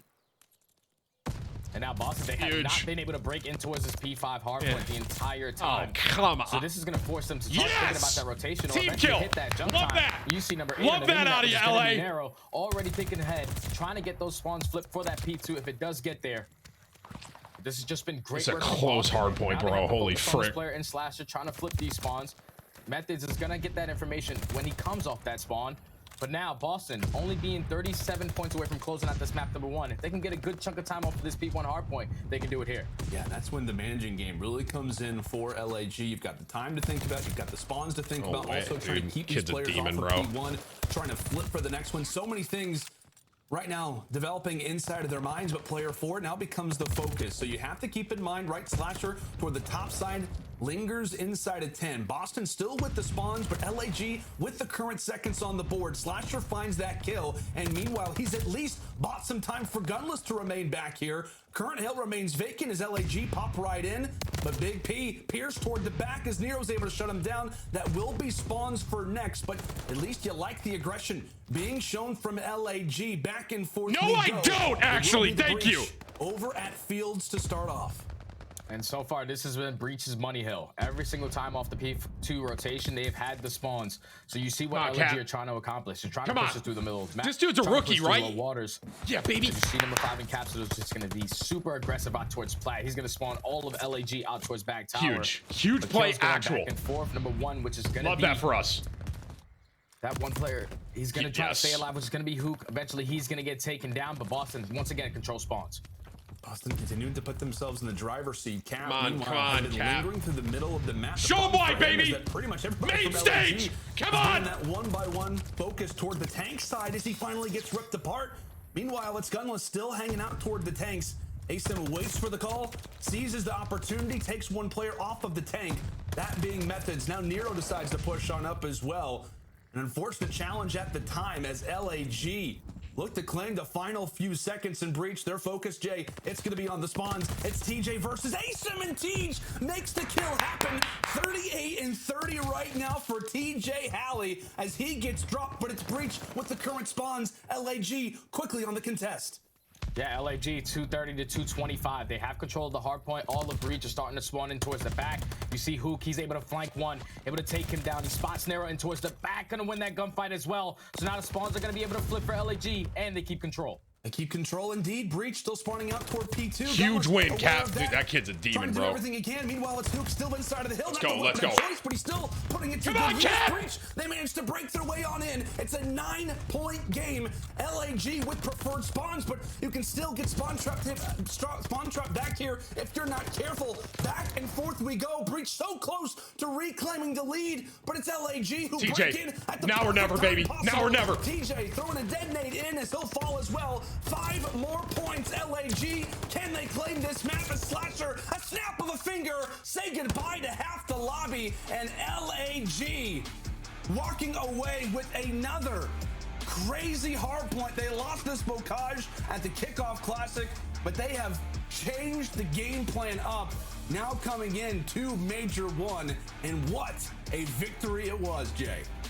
What a victory indeed, my friend. Boston, they were able to get to that P2 hardpoint nice and early every single time. But LAG, they fixed their mistakes off the first 2 rotations. Once they got to that 3rd rotation of that P2 hardpoint, they didn't really focus on breaking the spawns. They weren't trying to focus on attacking back stables. They were holding it from the front. Once they won a majority of those gunfights there, that allowed them to set up easily off the rotation towards that P3, get them those back spawns early to eventually close down that game. Slasher with a huge 3-piece to win his team the map. Yeah, I mean, just big plays right there from the Litigoat himself. And I know we talked about a number of different plays, Jay, but I mean, ultimately on a map like Bocage, there's only so many things that you can focus on. But really, at the end of that game, the plays that were being made, we talked about Hook's performance. He instantly levels up. Gunless, I mean, everybody was just down 1. It's not the end of the world. It's one map. It's best of 5. Okay, it's one map. It's not the end of the world.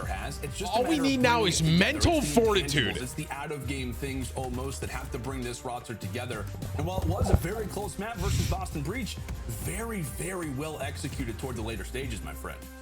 Yeah, and it wasn't even the fact that they were like outslaying them by a lot. Right. Like LAG, they were just doing the right things at the right times. Like even when Boston was set up early off of rotations, even when they got towards back P3, back P4, LAG, they were just setting up the proper pinch, and that's eventually what got them back into this game. Not either one of these teams did not get a majority of their time off P1. It literally came down to the rotation. What do you mean deja vu? The way that you can hold at that hard point, and a majority of the gunfights that went down in P3. What are you all saying? Dude, they're only down 1 map. It's best of 5, bro. And honestly, listen, Florida, they kind of got rolled, okay? Like, Boston had that was a good game, all right? That was a good game out of Boston. They got it, I believe. But hey, Gorillas, they rebound, they return, and they walk away with our first map in this series, a Bocage hardpoint, which, as we said, made them have some nightmares coming in from the kickoff classic, but they rebound, and we'll see how things look. 25 from Bobby. Hey, Tim, NYSL fan here. How much do I need to donate for you to tweet the Surge will win? I am not a curse, Bobby, okay? And I'm not even worried about NYSL right now, okay? That's done, all right? New York's going to win. It's not even in question right now. Right now, I'm worried about Boston, LA. Okay, Bobby? Make Slasher a world champion, able to close it out, get the 3-piece to win the game for his team. Yeah, and I noticed in that scoreboard as well, Gunless leading the way with 41 total kills throughout this. I think it's fair to say, man, we like I said, we all know the talent that not just this roster has, but specifically a guy like Gunless has. You and I had plenty of those surge casts last year, and while it wasn't until they got to LAN where we really saw them perform, I mean, it was Gunless who had a solid season all the way throughout. And like I said, if when we talk about the talent that this team has, Gunless is just one of the many pieces that has the potential. Did Boston lose yet? No. We saw it on full display right there. Okay, exactly, they have not man. lost yet. When you talk about players that LAG have on their team, they have world champions. Slasher's obviously got it done. Hook's got it done. Asim is a great SMG in-game leader. And then Gunless, he, like you said, can take over the game at any given moment. Him and Slasher have a lot of chemistry together. They've won multiple championships together. So it's all about just clicking at the right time, making sure everyone's on the same page, because with such big players on your team, with such crazy minds. They're always going to clash. You just have to make sure that everybody's on the same page for this roster to succeed. Yeah, and that really is the biggest story. And as we said, a huge victory, talked about the schedule, talked about all of the out-of-game things as well. Already people talked about, hey, this roster, it's not going to work. This team, it's not going to succeed. Did I say yet? I didn't mean Granted, to. We are only Boston's going to win this series, but that has to make you feel good, especially if you're walking away with the map. That really was the biggest problem for them and their loss at kickoff versus the Florida Mutineers. So they get the job done here in the hard point, and now... what, my friend? We focus our attention toward the search destroys. All right, this is it right here. Tuscan up next. Come on. Yeah, Tuscan is going to be a great map for both of these teams. I smell a CDL jinx here. Shut up, Ari. Thank you for your 25, dude. And I feel like a majority of that came down to Tim Lando sounds like you. The guy was not afraid to take Lando. risks or to Is that the other guy talking? Not study?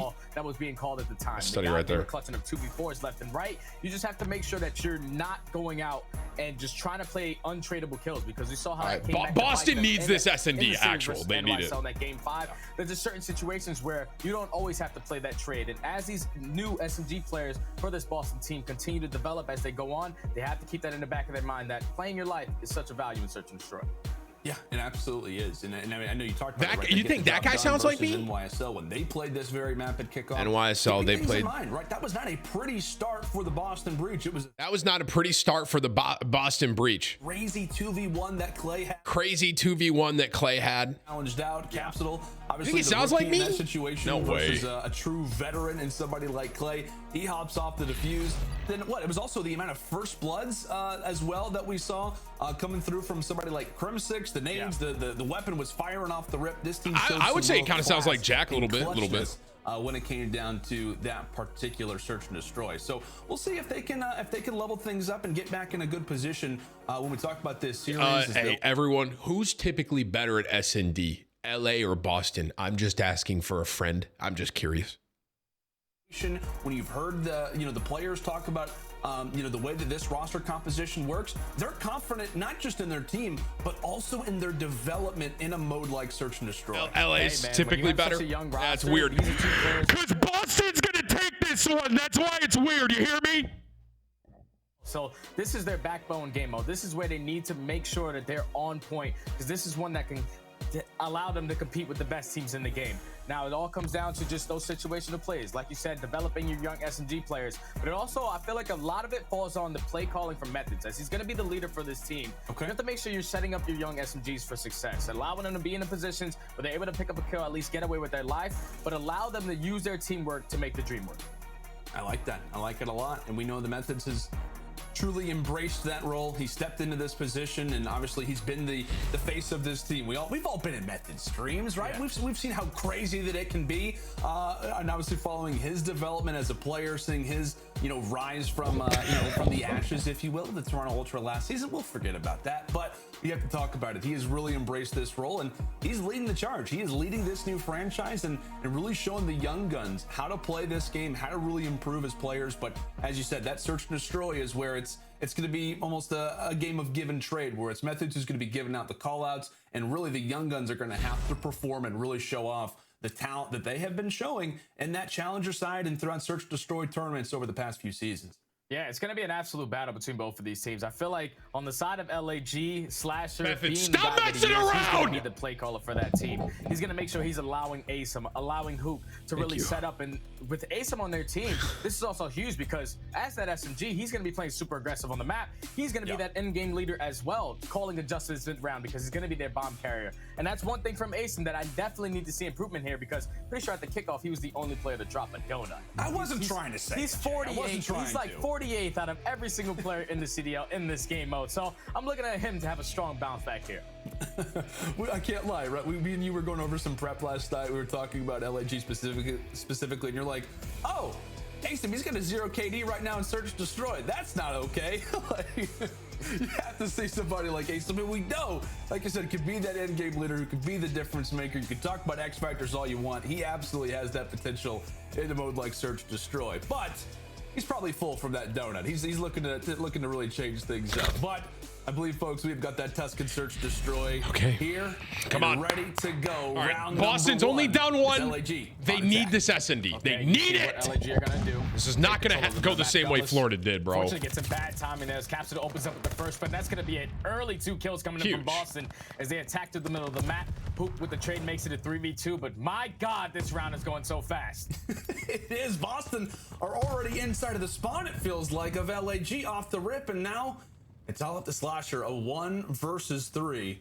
Yeah, right. Slasher, just you know, for him, it's really just a matter of damage speed control. this up, will what ya? kills went down where? How did my teammates get taken out as quickly as they did? Prioritizing where TJ happens to be located, but how about that round from the breach? Let's go, Boston! And that all comes down from Breach just setting the tone right off the rip. You're not allowing mid-map control to go down on your very first defense. This is going to make LAG a little bit more stagnant on their offensive pushes that they're like, going to slow down in towards top fire, going to slow down in towards middle alley because they know that Breach are setting the tone with the aggression so far. And we'll see if they show that same aggression now on the attacking side. I know our stats team has been hard at work. Offense winning 72% of the time on Tuscan Search and Destroy. So LAG, not the greatest showing that you could ask for, but Gunless a little bit slow in that first round. Unfortunately, had like a clay pot go in front of his perspective, but he is rejoined us now over toward the field as he'll take down TJ for that first blood. And now in the 3v4, you see what Boston are trying to do. They're just trying to work a pick. They know the positioning of Slasher. But eventually, if you're narrow, it's all about working this bomb plant because they are going to be able to get this down. Now it's all about holding this initial push. This is going to be a huge gunfight coming in from narrow because he knows that Gunless at least has a sniper on that side of the map. A big power position for Memphis as well. So Zinni is out. It's all up to the rookies, Cap and Nero. Is Gunless aware that at least somebody's going to be pushing him? But no, it doesn't look both ways before challenging Nero and Cap. They find 2 themselves. Come on, 2 Cap. versus 2. Come on, boys. As they continue to toss utility over toward that bomb, it's going to make LAG's life that much more difficult. All up to Asim. 10 seconds left. Easy. And he's going hunting, but he's not going to find a single soul. Finally gets the chance. And how about the breach? Wait, where are you guys now? I can't hear you. A 2v4. I can't hear you all. Tim's a jinx. I can't hear you guys. Of at least one player. So once he gets that bomb down, once his team... I can't hear everyone in the chat. Guys, I can't hear you. Hello? Hello? Hello? Up 2-0. Can't hear you anymore. Where'd you guys go? 20 seconds left, and if you're LAG, you have to pick up this kill onto Capsule at Fountain because he can take you off that bomb site at any given moment. It's just right there, Boston. They would just heads up on the play. Great 2v4 clutch out of the young man. Not to be 3-0, bro. I'm getting cocky now. I'm telling you, Boston's the team, bro. They've got Demons. some unbelievable talent in this mode, and they are showing out already in that second round. But wipe of a page, LAG. Now on their attack again, in a much different story, as they'll be able to get that bomb down unscathed. Breach continuing to linger through the middle side of the map as Nero will open things up with the first blood onto Asim. Hoop there with the return and get some information for his team. As 28 seconds left. Missing that. Goes for the turn. Gunless instantly met with some fire out of TJ as he'll take down 2. They'll put big Cap on the Let's go, baby. This is about to be. This is easy, bro. Boston. Out of our Easy. Boston boys. Easy. And right there, LAG, they had every position that they possibly could have wanted. Like Hoop was able to get himself in towards bottom church, but then you allow players to jump out from top church, and eventually TJ Halley, it looked like he was gonna die to Hoop from top church. He turns on him and eventually finds the kill on the Gunless right there to close out the round. If you're LAG, you just gotta focus on those kills right there. TJ, there's no way he should have been able to put on a human highlight reel to close out that round for his team. Now up 3-0 Boston. And you saw it too, like they all looked at each other like, what did we just do? Like, TJ, okay, nice plays, my man. 4-1 out of TJ Halley. Meanwhile, Cap, he has yet to die. Flawless through our first 3. Gunless v TJ. Is it gonna happen? The snippy snipes are out, as good old Miles Ross likes to say. But a gunfight that may have to wait a little bit longer, as that plant is gonna go down there from player number 8, that one being Nero. And once this plant goes down, it's only gonna make Gunless that much more itchy to want to try to challenge around the corner, but it's a hit marker from Pierce. Oh, well, that's actually crazy. He didn't get the kill there. You have to try to find a pick. Asim's trying to work his way through the middle of the map. He's going to get taken down by Capsule. But number 1, which is going to be Hoop, trying to flank through that P5 hard point. He is the playmaker right here to try to make a play. A Slasher does find one. 3v3, 20 seconds left. A solid setup right now toward the field. Come on, Cap. Where's Cap? Does get traded out. 15 more seconds as Hook quickly remains as the final player. About to be picked apart, and the setup will work out solidly. Cap's got a breach. 4 up and streak, 4 bro. down, Jay. They're just making this look easy, man. Offenses, defenses, they have the game plan, and so far it's working. Yeah, I'm pretty sure. He's not died yet. He's got the glide bomb to work with, and those actually kill Cap. people now. So Love that's going to be really useful as we get into these later stages of this search and destroy. But Boston coming out with a statement in this game number 2 to try to bounce back into this series and tie it up 1 apiece. Caps to the lead in the way. These are huge rounds, bro. Got to try to stop this guy if you want to get back to this if you're LAG. Methods is like, cool. This is awesome. I don't have to do anything, and my teammates are going off. Cap, an 8-0 start for the man. This will potentially look to go ahead and call in that streak. And the problem is that Asim and Co, they got to find somewhere to cover their heads. It's about to be rainy here on Tuscan as there goes Slasher. Luke, at the very least, is able to drop one on to Nero, but again, Austin looks TJ good right from the now, middle bro. side of the map. Now on a 3 spree himself. The bomb is dropped in LAG. Not having that man advantage to Duke. He's going to get met with some fire. I feel like TJ's playing really good too, man. These guys are twisted right now, bro. Yeah, this one's not going to be easy, but Gunless does find the first. He spots the second as well and makes it into an immediate 1v1. The bomb is still going to be down in towards bottom church. But now Capsule having himself a flawless game, trying to clutch it up. No, ain't no way I just jinxed Cap here, bro. Is he going to remain flawless? I mean, what a round this it would be for LAG off of a 1v3 from Gunless. I'm sorry, Big Pierce. My bad. I know that you had it in you, but don't get timing. No. He just turns around, and there we have it, a 1v3 out of Gunless. Unfortunately for Big Cap, the flawless streak will end, but a sigh of relief out of the LAG camp. Oh, that timing was brutal there, bro. To get around versus Boston. Just a casual he was holding that angle the whole time, man. Made it look easy, but if I'm Boston right there, I'm looking at methods. Like, we cannot commit to that second gunfight. A 2v1 is way better than the 1v1, especially if your first teammate doesn't really hit with any Call of Duty time, man. It's a real thing. Perfect heads-up play. Read both of those players and then played beautiful timing on Capsule to clutch up the 1v3. Now get at least 1 round on the board. No, bro, as he's this going is to not continue about to on that happen. hot streak. Open up with that first Boston, I need you to lock it in here. This ain't happening this way. I hate to call it out. Still yet to find a kill. So 0-12 to start off Vanguard. Oh my God. The greatest up performances. That was But there we disgusting. go. Cap once more.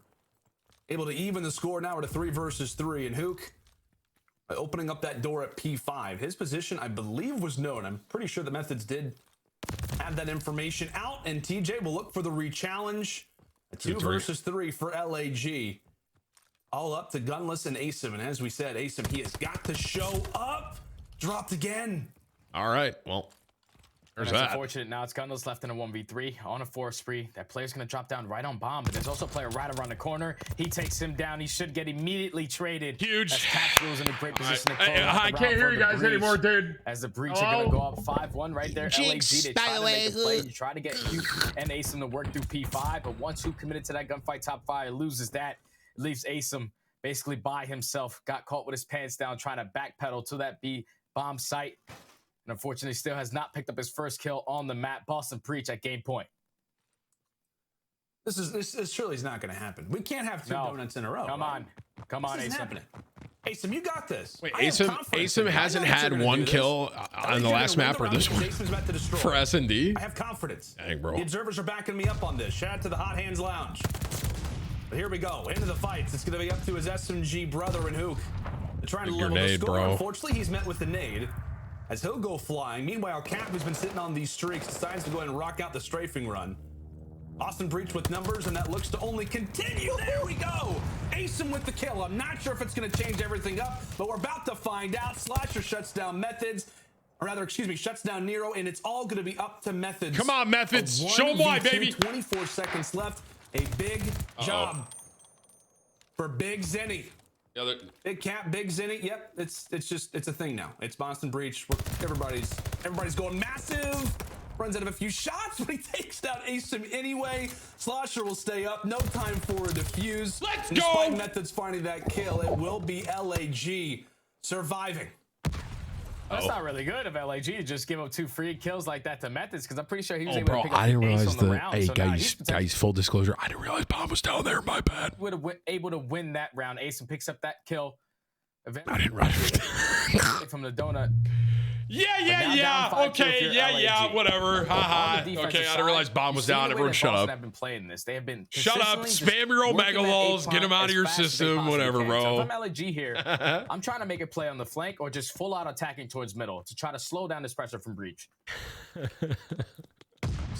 Boston's still gonna win. Again, gunless. Starting right here. Shooting out the sniper Easy chow. toward the field. He'll be stunned off the rip. TJ backing in. And we'll say goodnight to him, but it's a good return with the nade. Is all just happened off the rip. Boston, we're not losing this. There ain't no way, bro. But what can the rookie provide us with? And as we said, he did utilize that strafing run in that last round despite walking away with it. So no streaks to worry about, at least for now. Come on, Cap. Show him why, bro. Rookie. What a round it could be for Main Big stage. Cap if he was able This to is your walk away moment. with this. This Like is you your said, moment 50 right here. seconds left, a lot of time, but still not anywhere near that bomb. I'm pretty sure Hook was able to at least spot him in towards top church. So you see everyone's just basically watching each other's Easy back. kill. Easy. Hook has all control of the middle of the map. The nade's going to come in, but Hook, great shots, able to take down Capsule. And LAG find themselves 2 back-to-back rounds to get back into this game. Now down 5-3. They were able to dominate that defensive round. But now going into the offense, so far it's been an early first blood coming in from Gullens. He has to try to keep up that pace for his teammates to continue to win on these rounds.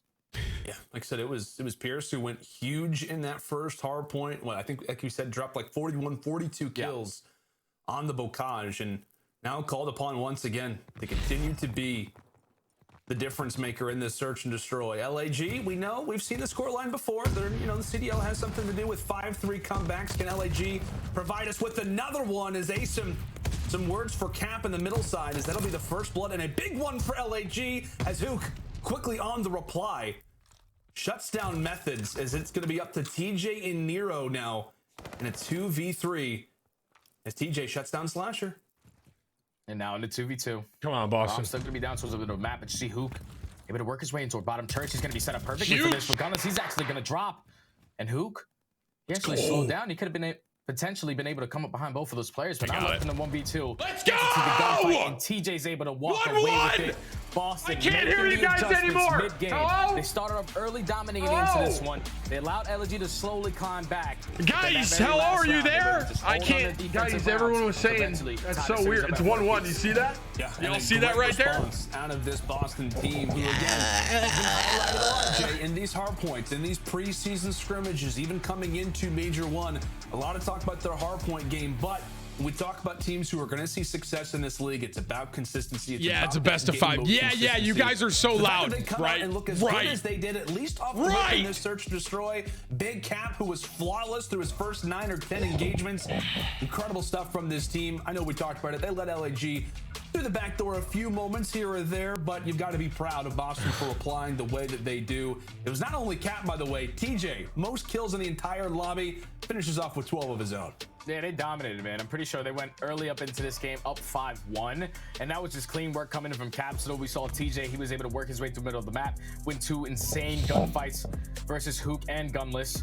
But then as the game started to develop, you see LAG, they were starting to match that pressure. They were starting to take control of the middle of the map. Cap and TJ are playing super well. They're in the 2v2. Right there, Gunless is set up properly. Like, Hook is giving the call out that both of these players are coming towards that A bomb, but he just plays it so slow. He doesn't allow himself to set up for that pinch, potentially find an easy 2-piece and win the round.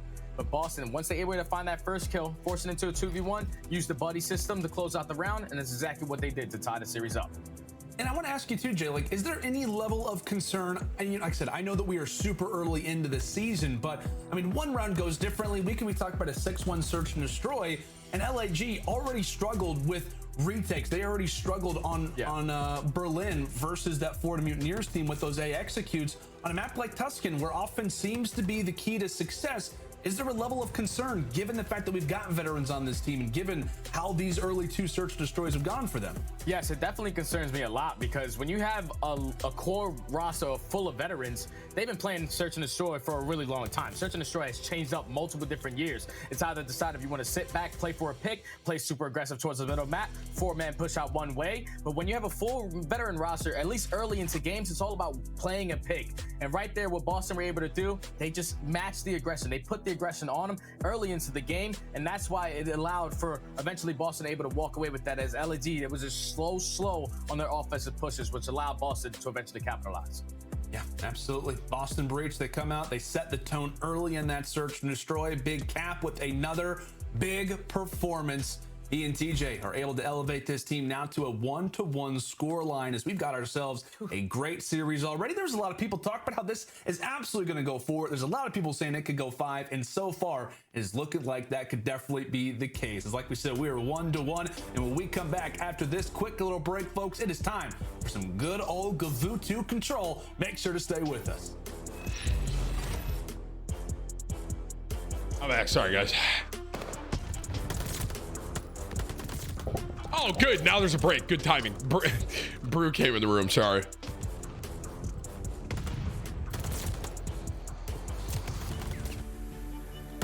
Well, that was bad timing. I went AFK. Came back. Now we got a break. Tim, this is boring. Hey, Raphael. I don't know who asked, bro.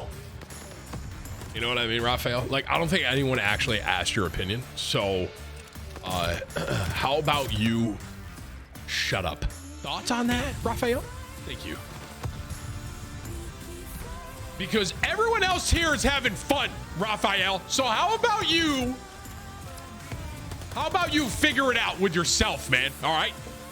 Thank you. I'm having a blast. CDL sponsored this. I get to watch competitive Call of Duty with my community. This is lit, bro. And on top of that, Boston is about to beat LA and show everyone that I'm not a curse or a jinx. It's going to be great, dude. I'm going to fill up my water really quick. Hey, I'll be right back.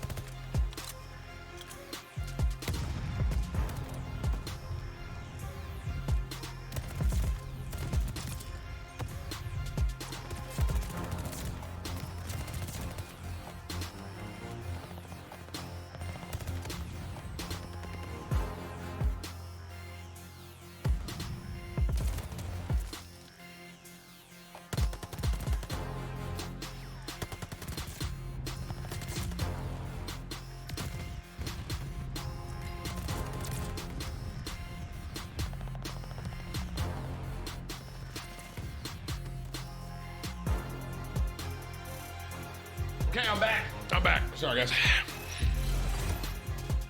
All right, let's go. Alrighty, friends. Welcome back. It is CDL Perfect timing. opening weekend. The matches have been... You know what that means? Perfect timing, which means Boston's going to win this because it's meant to be. It was like I came back at the same time. LA Gorillas versus Boston Breach. If you're just joining us, it was LAG coming out of the gates hot with a Bocage win. We just got done with Tuscan Search and Destroy.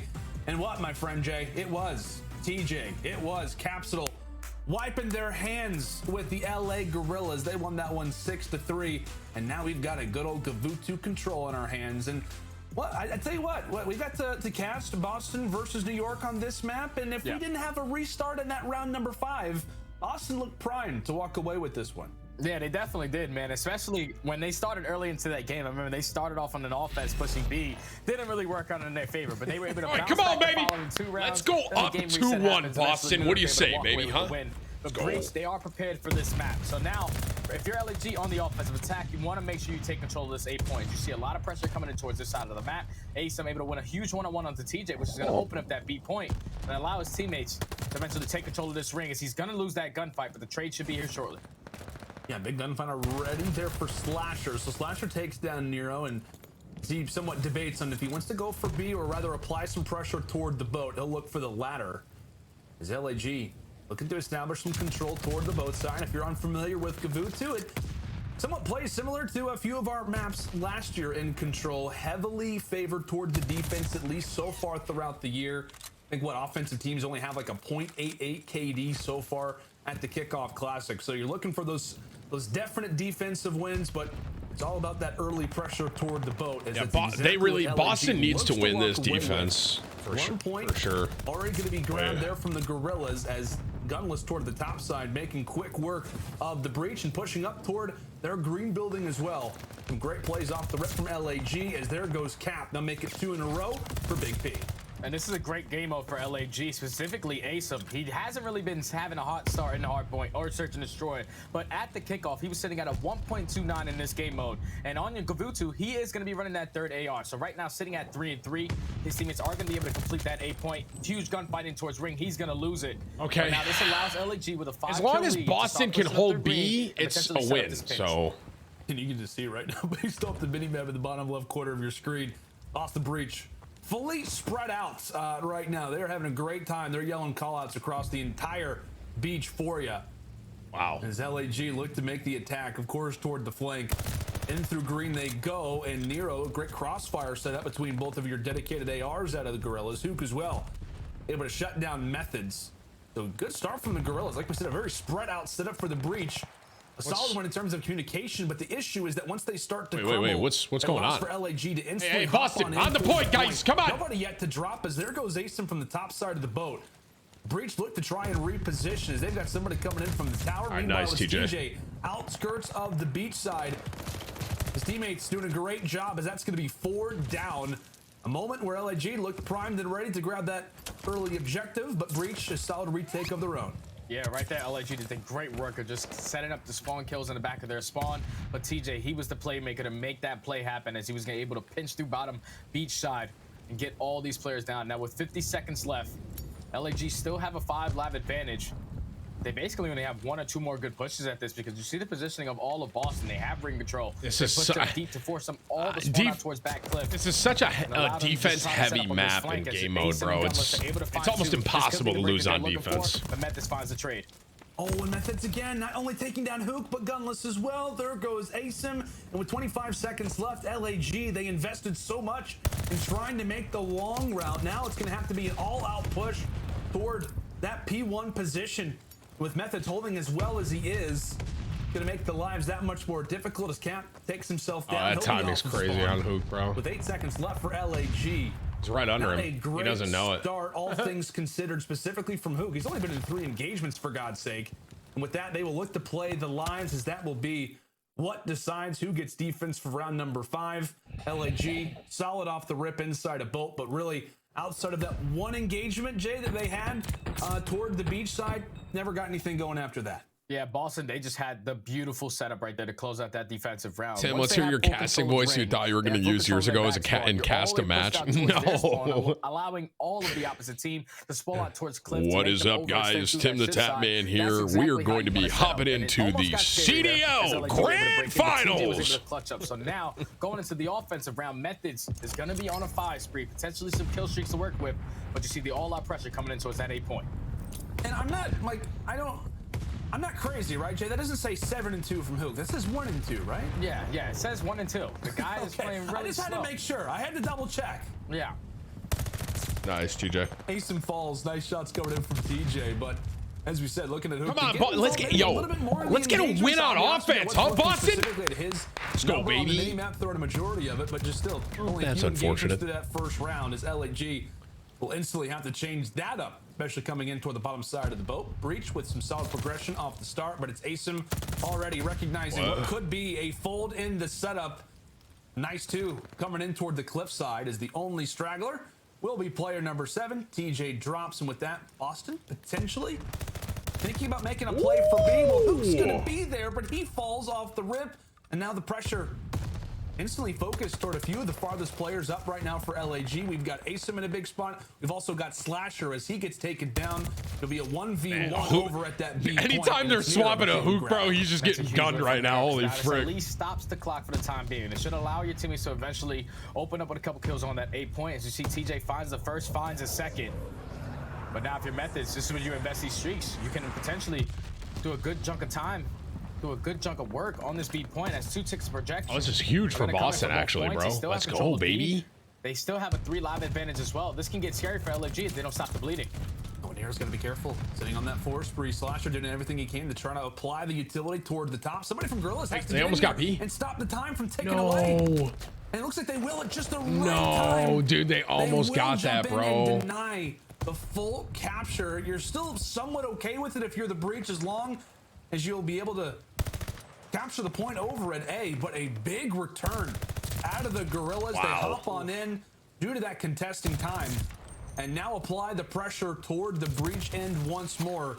Asim gets picked apart over at P1 as the Breach look to stack the point over at A. They'll be able to grab it. It's like we said, while they were only just mere seconds away from capturing the point, Boston can win an offensive round here, and it's map 2, basically, bro. A minute and 18 seconds left to do it. So the exact same setup that we saw Boston have on their defensive side is exactly what LAG are starting to do, as one player in TJ trying to sneak his way through the back. Asim not gonna be able to spot him, so he's just gonna be able to work his way through. Actually, Asim does spot him, takes him down, so that's gonna be a clean 3 dead in the feed. Oh, dude. As Methods gets taken down as well. 55 seconds left. LAG up by 3 lives. And we'll see what Breach look to do off the attack. Again, you have some great players set up in power positions right now for your LAG, specifically Slasher. Over toward the beach is hope to try to get some sort of a trade, but no, it's Methods who tosses the nade on over. Meanwhile, Asim and Co are trying to clear out the boat side. And with 30 seconds left, Breach only sitting on 1 life apiece for everybody. As we say goodnight to TJ, there goes Nero as well. And I was hoping, bro. Offense is so hard in this game mode, dude. Take 1, but a 2v6, 15 seconds. Cap, can he make the play? He was great in the search and destroy, but unfortunately, it's respawn time. Methods, last player up. He'll look to play his life.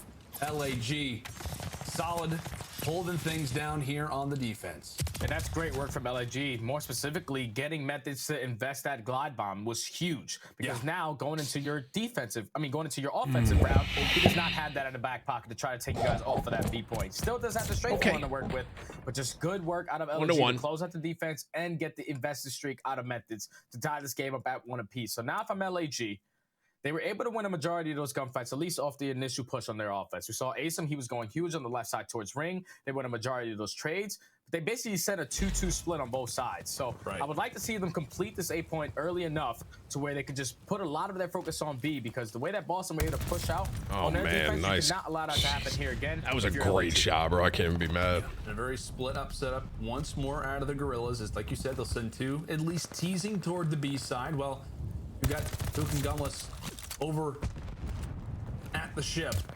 As Slasher extends his streak to 5. Was really just moments away from earning that strafing run as he gets picked apart. We're in a minute down, and Asim realizing, hey, guys, we got to get on the point. We need to get something done while Nero is clearing up things toward the top side of the ship. It's TJ as well. I swear, dude, every time they've spectated Hook, bro, he's literally dying. It's so weird. To breathe, the chance to hop inside of the unlucky, point, man. More, it's Capsule trying to be a thorn in the play. side. Oh my God, this is huge. This one coming in from the rook. Oh, he almost did that, bro. Get some shots into Asim. LAG still with the Wait, Asim's one away from a great plays from the rook. Oh no. No, that was trigger discipline at its finest. You usually don't see that as such a young player in Capsule who tries to make the play happen, but eventually LAG, they were able to pick up a majority of those kills, and Asim on a 7th spree. Asim's kind of frying right now, dude. As the second tick of progression is going to come in towards the same wow. point. You see all out attack starting to come in towards B as well. They're basically putting breach to spawn out towards back red tower, to spawn out towards back green, as they are putting pressure on both of these points. And just keep in mind, Asim can help his teammates after that B point, but up 7 lives, 35 seconds. Just want to close out this A, play your lives count, and then use those streaks if you really need to.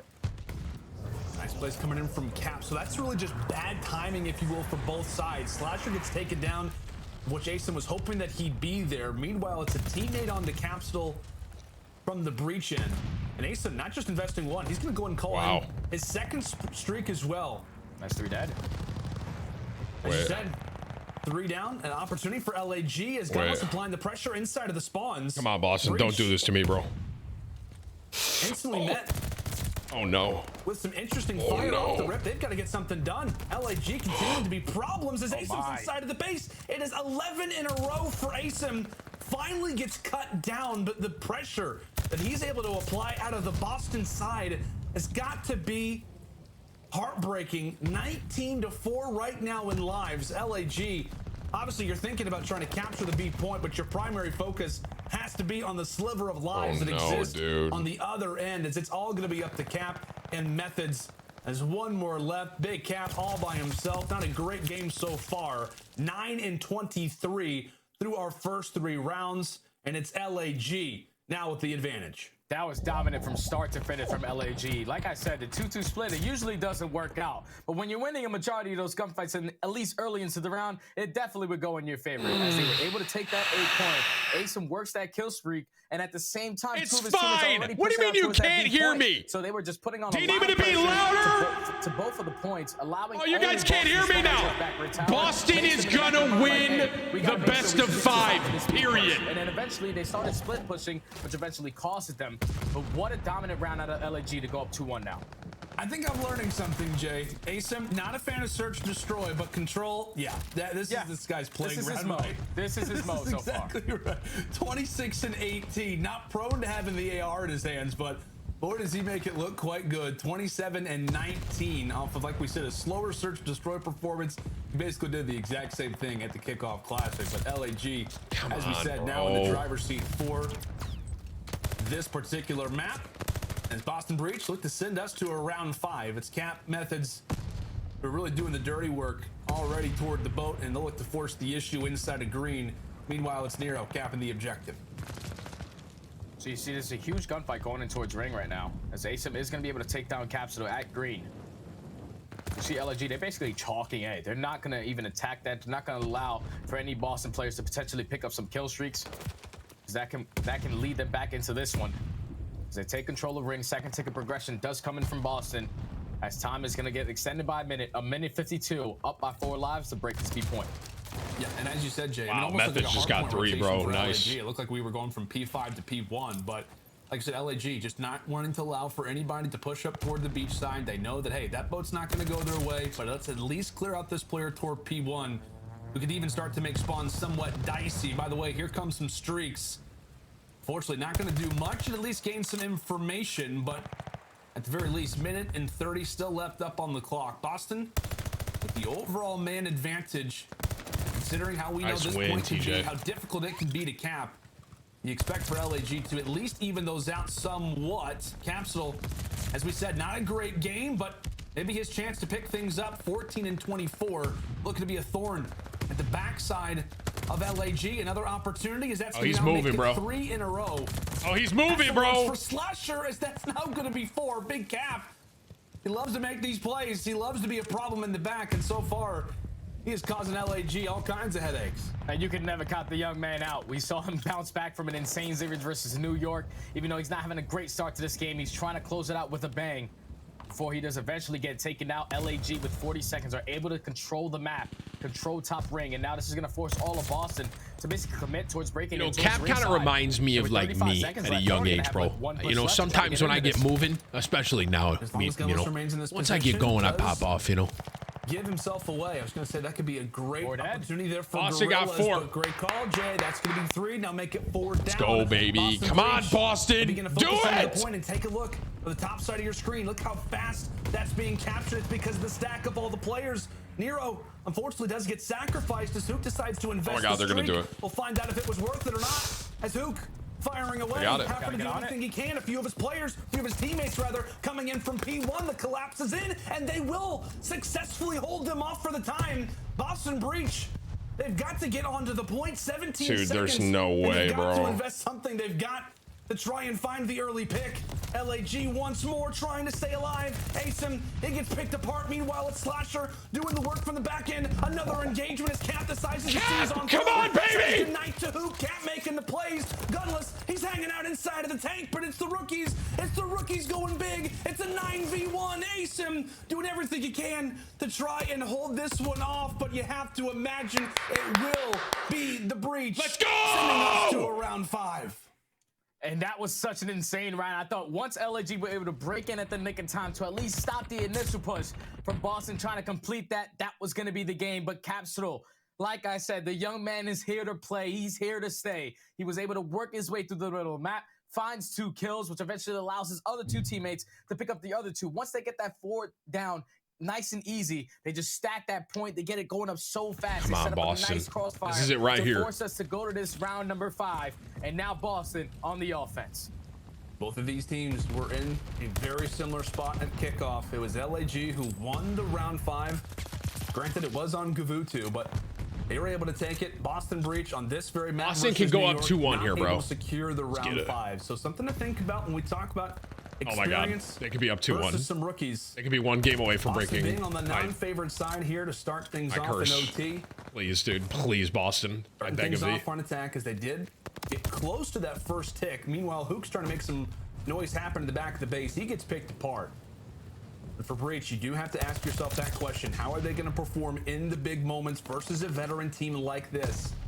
As they look to try and reestablish some control now toward the boat. And this time around, LAG said, nuh-uh, we're not going to give up A so easy. They cannot allow them to have 2 minutes to try to commit towards that B points. You see Gunless still trying to contest. The first tick of progression does come in for the Breach. Not able to win that. That was a good kill by Cap right there. So now this is going to allow for all of Boston to eventually stack this point, get that second tick progression, and then extend this time by a minute. As Capsule is still picking up kills left and right on a 3-3 from top vote. You have to take this guy down before he picks up some streaks, as Slasher does so. But with 40 seconds left, LAG still putting on pressure towards his 8 point. Not trying to allow Boston to capture it. Yeah, just making it that much more difficult, right, for the Breach. Oftentimes, you like the attacking team's chances of capturing this A objective, but at least make him work for it. LAG fully embracing that. His Method's finally able to hop on the capture, but really waiting for a few of his teammates. Closest pushed up player is going to be Hoop, trying to make some plays in from the top side of the boat. He's still up here, and Methods can't seem to find him. He cannot seem to find Hook right now, but Capsule's able to take him down. They got it. Slasher as well. They got it. Gets wiped away. The capture was nearly successful. Asim is traded, and we'll have another minute added to the clock unless Hook can get in here at the right time. Don't tell me this is going to happen again. LAG nearly once more stopping the Breach, who are moments away from a capture. Boston are able to do it, but all things considered, only a minute on the clock and not a lot of lives right now, Jay. And this is where it gets scary because now Boston, they took control of ring. They have control of green. As you see Nero trying to work his way to the back. He is going to get taken down, but eventually they get on this point. Don't know if they have any kill streaks in their back pocket to try to work with, but the first tick of progression is going to come in. You see Asim trying to contest Capsule, but at least stay alive. We're serious to watch over him. He sees the shadow. He sees him. He knows he's right Let's here. go, Cap! Challenging Big Cap. He's able to take it. He's been here for so long, and because of LAG not having a ton of lives, they're actually getting picked apart off of their spawns. Breach, are they going to be able to do this? Final few players are going to be sitting inside of green. Gunless toward the beach side. TJ pulls out the pistol, but he gets dropped. A 3 versus 8. And Breach getting we're going to do it, baby. Up 2-1. Another big kill coming through from Cap. Come on, Boston! To Hook and Gunless. A 2 versus 8.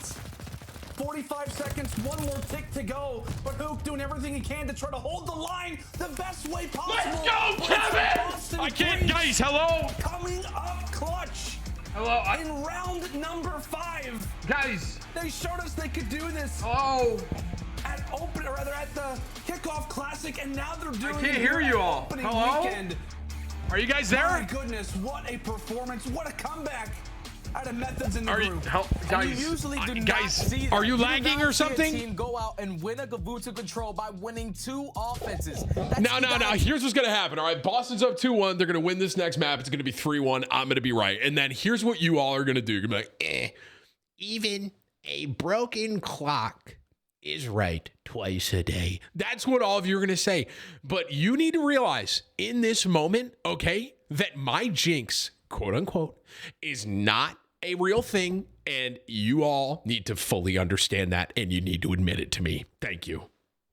You're basically setting up for that spawn trap, setting up for that crossfire to come in, and right there, That's Boston, where I'm they at. were just able to I would like an apology from you when Boston wins this. With that map, now up I'm so confident on this, I'm gonna double it down right here. I'm gonna double it down. All right. There is no possible way that Boston will lose this series. They are up 2-1. Clip this, do whatever you want. Hold on to this. They're up 2-1 going into map number 4. Okay, there is no way that Boston will lose this series. Boston will beat LA. Then not only picking up the pace, going on sprees, earning streaks, but Jay, his play in that round 5 to stay alive toward the tank. Incredible plays out of the rookie. Not just Cap, but Nero having a solid map as well.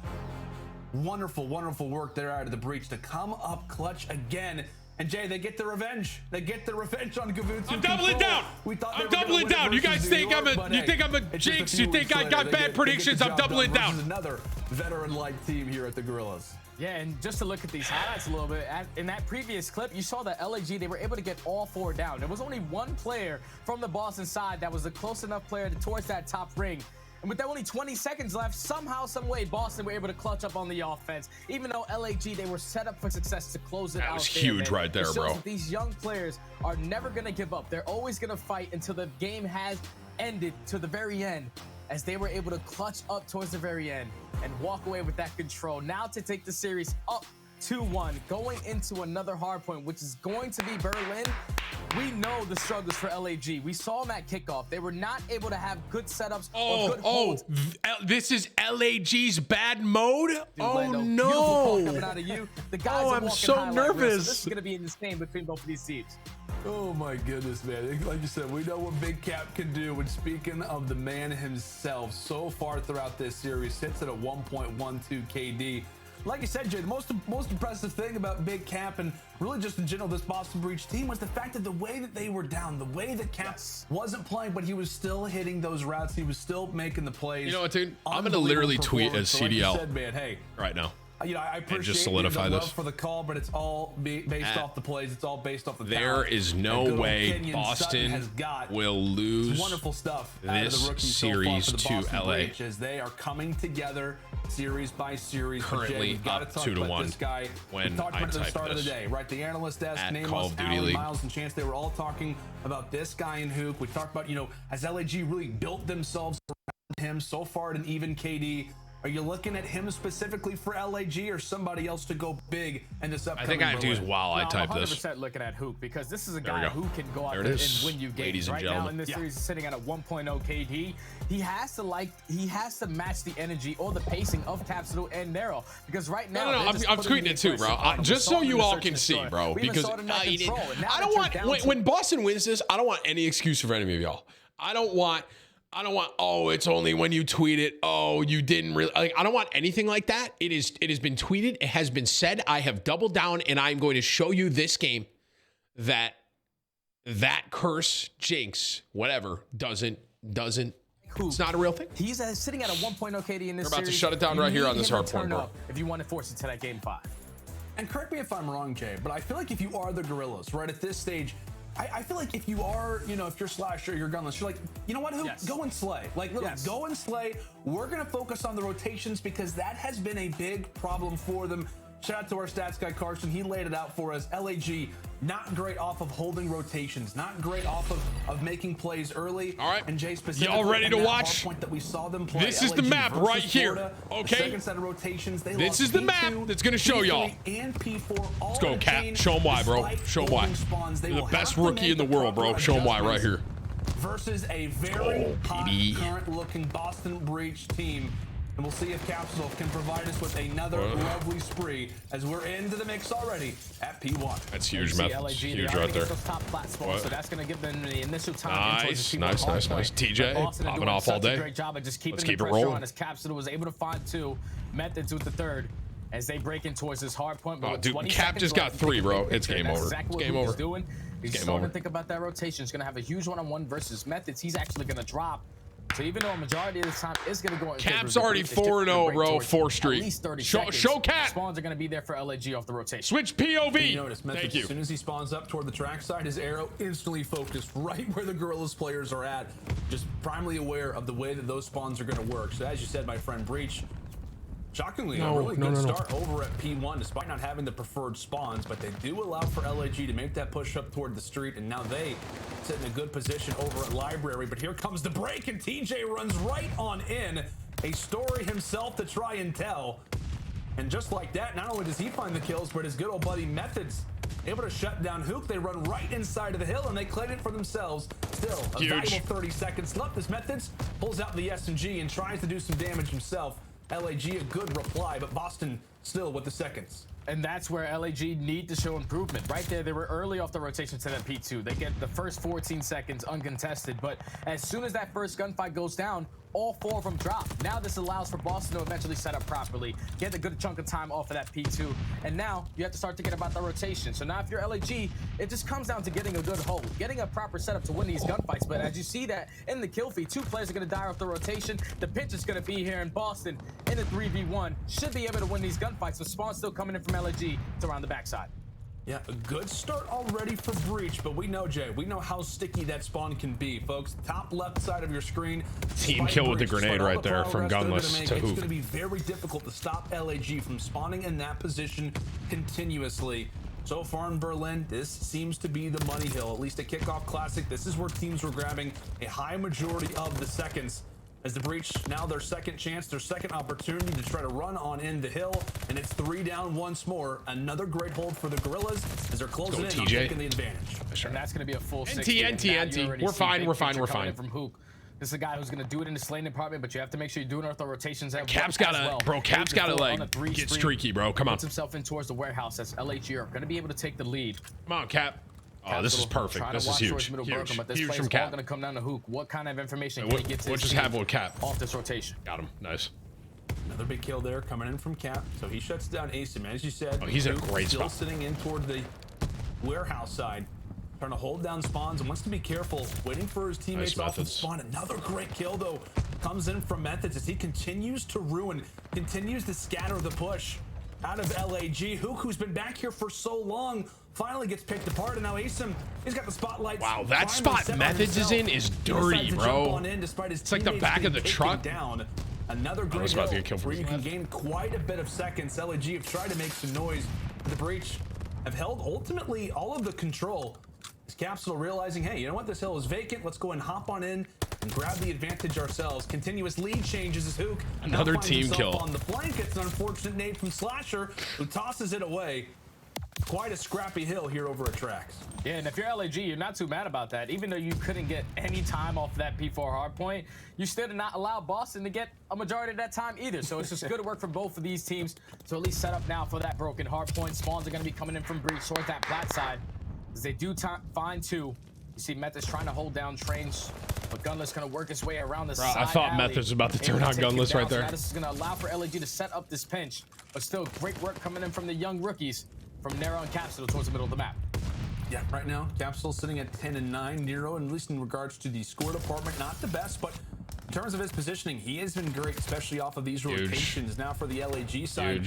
Tell you what, my friend, Hook, I mean, he has played well, at least in the first set of rotations. I know we talked about it. You know what? Maybe he shouldn't be going for the rotations. Rather, he should just be sliding. But, Jay, he's doing everything right now. Oh, my. 15-6. Now on a 3 spree is Kyler Garland. Now, not to make it 4 in a row. Hook making some plays and also trying to set his teammates up for the spawns as LAG will have preferred 4P1. Hook. Okay, that was kind of nasty. He was moving, bro. Without a doubt.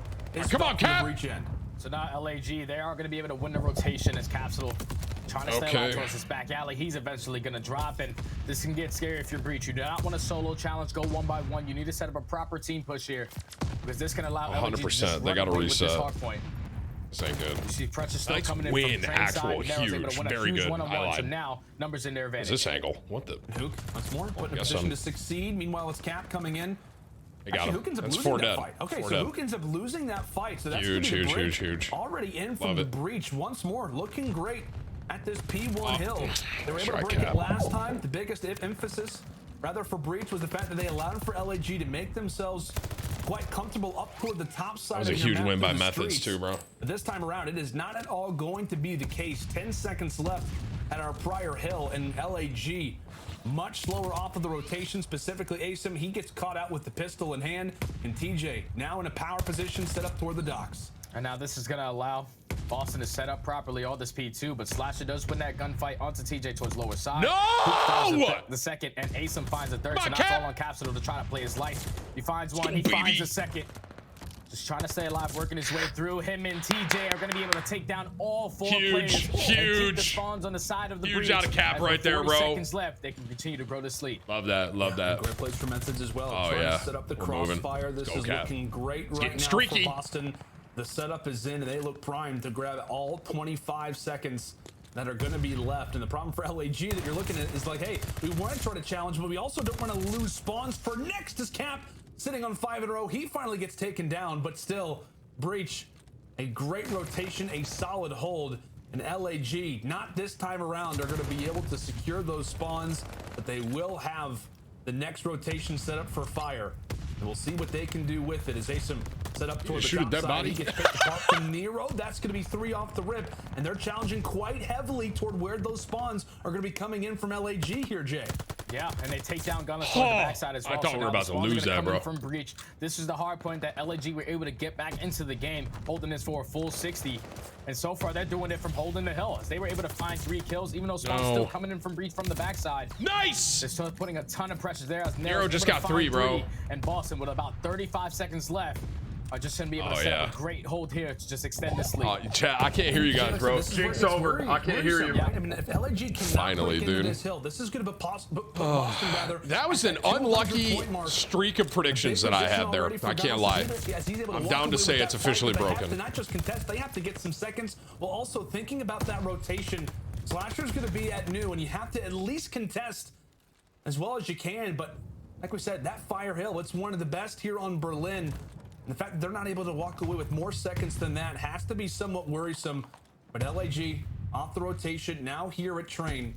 We'll see if they can do it this time around. But keep in mind, player number 8 sneaking in toward the back.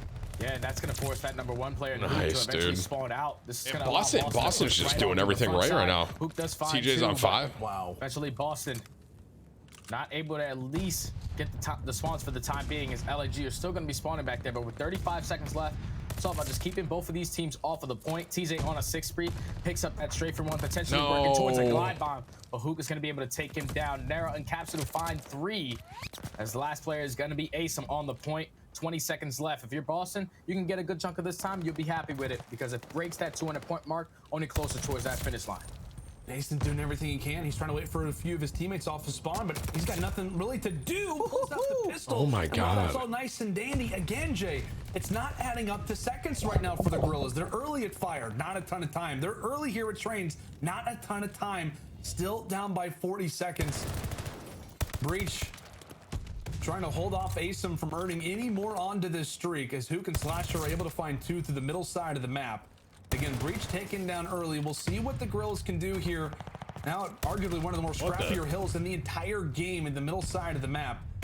With Breach spawning where they are, this could be a great crossfire now. A good opportunity here for LAG as they sit right now on a 10 team spree. And now with 30 seconds left, you just want to make sure What you is get someone happening? on this point because they can tie the game up right here. I'm pretty sure ASIM is one off of picking up that what's dive happening? bomb.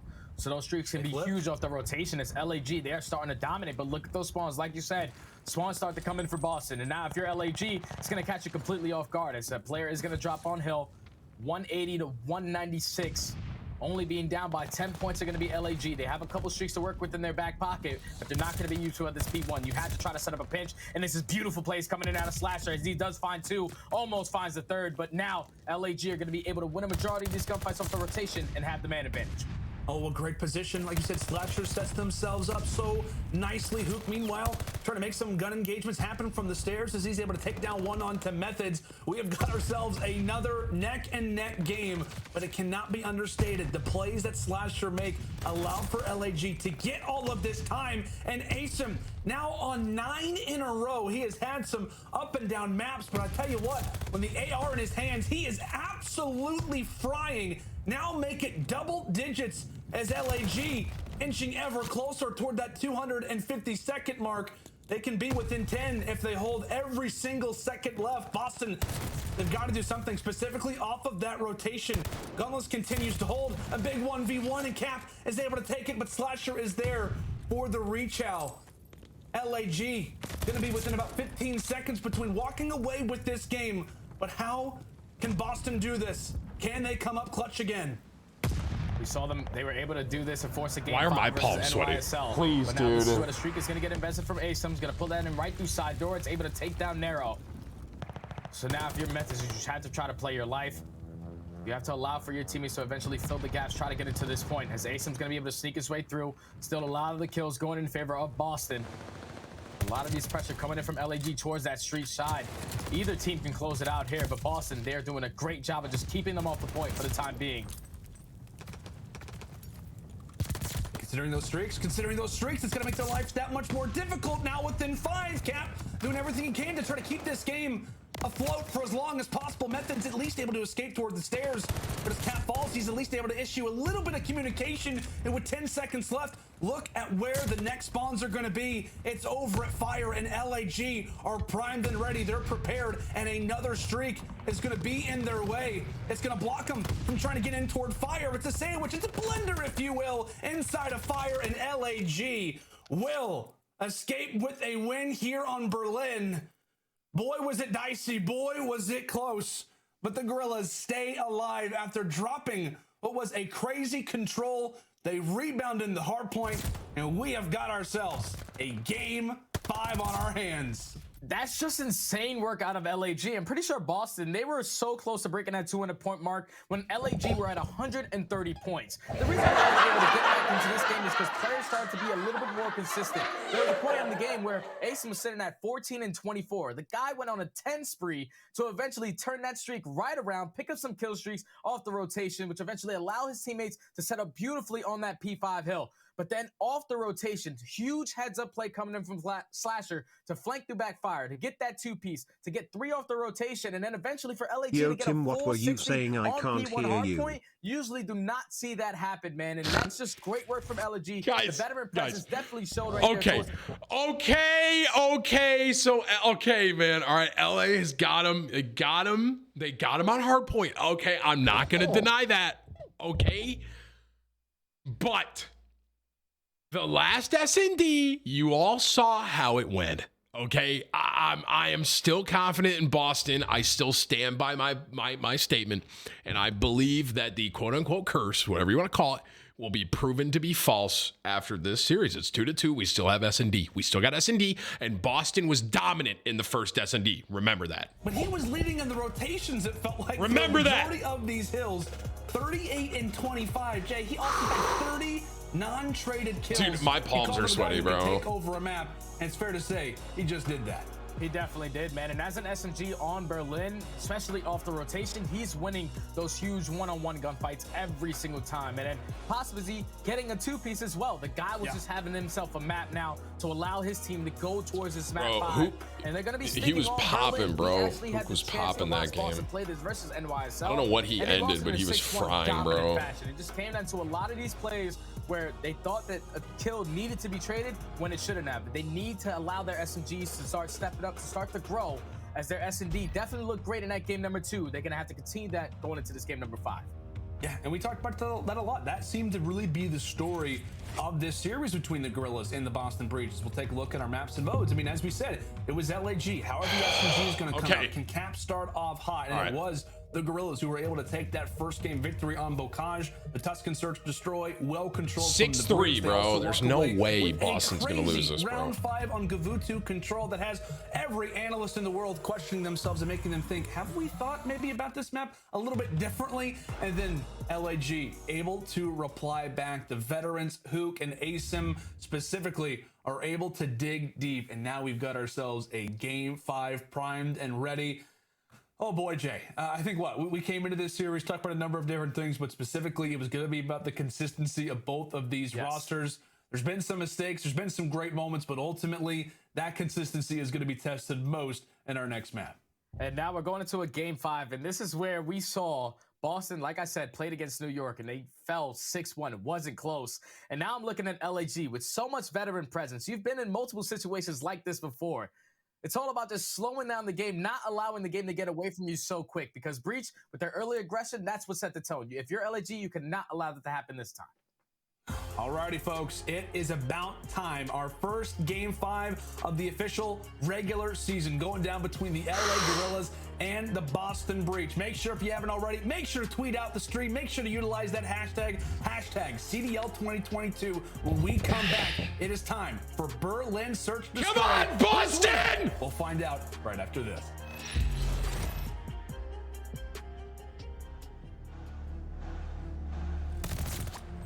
Okay, I'm using the restroom. I'll be right back. Game 5 coming up, bro.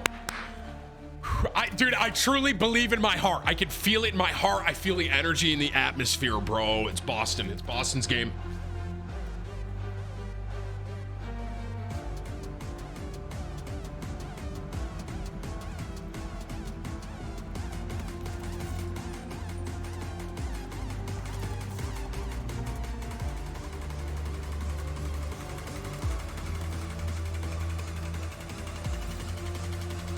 Yeah, Tim, you've only said that about 9 other things. And I quote, I feel it in my heart.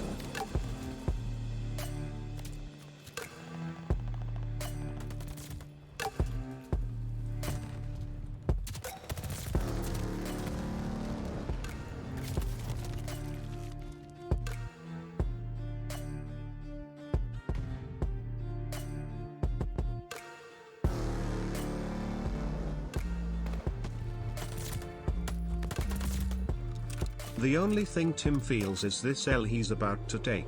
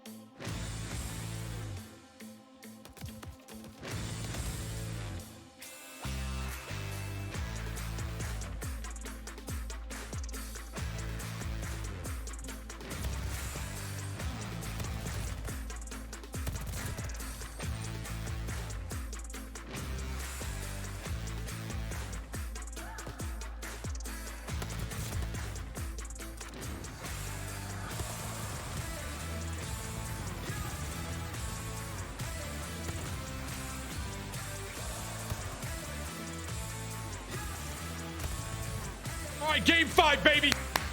Let's get it. 25 from Ari, hashtag jinx. I am not, and it will all be proven right here, right now. Game 5. Let's go. Shake it out a little bit. Get any doubt we have, any doubt out of our system, just shake it out a bit. All right, here we go. Zach, $50 super chat. Thank you for that, bro. No message though, but thank you.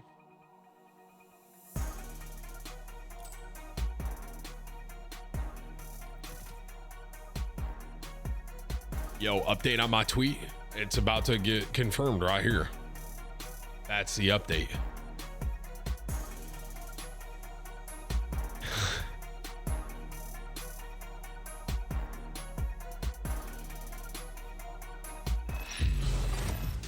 All right. Howdy, folks, and get welcome back to CDL opening weekend. It is day number 1, and we're currently in series number 2 out of 3 in the day.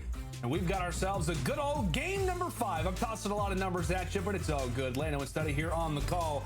LAG and Breach going the distance. It is time for Berlin Search and Destroy.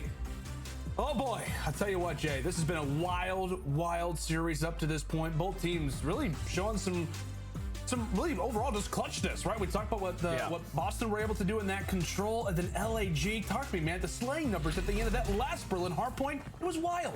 Yeah, they were insane, man. I'm pretty sure Asen was able to go on a 10 spree, and as a team, Come they on, were 31 Boston. and 12. Let's go, baby. 6 to close that game 4. But now we're into the game 5. LAG versus Boston. LAG are going to be on the early attack. You see the pressure coming in towards that A bomb. You can throw through that It's door. going to be on methods. I had no play your idea. life hero. Get one and get out with your life. What LAG learned a lot versus the Mutineers in that series of kickoff was how great these A executes can be. So already taking a page out of the Mutineers book, learning from their losses and successfully planting that bomb over at A. Nobody yet to drop his hook, having to reference back now toward the back alley, all on the breach for the retake. And just look at number 8 in Narrow. He's working his way all the way around the backside through that train side. A lot of these gunfights are going to come in towards that A bomb. TJ's able to open up with the first, but Narrow does get sniffed out. The trade potentially there as Capsule does take down Slasher. And now all left up to 1v3 is going to be Asen. Nice! Asen gets picked apart. TJ's able to drop him, and there will be Capsule for the What? defuse. What, Jay? It felt like all kinds of players were flanking around. We had LAG making flanks. We had Breach on the full flank as well. But as Boston is able to claim our first. Yeah, that was just great work from Boston right there. You saw the early attack coming in from LAG. They were all This guy did not just donate $150 and say jinx the Tatman. Okay, stop. In Capsule to eventually set up on that flank. Even though Wait, so what is this top going on? Can we get this out of here? And that allows them to eventually set up the pinch. The setup was not great out of LAG. That's eventually why they costed that first round. But Boston Breach able to take it on the retake. Yeah. Tim, it's one round. I No. don't see anything wrong with it. Not only is it one round, it's the first round in map 5. Okay, that's what it is. And it's gonna give momentum It's not all about and speed. We love numbers. See, It's not all gunless about them as missed. gunless. He's gonna miss again. Solid snipe, Miss unfortunately, again. just behind Dead to a grenade. the back of Capsule. Damn it. And the rookie realizes He's you gonna know what, miss. this bomb? It'd be good to go and get this bad boy down. Also destroying the doors so his teammates who sit just behind him inside Oh, the JHB warehouse became a can member? watch Wow. over it. Hey, JHB, big With fan, that in man. mind, Big Breach fan, have got dude. a solid execute setup Nero, right now, easy but kill. LAG, now their turn to retake. Cap, The two players falling easy off the kill, rip. 3 It's not dead, gonna make their lives 1v4. that much It's easier as Cap is frying easy. Asen doing everything Up he two. can to try and Oh, stay alive. Breach guys, gets the bomb down, hello? Breach, Slay, and Breach, they win. Whips, I can't hear the chat anymore, dude. They slowed down. Hello? We saw them in that very first defensive round. They set up for the Prince. There was no hesitation on the late flank. They get the job done. And then in their offensive attack, they're just full out committing towards that B bomb. Once they get that bomb down, you saw Capsule. He was just breaking every single door, allowing the clutch to happen just in case he does drop on that site. But he made the play. They were able to find that one player going on the late flank. Capsule finds 2 on the bomb. And they're so far just making these rounds look easy, slowly picking apart LAG.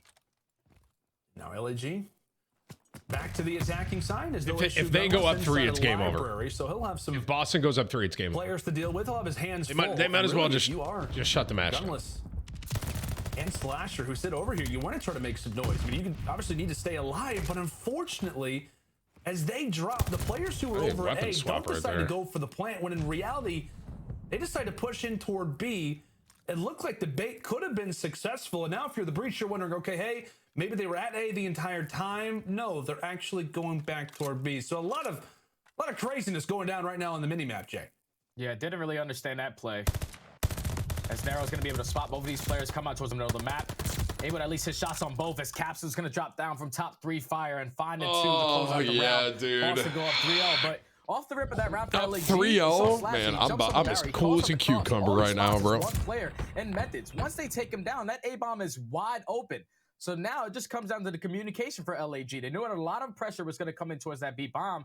But still, once you eliminate that one player at that A site, you have to get the bomb down. You do not need to rotate it back towards B and potentially lose gunfights. And that's exactly what happened there, as Boston once again were just able to pick them apart. These guys are professionals. 3-0's nothing. Right. Now up 3-0. Right. Yeah, great call, my friend. Right. Good one, guys. Unorthodox maneuver. I know all of you would love you would love nothing more than for LA to win this, truly, but unfortunately for you, that's not going to happen. As it will be a trade to start. We say goodbye to Nero and Gunless. But it's TJ ultimately who is able to plan it down. It's brought down low in terms of HP, but the nade not able to find. Boston's just really good at S&D, bro. And this setup is beautiful. They have TJ Halley, who's just sitting on bomb, making sure no players are going to be defusing. You have one player who's lost a late flank, and then Methods, who's the safety net, also watching middle map, able to at least take down one. So now with 25 seconds left, if you're LAG, you have to Toronto Ultra. What do you mean 1 and 8 is not good? Okay, 1 and 8 is better Makes it than into 1v2, but with 14 seconds left, there's no way LAG can win this round. This has just been a dominant game from Boston from start to finish, already up 4-0. And you just love, too, the positioning of Breach at the end, right? Methods just sitting over there for the top side of the warehouse, just like, yeah, Asim, if you even try to just touch the ball, Toronto Ultra, listen, bro. Digit, I'm going to be able to take you down. But like you said, my friend, 1 and 8, dude. Phenomenal setup. It's better than 0 and 9. 4 rounds to 0. 4-0, bro. LAG, they've got to wake up. No, they're done, dude. Yeah, they got to get back into this game, man. Hey, is there a mercy rule in S&D? VOD to work with when they played New York, so they have made every single adjustment possible. Guys, is there a mercy rule? Challenge. No one is getting overzealous. Everyone's just doing their job, and this has been a clean game 5 from this Boston roster. As they go back on the defensive side this time around, though, LAG, they're going to commit this bomb towards that B site. As Capsule is at least going to watch the cross for the time being. Straight for run is going to get Cap's got a streak, bro. Love that call. Huge. Right? Doesn't decide to bring out the sniper, but instead he died. Yeah, I was gonna say he's 100% dead on point. Off of the bomb. However, it does get planted. So for Breach, not as much the fact that got planted is actually kind of bad. 3 versus 3. Capsule decides to rock out that dead silence as he goes hunting for some kills. Again, the bomb planted in a position of which Gunless has a good line of sight to watch it. Cap threatening for the defuse, but Hook sits in another perspective. He's at least able to call it out. With only 8 HP. That was actually a really good grenade. The nade tossed out from Pierce, as now it's all on to Methods. Methods he's a legend. He clutches. Not a whole lot of time, and it will be a round for the Gorillas. Again, somewhat of a similar story to what we saw on that Tuscan search and destroy. LAG just by the narrowest of margins, able to escape with Tim, rounds. what were you saying? They get it done, and now they've shut got up, one on Whips. the board. God, And dude, that was all of great work out y'all. of LAG. They open up with the early first blood, Gunless on to TJ, but then once Asim This gets is taken fine. down by that streak, This is that totally opens up the bomb fine. site. If Gunless doesn't one hit that round main and at least takes down one, it's probably a totally different round right there. But huge nade coming in from Gunless to even up them numbers, make it a 2v2. He eventually gets traded, and then Slasher finds that kill. And with only 12 seconds left, Slasher knows he's been around the scene for quite some time. You just got to play the clock. Right now it's a mental game, bro. 1 to 4. That you got to like try to be mentally strong with that, bro. Very similar, but this is looking just like New York versus Boston. This time Boston are in command. Yeah, that game 5, right? New York came out swinging. Breach didn't have an answer, but now Boston. TJ got Gunless. Traded. 3-3. You got a trade to start off this round number 6. Come on, Cap. Cap's got it. Cap's kind of the. I feel like he's kind of the wild card, bro. Quite comfortable there in that small room. Wait. Cap. Not going to see him. Who knows? There's not just one player here, but there's in fact 2. Meanwhile, Nero takes down 2, so all this work from Hookah could be great, but he's got no teammate support, and they finally check the small room angle. Breach, it seems, can do no wrong. 5-1. They cannot, man. They cannot, and it's all on Nero right there. Like the entire time. It's a 3v1 all the way across the map. Nero was able to take down both of those players to eventually force it to be a 1v3, all left up to Hook, who is just basically playing patient in towards that A-bomb, waiting for the push to happen. But when you're in that position like Hook, and your teammates are dropping all the way across the map, can everyone finally agree it's done? All you have to do is play the trades on that B site, take down Nero, and then you can eventually jump back into the play to help Hook. But that's not what happens, man. Boston, they just win their gunfights. Nero goes huge across the map with that team. Hey, Whips, what were you saying, bro? 5-1, one round away from winning this series. And for Gorillas, again, you've been in this spot before. Obviously, they got to 3 rounds in the Tuscan, but we'll see what they can do now. I believe we did have for a moment. If you're so confident, tweet that they're winning this round exactly right what's now. going down. I'm not going to tweet that. Talking to each other, so we'll continue to talk about this next round coming up, but specifically. I already I doubled down already. Dude, listen, I made my guess. I said Boston. I doubled down during it when they were up 2-1. I doubled down. It's done, bro. It's done, guys. It's done. Toward A, Slasher and Gunless are making noise over, on the opposite side of the map, and even at the very least, both of them get taken down. Great, but you at least made some noise. You at least distracted the opponents. It just feels like in Search and Destroy up to this point, and so far through our 6 rounds in this Game 5 Search and Destroy, LAG just don't look connected. But maybe, who knows? This time for a brief little timeout, it could be the time that they need to regain and figure out some sort of a gameplay. Yeah, they definitely need to get back into this one, man, because Boston, they're just setting the tone. Yeah, they're setting the tone with their aggression. Like, just early into the game, Maybe Boston this are not will help. hesitating on any play calls that they want to get done. Like the fact that they're having one player consistently call out the cross, even though they had the numbers on the cross, they're still sending 2 players on that side of the map. They're playing super confident. They're playing so well as a team right now, playing for every single trade possible. And right now, if you're LAG, it's just slowly but surely starting to work these rounds as a unit. Like, nothing is working so far. Let's just 4-man hit A. Yeah, that's a good start. As Slasher gets picked apart off the rip, TJ, it feels good to be right, dude. Instant 3 versus 4 situation. In fact, Methods gets taken down. I feel like Boston has gotten every single entry, bro. Does get the plant down 2-2. successfully at A. TJ tosses the nade out.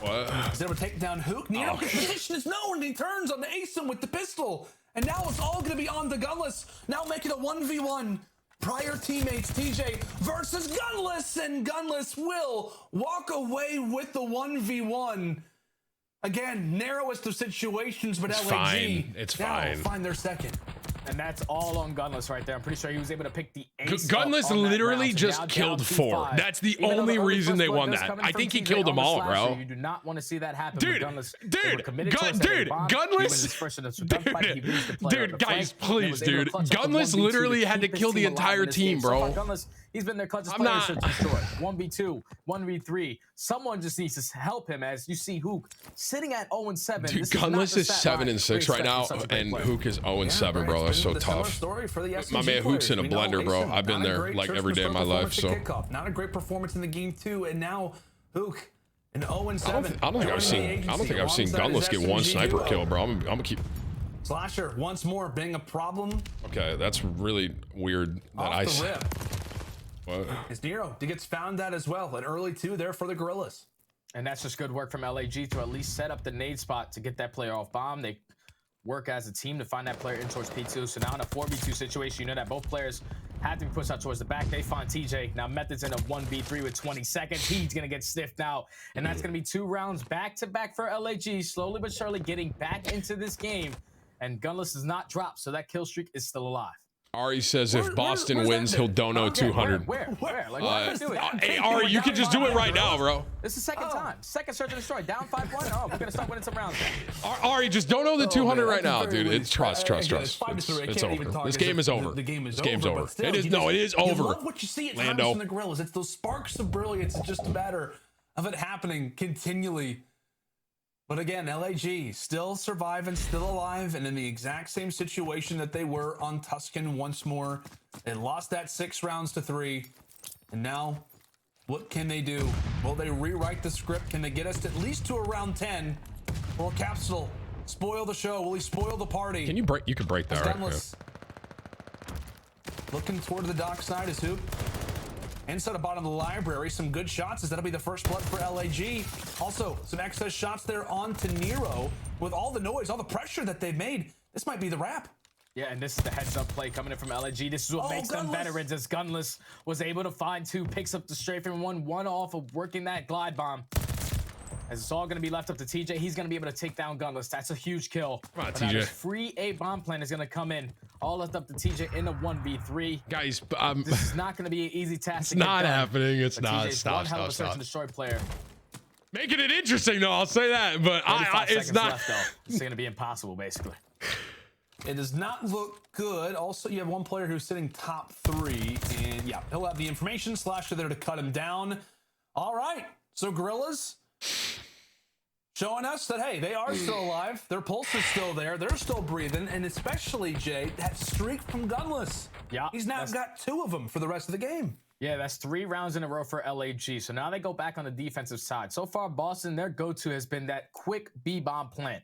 We saw the way that LAG were able to shut it down the first go around, get good team nades onto the player on site, and then eventually just full-on attack towards P2. But now they're down, still into this game, though. You see 2 players are going to be on a 3 spree. TJ Hallett trying to work his way up through middle broken. But this time, they're not going to allow Boston Breach to try to get a free A bomb plan, as Gunless is going to be that player still calling out the cross. Gunless, can he continue to be influential? And based off that slide and where the stun huge ends up coming in from Gunless, is right, bring it home right here, Boston. Let's go. So somewhat catching LAG off guard, the early plant and Cap. Huge. He wants to try to escape, jumps on through the street, and fortunately for him, Gunless was in the middle of repositioning himself. Gunless. Here comes the streak raining in from the skies. It does gain some information. They got so at him. least LAG will have that to work off of. The heads-up play coming in This from game, the it's vet broken. and It's Methods. over. Takes down Hoop from Boston the back. wins. Meanwhile, it's TJ, the other veteran, taking down Slasher. Gunless inside of the point, trying to stay alive. He's got the sniper. He gets picked apart as well. And now it's all on to Asim. Say Are you guys goodnight done to now? him as the Breach. Are you done? You're a jinx, you're a curse, everything you pick. It's over. All right, thank you. Their first official win. Boston up to 8. All of you guys are screenshot stuff. Screenshot this. Congratulations to them. As LAG, they send it the distance. They get us to guys get game that? 5. But the S You guys get that? dominance, at least early on from the Breach, continue to be the story here, Jay. Hang on, I have to go AFK 1 second. They just got the job done. And let's bring in Ali, let's bring in Nameless, so we can all discuss this, because that was an insane match, man. The way Your that Boston jinx were able to make record these is looking adjustments like the on Dallas that game number Cowboys 5, record. that was beautiful. Straight textbook. Like the fact that their offensive pushes were so beautiful towards that B-bomb every single time, and LAG simply didn't have an answer for it for 3 offensive rounds. You got to tip it to them, because these young players, they've been putting in work, and it definitely showed in that game 5. Yeah, I mean, that was a crazy series, first of all. Boston always giving us these game 5 just bangers, but going all the way to that. I mean, in that search and destroy, I liked what I saw out of Boston. Honestly, in both search and destroys, they would take full map control literally every single round. And even think back to that Tuscan, Capsule was getting pushed up, picking up those first bloods at any moment when he wanted. They look good in search and destroy, Alex. They've seriously polished their search and destroy since we originally saw them in Kickoff Classic. Not to mention the fact that LAG, not even once, Jay said it twice, started to come back, and we're all like, oh, okay, they're getting nervous. Round 5. They only need 1 more to win, but they ended up closing it out. LAG, Gunless had both of those streaks, but one of my biggest gripes that you will continue to hear me say throughout the season is that I hate when teams play around the streaks. The streak should work with the play, not make the play around the streaks. And I feel like that's exactly what LAG did with Gunless's streaks on B Street, and that's what ended up losing them the round. Yeah, absolutely. And without question, obviously, LAG, that has to be the primary focus. Is you guys are real quiet right now. My timeline. Forward, but they also should have won that control. They lost back-to-back defenses. That's unacceptable. Lando, talk to me a little bit about that control and what you saw. Yeah, I mean, like we said, we saw this exact same story when it came down to the Kickoff Classic versus the New York Subliners. They were going to be in that round 5 situation. We had that unfortunate restart. My mentions, bro, they're so quiet. Hello? Attack, the dominance that they had, but specifically to me, the entire story of that control came down to Big Cap, right? It came down to Capsule, his play to go on the spree, his ability to stay inside I'm not a curse. I'm not a jinx. All right, y'all are real quiet. All right. Control. Because I forget, we were calling it out. He was like 9-24, triple negative. Yeah, he wasn't playing great. At least gets close to positive toward the end. An incredible spree from the young man to close out that control that, like you said, Nameless, did not look at all like it was going to go their way. Yeah, absolutely. And, you know, watching that control, I mean, there are multiple times where I Yeah, thought yeah, LAG was 1 just and throwing their 8. lives away Ari too much, Dono trying to 200 save and the said boat. GG. And it's Thank just, you, at some Ari. point, you have Thank to you. concede Hey, that well player life played and and just good play the game, defense buddy. and stop them from getting over towards B. But talking a little bit about the Boston breach and what we Hey saw. man, at least listen. on that Y'all are saying 1 and 8, nothing to be happy about. Listen, bro, it's all the proof here. For one, I think I'm 1 and 9 technically, and for two, the whole point is I said that Boston was going to win, and Boston won. Okay. Thank you. Really shine. We saw that in the control. We saw that in the hard point, and we saw it here. I am happy as can be right now, bro. Able to close it out. Big ups to Cap as well. I think he loves Berlin. Yeah, I think so. I think I need to ask him that later because he has that apiece at debut, and then he goes, geez, I think it was like 7-2 in Game 5. Yeah, I mean, the guy was just popping off. He's obviously an extremely integral player on this roster, and even going up against a team in LAG who at times had 4 ARs out in some of the respawns. Yeah, he had a sub the entire time, and the man was popping off. Jay, talk to me a little bit about TJ Halley because he had a so just so I'm clear here too, bro. If New York loses this, it's not my fault, right? Y'all agree? If New York somehow loses, bro, imagine Boston and New York win. That's crazy. Yo, did you see what London tweeted, bro? Dude, London Royal Ravens. This is savage. He goes, wait, the Tim curse might not exist in Call of Duty. Does this just mean Florida is bad? Question mark. He is now a veteran on this team. That was kind of savage, bro. What you used to do, and that's exactly what he did in that series. Kept it consistent in Search and Destroy, which is his bread and butter. But then also with that AR Nagavutu, turns up right alongside Capsule, and just gets the job done. Absolutely, and it's got to feel good to get that first W in on the season for the Boston Breach. And for you, Allie, looking at Boston Breach and going forward, do you think that they're going to be able to get to that top 4 status? Top 4 is pushing it. We have such an incredible roster lineup in the CDL teams this year. I mean, in New York and in FaZe and Ultra. Maybe it's possible. I think the ceiling is really good. high. Boston look good, dude. Everybody middle of the pack right now. They're kind of demons in T5, T6 for me right now, but it's incredibly possible with the ceiling they have. Okay, Landos, what's a satisfactory placing for this team at the end of Major 1 when it's all said and done? What do you think this team would be happy with? You know, obviously for the players, it's always going to be different. You know, it's always like win or bust. Or I think for them, like they'd be super happy with top 4. But to be totally honest with you, I think to be really happy with the Boston Breach, I think anywhere from 6 to 5 to 4, like anywhere in that range, I would be really happy with this team. As Ali mentioned, I mean, the level of talent that we've got right now in the league is unbelievable. But I will say, Boston, the way that they were able to dominate in those search and destroys, granted versus this LAG team that really just some guy don't know about LA or Cincinnati for the Super Bowl. I already made my statement. The Rams are going to win. They have home field advantage and they're playing really well. And Rams defense is insane. So I already made my prediction about the Super Bowl. Rams are going to win, bro. I think this team really is going to be about the hard points throughout the remainder of the season. If they can be consistent in that mode, continue to be solid in control, and overall perform like they did in the search and destroys, I think they've got themselves a very well and complete roster. But again, I would be very happy for them to be in that upper 6 in general, but anywhere from that point on would just make me a much happier camper or a bigger Boston fan. Well, For Boston, me, turn up so we can I don't really Lando think that happy. Boston are going to be able to do that. I don't think Boston are going to be able to consistently get top 4 as the season goes on. I feel like this is a team that's going to be around the middle of the pack all year long, but I feel like for them at the end of Major 1, they're probably going to get a top 8. It's because all these teams are going to start practicing, start polishing. Like Atlanta FaZe, there's no way they're going to look as bad as they did at kickoff going into the major. I feel like for this team, since it's such a young roster, top 8, at least for the first major, is where they're going to be. Well, we've been talking about Capsule. Let's check out some of his stats from that series. And the guy's been lighting it up. I mean, we've been expecting this guy to continue to fry, to continue to go off. And from what we've seen, I mean, non-traded kill percentage, 80%, Allie. And total engagement, 211. This guy is 211. flying across the map. Dude, 1.11 KD ratio. Again, we're talking about them going up against a team like LAG, which in conversation wasn't expected to due to incredible, but in hardpoint, there's still a lot of incredible players to go up against. I mean, gun skill across the board, Gunless and Kyler especially. So for him to show up this much, I'm excited to see what he does with the rest of the year. Well, welcome to our Game Fuel Victory Spotlight. Capsule, congrats on the W. And I want to talk to you a little bit, man. So what's practice been like headed into the season? What was the primary focus after opening weekend? Obviously, like our hardpoint today, we played really sloppy. we should have closed it down. But honestly, our main focus leading up to this match was S&D. Yeah. And as our S&D in the kickoff was really bad on our end, like it looked like we didn't know what we were doing, and then we just focused on that, and we played really good today in the S&D. You did. You guys slammed it in S&D, and honestly, I have to ask this question: is Berlin your favorite map? I mean, is that your favorite one going into 8 piece on debut, and then that S&D? How old is Cap, bro? He looks so young, man. Maybe I'm just old. Yeah, I mean, honestly, like Berlin is my map. It's your map. I slap your name on it, dude. That's going to be vetoed from here on out. I hope you're prepared. Yeah, you've been frying on that map, Cap. But I also have another question for you. I just asked Lando and Study where they would think you guys would place towards the end of Major 19? One. Yeah, he's so mad as a young, realistic bro. expectation, where do you see your team when Major 1 is said and done? Done. I see us getting top 6. Okay. At least.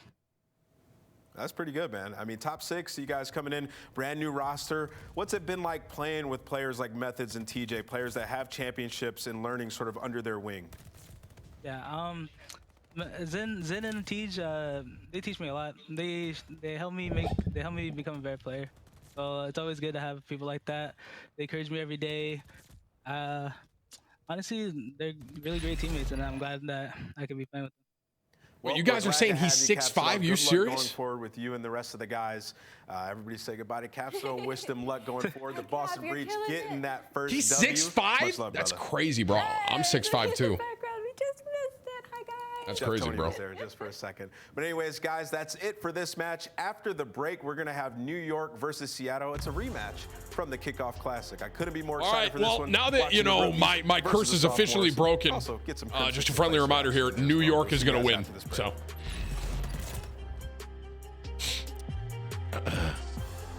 just a friendly reminder, dude. Guys,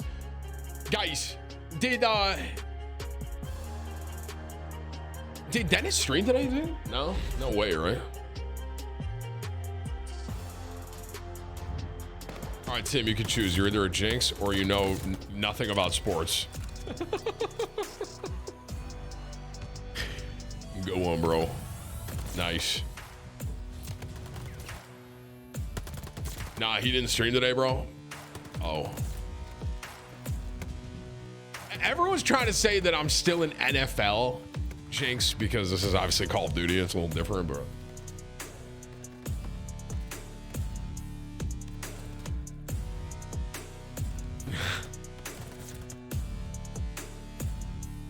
Can I get another W spam in the chat for Call of Duty League and CDL and sponsoring this stream? By the way, this is a friendly reminder here.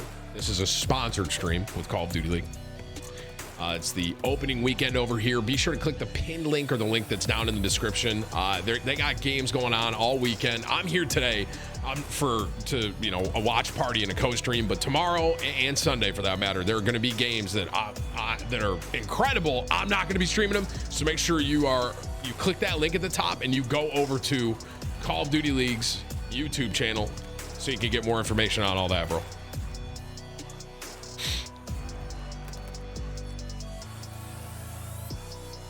We got one more. And this is honestly, to be completely honest with you, this is the game I was most excited for, to see New York against Seattle. Krim and Clay, I mean, those are two like Call of Duty, I call them Call of Duty like godfathers. And I'm really excited to see New York win this, bro.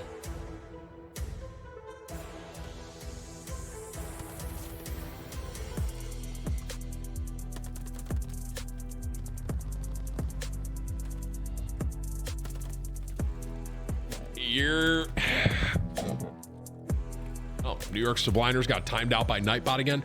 Hey, Subliners, bro. Listen, you can't spam a lot of capital text one after the other, okay? That's why you keep getting rocked by Nightbot, dude.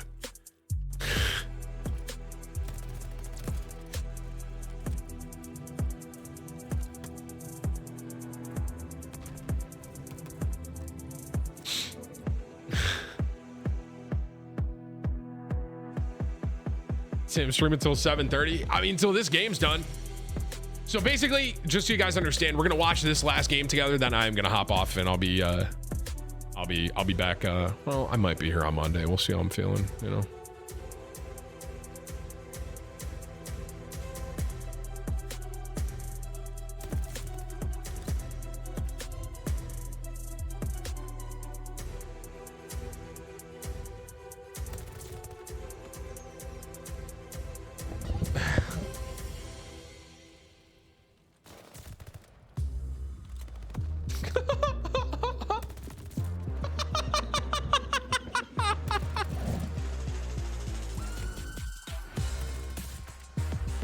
Hello. Hey, guys. Howdy.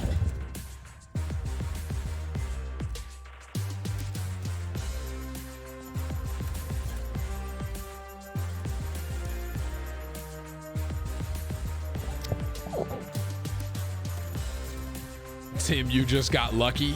Right. Yeah, I knew people were going to be like, a broken clock is right twice a day.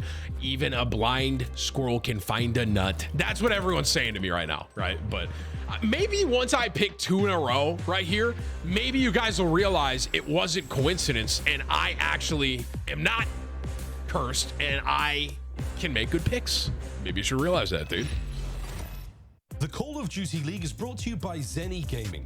Armor your eyes with Block's gaming glasses starting at $24 by visiting zenny.com/CDL. Y'all think too small, I got big dreams. You just starting, I'm way ahead at the end scenes. Started reading and dodging all of the quick schemes. Money like your Spotify, boy, I got 10 streams. And I'm still looking for more. My people, they got a soul. I'm putting that fire video, bro. Just kicking down all the doors. Guarantee you, boy, fast forward. It's gotta be real big. I gotta make it just for my kids and for their kids. It's kids that's wealth years and years. Man, Clay looking fresh, bro. Finish this big, we finna do it bigger than anybody ever did. The odds is real big. Jobs that's real big. Satan trying a little, my God is real big. Stayed up on the grind on the cars is real big. I gotta do it big. The only way that I can live. Yo, production value though was kind of lit. Welcome back to CDL Open. That was kind of lit, NYSL. 2 matches in with one absolute banger to go. Allie, how you feeling? I'm doing great. I just saw Chris 6 on the money, guys. Dude, Yeah, the CL teams have been knocking the content out of the park this year. Well, it's not just me and Allie. We also have Miles and Chance. Let's bring the boys back on in. And we got a, what do you call it, Miles? A humdinger ahead of us. New York. It's going to be it's going to be a humdinger. It's going to be an absolute hoot. This is going to be dope. We're running it back, man. I mean, this was a great series to watch at Kickoff Classic. Now everyone's had a little bit of time to get some homework done. This should be about. Absolutely. Now, talking about New York a little bit, this is a star-studded roster, Chance. If you had to pick one player to be the X Factor, though, who is it? It's gonna be Neptune, right? Like 100% the X factor for the squad. If he's popping off, everyone is gonna be wheeling and dealing. At the same time, though, it might even be a map-specific thing, right? We go to Bocage, and that's where Crim6 started frying as well with the extra SMG. But I think Neptune is the key guy. When you have that extra SMG, having that success, that means you're gonna be good to go. Well, Allie, talk to me a little bit about the game fuel keys to victory for the New York Subliners. Well, they got to keep finding trades. 36% traded death percentage in the hardpoint ranks. They place second out of all 12 of our teams. So as long as they keep finding those trades and playing together, I feel like the chem in this team, they've been gelling really well and execute defensively in S&D. 65% of offensive win rate versus a 32% defensive win rate. So maybe a little too over-aggressive in that defense, guys. Maybe play a little bit more patient in back and wait for the kills to come to you. Study the VOD and use prior knowledge. Lost 3-1 versus Seattle at the Kickoff Classic. Now we're heading to this official map, so maybe hopefully they can win map vetoes. Absolutely, map vetoes are certainly going to be very important. And looking at this New York roster, the 2 absolute slayer SMGs, 2 AR players, and a flex player in Crim, who honestly was lighting it up at the Kickoff Classic. Miles, when you look at Crim6, he has been inconsistent in the last couple of years, but in this game so far, he's looked great. Yeah, he has looked really good so far. I mean, Porter, he was tweeting about it a long while back about like, I might be the guy with the MP40, and he really did look super strong. So it's impressive to see Crim, who's been around for a long time. He is, in many players' eyes, in many fans' eyes, he is the one true GOAT. You know, he's been around the longest. He's got the most dude, wins. how He's the long man. has Crim been Can playing? He bring that today? Competitive Call of Duty. Like, this is the perfect tale of like from the beginning. Old guy who's been doing it a long time. He's the GOAT, and then there's these new kids who are so hungry for that title, so hungry to prove themselves. We'll see if he can keep it up against the young'uns. Well, absolutely. I think it's time for you guys to take it away, Miles and Chance. Enjoy yourselves and have a good match. Oh, we will enjoy ourselves. This is going to be an absolute treat. Chance again. We'll run it back. Kickoff classic 3-1 to Seattle. He's like right there with Scump, I think, bro. A very, very different look to that series overall. Tusk's going to start things off. Bocage, Search and Destroy would be a lot of fun for that game too. And then we go back to the rainy shores of Gavutu for that control game. Chance, we go in the distance here today. Looking at the map bans, how do you feel? Well, look, the Tuscan hardpoint is a running back. Seattle, they beat them 250 to 200 last time they played, so pretty close game. Seattle had the edge. Gavutu controlled, though. It was dominant from Seattle. They've not lost a round of a single one. They are winning on offense. They are destroying. All right, ladies and gentlemen, defense, so this will actually be good.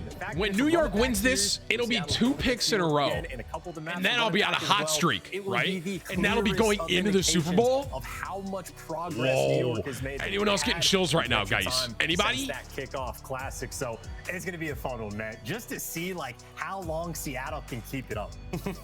I mean, Ultra, clearly the front runners in the control department. They managed to dethrone them, but we'll see. We'll get to that when we get to that. But first and foremost, Tuscan, the beautiful burning Italian countryside will be the home of our first match, and here we go. NYSL, Seattle Surge, playing for sweet old points here in the Call of Duty League. And we'll see just how this one plays. Chance again. Optic Texas Major, not too far away. We cannot wait. And clearly, North New York Subliners, early time goes Chad, who would you say the best player on Seattle is? Setup they have as well, right? Clays are chilling in the middle of the map. His teammates are responsible for the rest. I know more about the New York team than Seattle, to be honest. The opening and the call out maybe just comes a little bit too late. So Seattle there just to keep them at bay. And this is perfect, man. Like, almost always the team responds from the left side will win that initial opening break, but Seattle doing a job making the break on the point and controlling the rest of the map. Even Sib down low, he's responsible for dealing with the guys trying to go on those flanks to break spawn. So Seattle, they cover their bases, they win all the gunfights. Admittedly,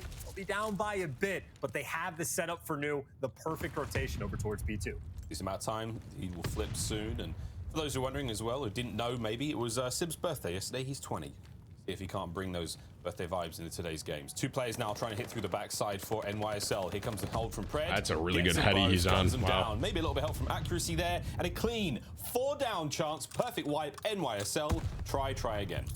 And look at the setup, by the way. Pred, he's moving up the map. So now if NYSL players start to fall, they're going to end up spawning in the back. This is exactly what Seattle wants to actually have happen. Give up those back spawns. You don't want to give up control of the point, though. You got to be fair to the swarm, but you want to make sure that you're set up for the rotation. They're handling it perfectly. Max there for the clearance. And again, they are just trying to manipulate those spawns and make sure that they're set up for new.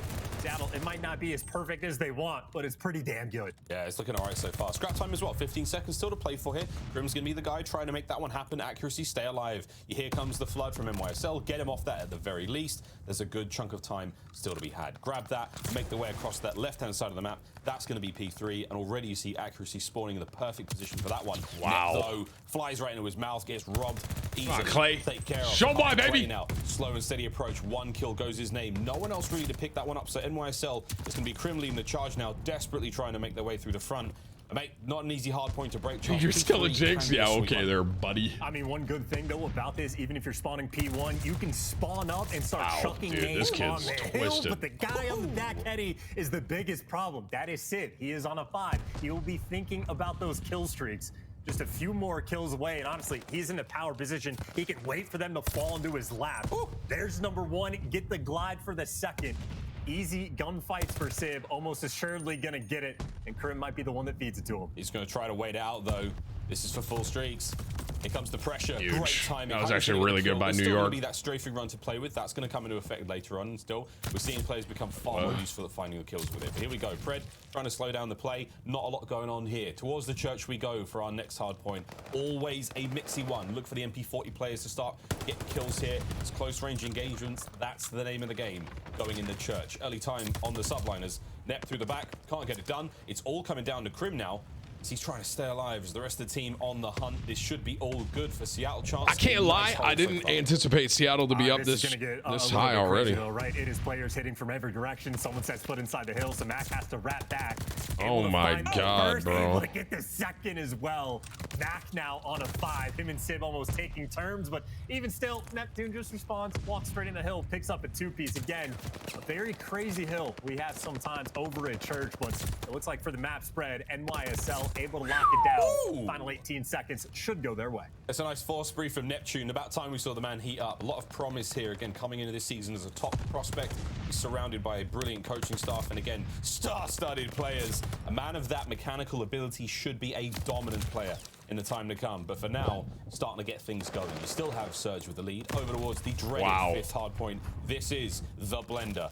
Check out for the nades. All about flying in those little windows. No one survives for very long. We'll see if they can get any kills here. And chance, I mean, look, it's going to be crazy. But let's go for a New York subliners. Listen in to see how they break it. Middle Mac dead. Let's go. I don't see bottom. Bottom on me, Tim. Yeah, bottom. There's two there. 2v2. Yeah, we got. Yeah, I'm working bottom. Yeah, playing faster. I spawn roof. They're still spawning out. He's making you. I'm in there. Their door. Wow, dude, this point is so hard to take. Fred their door, one in their bottom got me, bro. Rotate. Yeah, we're good. Yo, Paco and Travis, calm down. One's mid, Fred. They're gonna probably watch be here. Another one underbroken. Lamar, watch out. Another broken back.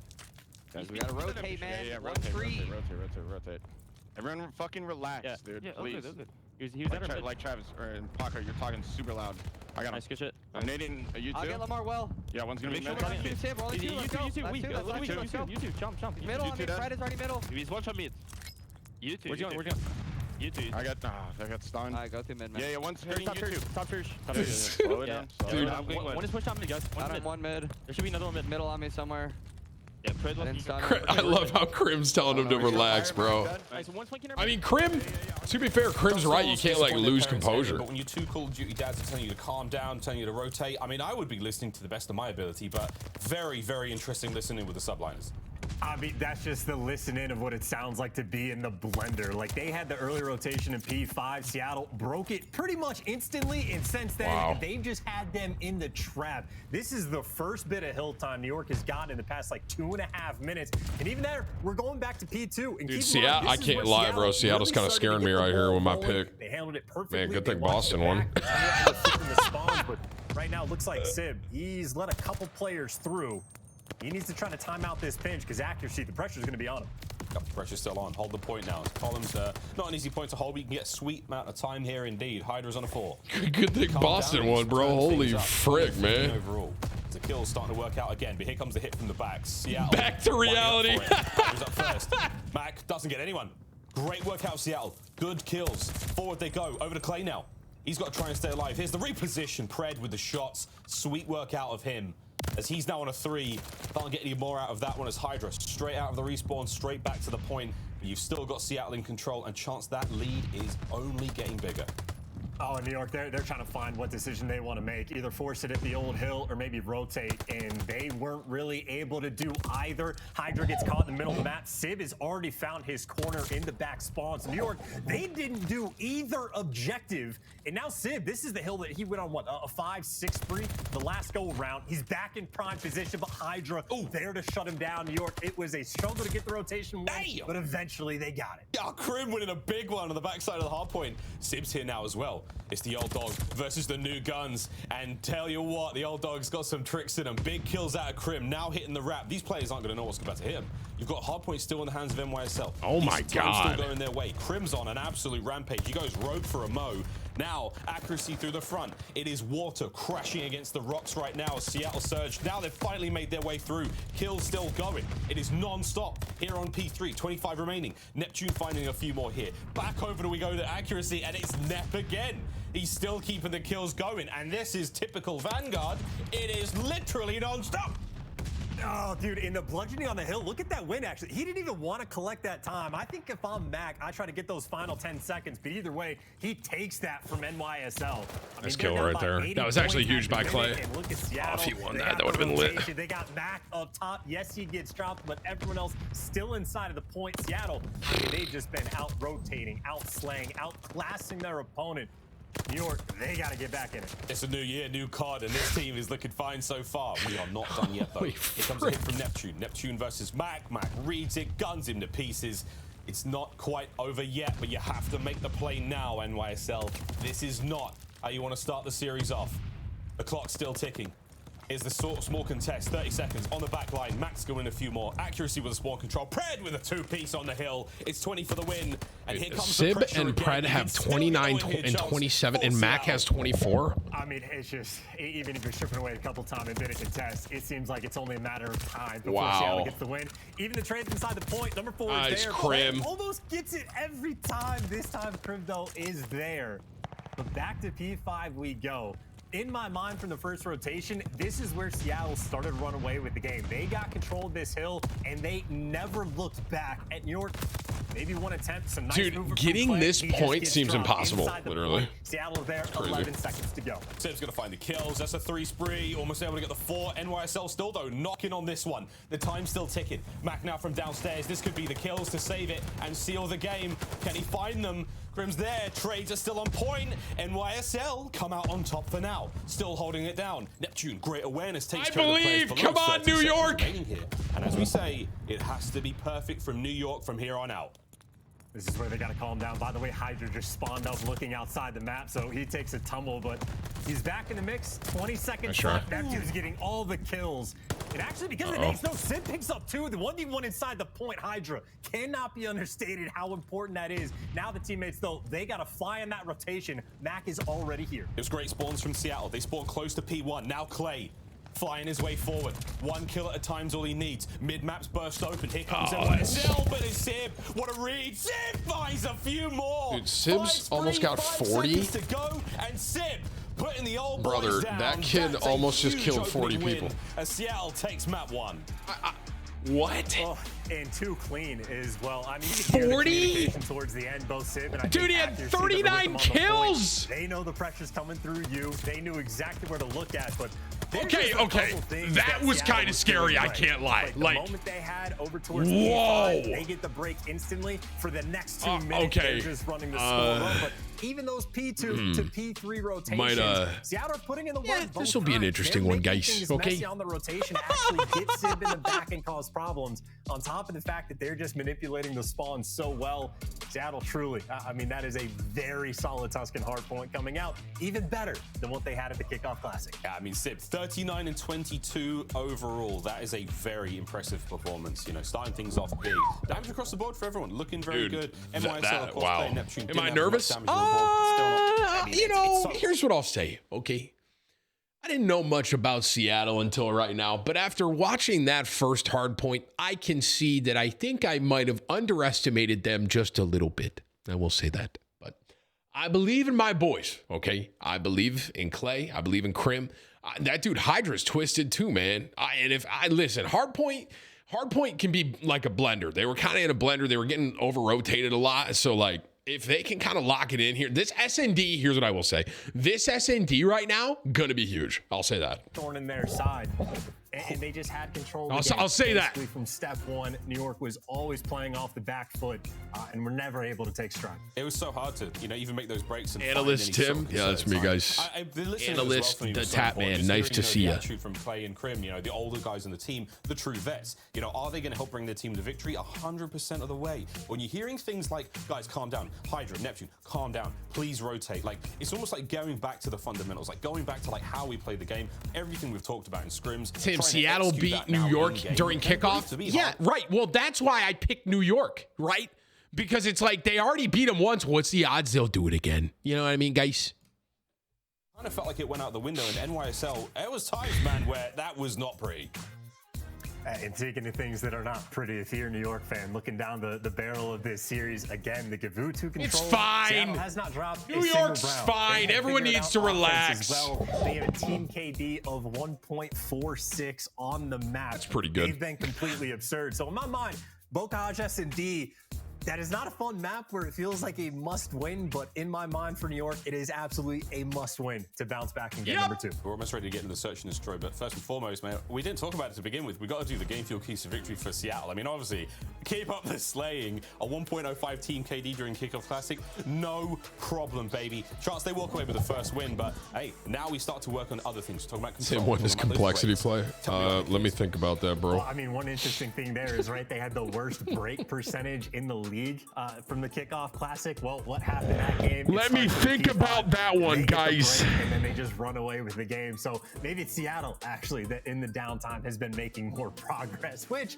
for the rest of the league potentially could be a scary sight. But again, even for that map 3, the control, they've been dominant. Haven't lost a single round on Gavutu. I will say it every time because it's an impressive stat.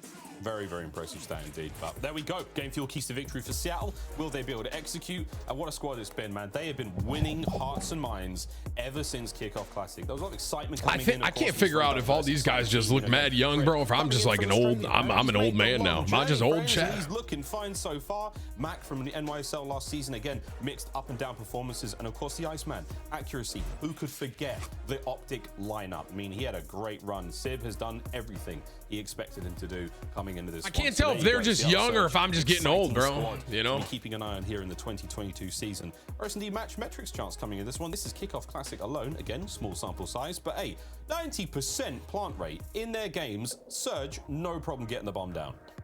Now, one of the biggest things about that stat, though, right, is Seattle has played a lot of Tuscan, and Tuscan is a map where you can get the bomb planted on A almost on command, so it's definitely more of a map-specific thing, and I think what we've learned from Bokaj search so far, very 50-50. Like offense, defense, it almost doesn't make a difference. A lot of rounds do play out sort of like TDM, but one interesting thing to note is this is the first time we have seen Bokaj, and this is like for anyone in the competitive scene, played with Silent Plant and Silent Diffuse. This has very much been a map, especially around that A site. You're just playing for the audio cue of when they're planning, when they're diffusing. You can sit almost anywhere in Grandma's and hear both sites. Like, now that we don't have that, the map is going to play radically different. And it should be the first time either of these teams have even played with that setting. So always a fun time in the CDL. You got to make those constant adjustments. This is going to be really interesting. I mean, Chucks, you breaking that down, let us know. I was aggressively chef's kissing off camera there. Let's find out. How Bokaj Listen, this is in my opinion, this is must win for New York here, bro. They got to show up. Aggressive opener. This is where Crim and Clay can show their experience. You know what I mean? Eyes on players. Mac's going to be the player inside bottom. Hey, Nep's backing up Clay. As we're hoping to find that opening kill. Again, Bokaj, fast and furious indeed. Trade central. Huge. Oof, it's tense. Crim. That's that first blood. Accuracy from top Grandmas. Cooking up something special. 1 minute to go. And it sort of looks like New York are potentially setting up for rotation over towards B, but this is still a ton of map control, right? Obviously, accuracy in the power position. But number one, Sib is there as well, ready for the fight. This kid, bro. Able to even up the odds at a 3 versus 3, and Sib, he's going to have another one Riverside. Oh my God. Finds him, takes him down, one legend after the other, and it's Neptune for the 1v3. He's been putting in the work, grinding out search and destroy, but just gets caught instantly. Seattle get the round win off the back of Sid. He's been putting in the work. Oh my gosh. Okay. Man, he's locked in as well. I think the viewer count is glitching. It keeps going from 20K to 33. No, people just keep leaving and coming back really quick. Special, but Sib's bringing the same. Been doing it all day. I don't know what's going on, guys. I don't know. Again, out of Seattle Surge. Neptune unfortunately caught in the end there. The potential was there for that 1v3. But still, slows everything down. And Bokaj, no one's got a bomb down yet. So those kills go through, and very, very different look this time. Seattle. Huge. Going forward towards A. Nice, Clay. Let's go, baby. And here comes potentially a very fast one. That's a great angle from Clay, by the way, for the first blood. Like, that's almost one I want to go back and rewatch if possible. But hey, bomb planted. It's a 3v4, but there's still potential, and there's the pick that they need. Accuracy, even things up at a 3 versus 3. And while he gets taken down, it's Mac near the site and Pred trying to make a play. Neptune eyes on the back. Pred, number 4 on the minimap now, making his way through Grandma's, and here we go. Dead silence popped. He's going to be moving quietly. Will they manage to find it? No, Pred does get in. There's one. Back over to versus Neptune now on the bomb. Slides in, cut down once again, all on a Pred. 15 seconds. Already Neptune's on the bomb. Huge. Makes a tap, gets the kill. They've got the time. Did he get it? Great play from He Neptune. got it, right? Heads up moment there. He was diffusing for a second, leaps off, finds the kill. Crim's there just in case. But if Nep loses that fight chance, that round's done. Seattle go up again. Clay definitely could have been spicy, but just Clay killing Sib right there was huge, bro. New York subliners, At right? the very Clay beginning. has the great angle for the first blood. Pred, after he finds the kill, he gets traded eventually. And even Mac, once he's a little bit trigger happy on the guy on site, the coordination was there from the subliner. So solid 7.5 to defuse, got it. Defensive rounds it looks like for a map that normally plays 50-50. Things are changing all the time, brother. All the time. Here we go. You never know. Yeah, you really do never know, especially with this league. Here we go. Playing quite aggressive this time round. Bombing towards A for subliners. Play's about to run into the whole squad, and he does. Puts him down fast at that range with the MP40. Not a whole lot he could have done. With that opening pick, Seattle can basically do whatever they want now on defense. They're playing this slow, waiting for NYSL to make the move, and it's not going to be easy, Chance. Seattle might be geniuses, by the way. I think they just had every player hide behind the wall, wait for the stuns to hit, and then they double pushed it out. So that's some big brain stuff. I think that might have been what they were going for, and that is translated into a 4 versus 2. Seattle just in the driver's seat, in full control. Nobody overcommitting. Fred was loud, though. He did slide Neptune looking for the kill, and he finds it. Ooh. But even then, the trades are still there. A good trade still. That was Hydra. Oh, wow. Look at his way! Mac. Seattle's no joke, bro. Holy frick, all these guys got shots. Calm pop off from the rest of the team. But man, that was an opportunity for a few there. Doesn't quite go his way. Me and chat been enjoying the matches. Guys, Call of Duty League is asking if we've been enjoying the matches. Everyone say a smiley face and say, yep, sure have, Call of Duty League. No, these have been really good, honestly. And if I'm honest with you, I was most excited for this game, and I think I underestimated Seattle. I called New York here. I'm just glad Boston won and broke my, broke my purse. I'll say that. Gets nothing, and all of a sudden 2 people in his face. Because I think I underestimated New York. I mean Seattle. Oh. Express delivery there from Crim 6. 2-2 here, delivered. maybe. They're up to 4-3 already. Fences. Destructible cover helps quite a lot here in Vanguard. 1 or 2 bullets gives you a very, very decent opening to make a cheeky play. Now the slow and steady assault towards the bomb site. Hydra. Great defensive work. 4-2, huge round. Let's go, boys. Everyone type New York Poggers. Oh my God, clean sweep. Gets caught. The teamwork is there as well. Crim 6 had help with the gunfight. Imagine Pred 1v4. Gets one, but finds himself in a 1 versus 4. I don't think we've had a 1v4 this year. Admittedly, not a ton of maps played, but yeah, but imagine though. Pred giving it the old Aussie try. He is. He's going for it. He's going to be spotted here, surely. Oh, maybe not. He might. Oh, definitely not. No. They're giving up the plant for free, for sure. Well, they're holding A pretty tight. And Pred, he's got 20+ seconds now to work with. They could see something here. Forward Pred goes. It was almost there. It is all for naught. Clay. Yo, but imagine though. Good spot. NYSL secure it. And surely, mate, it was a technical 1v4. No way does NYSL let a round like that go. No, I mean, the only way that'd be possible is if like someone overcommits or get caught out, but they had a very tight setup. They stuck to it again. They would have been very happy to get the bomb plan up over towards B because, I mean, what? Clay could lock down the back instantly. Someone's there to check the tunnel. Right, 2-2. As soon as you know he's not coming through one of those, like you could just cut the map off so quickly. But again, for New York, their success has just been finding the picks. In Seattle, mixing things up on defense. Last time they sort of tripled up over towards outer A. This time a little bit more pressure towards the river, and I think Sid's in an interesting spot. But Crim, he finds him for the first blood, or bro, Sid how does Crim lose that? So hard to kill. And how good that kid is? Oh my God! Someone in this room tags up with a nade. Homie, that was crazy. On the outside, Clay's finding those kills now. Net looking to keep the back safe, but once again, it's a pinch now. As Pred's now making his way forward. Backside cleaned up. Clay finds a few more kills, and it's another 1v4 or 1v3 or Pred. Clay finds his 3rd of the round. Holy! See you, brother. Okay, Pred just erased Clay so fast.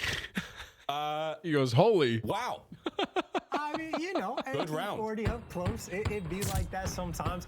I will say, though, I think New York has done a very good job of just coordinating, like, stuns and nades, right? Even though Crim doesn't get the first blood, they somehow were able to sniff out that Sid was playing in that corner, I assume, based off stuns. And even though Crim dies, a nade lands right at his feet. I think every single round, New York has been very calculated with the utility that they have. And has at least been a portion of the reason of their success. Admittedly, Clay getting 2 last round didn't hurt. Accuracy, oh my word, they almost lined up for him. Here come the stuns and nades. Wow, dude, that is a fast plant. Holy frick. Bails, runs on out. Quick plant there from Seattle. Here comes the fast counterattack, and NYSL are wasting no time. Here they come. Through the back, they're stacked up over by the tanks. Any kills? No. Sib. Huge. Hydra finds one. Fast trades in and about. But maybe. Jump on that bomb. So nice. Make any noise. Crim with the coverage. Hydra through front. Oh my goodness, it's getting ugly. Crim finds a team kill in there. 1v1. Accuracy versus Crim, 20 seconds. Crim killed Hydra, bro. You've got to go, man. You have to find the kill. 1v1 in mid-map. Accuracy's burning time. Oh, he's playing with him. Can Crim make it? Is it enough time? Crim, is it? I didn't see. Half a second. Half a second is all he needed. Wow. And he would have been able to get the fuse. Dude, that team kill. Accuracy, veteran plays. Half a second purchase there. Seals the round. Wow. Yo, what a good try from Crim, though. Good God. Sprinting at him. Just no fear. No F's given at all from Crim 6. I mean, wide out in the open, taking the gunfight on Accuracy. And obviously, the only play he had was to go and hunt him down. And honestly, just at the end, nice finesse from Accuracy just to buy that. 3-3. This is a really close S&D, bro. Crim might be the fastest player in the game. Porterhouse. Very nimble. Nice angle from Accuracy there. Tagged up by Crim. I mean, that was a great round to watch. Spicy one here on Bocage. 3-3. Sib's playing this slow. Very small line of sight to work with there, just to make sure he sees the cross, and definitely saw Clay's little red diamond. Here we go. The play towards A, slowly but surely. Wow. Opening kill from Sib. You just catch him as soon as he's throwing the nade. All of a sudden, 2 versus 4. Glaciers on the back tank and Hydra. That timing was crazy, bro. The timing, though, not great. And now it's Clayster and a 1 versus 4. There's the first. 3 more to go. The second almost I thought he almost won that, bro. Yo, imagine if Clay 1v4. That'd be crazy. 2 HP in a dream. That's all Pred cares about. And that was almost that. That was almost costly. That could have been a different round. Yeah, that was a 4 HP. Wow. Clay making a good effort over there. And I don't want to say it, but it just feels like Hydra's getting averaged. He's getting wiped out in really awkward situations almost every round. Whereas Neptune getting caught cooking nades. We've seen that happen a few times now. Hydra's getting just caught running into things. Like, it's happening a lot. And that seems to be costing them. He's having a... Tim, I can't hear you. Guys, my curse has already been broken, okay? Please. Another round. Here we go, mate. I would like to see New York win this, though. And they were my pick. Should be the target here back for to reality. Seattle, but we'll see how the defenders work it. Hydra's actually in a pretty good spot. He's able to get a bit of map control, and he should be able to actually spot those players going into A. The problem for Hydra, number 2 could eventually flake him, but the information's there. Neptune looking for a stun kill, or a nade kill, excuse me. Can't find it, and the bomb goes down. Bomb goes down, slides through. Max there on the defense. Good shots. Once again, gets 2. Unbelievable work out of Mackenzie, the melter himself. Guys, what do you mean 1 pick? Here comes another one. Pred wins it again. How does 1 pick not win the curse, bro? Takes down Accuracy. Here comes the fast trader from I Seattle. broke the curse. Not let those kills get away. Seattle with another great round. Mac with a ridiculous 2-piece on bomb. And I think he might have gotten the ace as well. I'm not sure if he picks up the final kill. He does. That is 4 in a row for Mac Melts. By the way, after the Kickoff Classic, I don't know if I said it earlier, but he had the 3rd highest overall kills per round. So he was popping off in S&D, had like a 1. I'm about to be 1 for 10 in the game mode. Yeah, well, I still got 1, guys. Everyone remember that while you go to bed tonight. And ready for the gunfights. This nice little nerd spot to put Seattle up 5-3. Love a nerd spot. Match point. A hit fast though. Oh wow. Mac feeling himself, maybe a little too much, flies forward. Accuracy's got pick of the litter there. He saw many names. Will he be able to take Neptune with him? 9 HP now, tagged up heavily. Hydra, finish the job, end him. He's upstairs, you know he is. Downstairs on the bomb site, Neptune wins 1. Hydra, will he be able to help out now as the fast rotation comes through, but he's just been juked by Accuracy, who's slipped on through. He's on the bomb now. The sneaky Accuracy. Any more to be had? No. Come on, New York. God. How did he get away with it that long? I believe. I respect the effort. He was going for. Let me get an I believe, guys. If you believe that New York can bring this back, everyone, come on. Sometime, but whoever it was turned just enough. But that's a good try. Come on, guys. We can do this. 1v4s go, but Seattle, I think they had won 4 rounds in a row, if I remember correctly. New York finally able to kill that momentum, but maybe some nerves setting in for the team. Because again, back against the wall, this is a must-win map for them. Gavutu is not the place where you want to go against Seattle if you're down 2-0. No, not at all. And I will say that hangnails have been the bane of many Call of Duty pros this season already, including his teammate Neptune. So I'd watch out for that one. But a nice opening blood from Crim. Takes care of Mac. That point for Seattle still. This is a nice opening here from NYSL. Can they find any more here? Sid with the bomb recovery. Clayster's ears are ringing. Oh, no. Up down there by Pred once again. The Australian assassin strikes once more. Back at it we go. Chance 3v3. Oh, Krim gets caught as well. You got accuracy making plays. And Hydra, he's in the middle of all this action. And that bomb not committing to either site.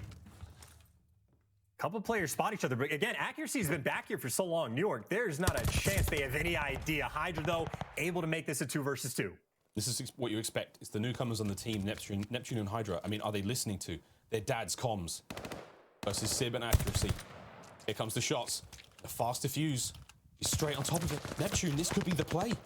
They say Halo kids don't diffuse. And this one, with Hydra covering him. And there you go. Pops the Let's go, baby! Play. I love it. Out of the subliners. Come Round on. 11. Here we go. I believe, dude. Plays like that win games. What a call to make that happen. And again, it was the good intel. They figured out accuracy was in the back. And as soon as they cleared out that site, you know no one's going to be able to get up top and jump over. So Hydra's got the cover. And the Halo kids do defuse. Round 11. Pros don't fake, everyone. Remember that. Both of these teams. All right, last round. You got Seattle on the attack. Here we go. Fast hit towards A. Tried and true. The island player accuracy makes his way across map. He's going to be flying solo. No, backs on up to help out. Exchange of lethals. Exchange of tacticals. Not everyone's pockets are empty, though. Here come the throws. Krim trying to find anything here. Nades up. He is taking a barrage on the backside of that tank, but lives to fight another day. Chance, we're still all good. 4v4. New York have adjusted their setup as well, right? Hydra consistently was playing in towards HUD. Now he's playing tighter on the cross. They know that that bomb is going down. Number 6 might make a move. Neptune trying to get the guy off bomb to pinch him together. Couple trades come through. It's a 2 versus 2. But Clayster's so far out of the fight and the bomb is down. Come on, Clay. 1v2. Show my baby. Clayster needs this clutch. This guy's been in this position before. He should be able to find Sid. 1v1.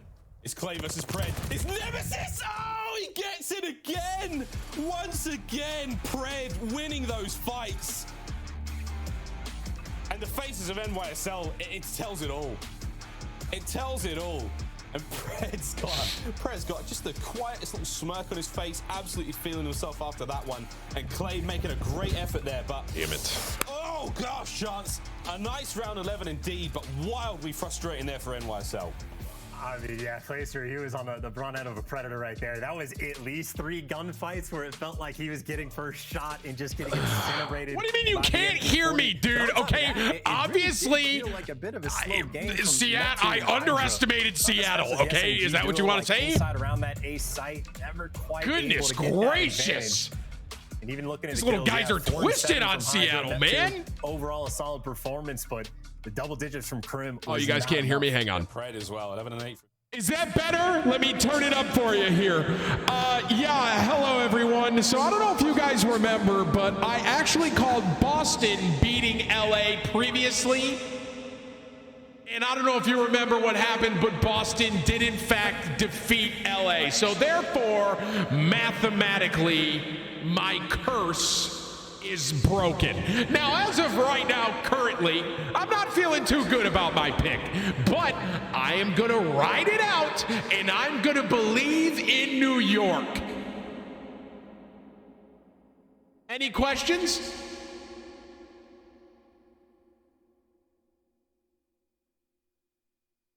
I think even one stat that stood out to me, it looked like at the end, Neptune might have been 8 and 8, but only 3 non-traded kills. So it's not like his impact is really felt. He was getting traded out consistently. And how about this one, by the way, from Matt, where he gets the ace just to run it up a little bit. I mean, I think New York maybe had that one round in round 10 where they made the bigger play.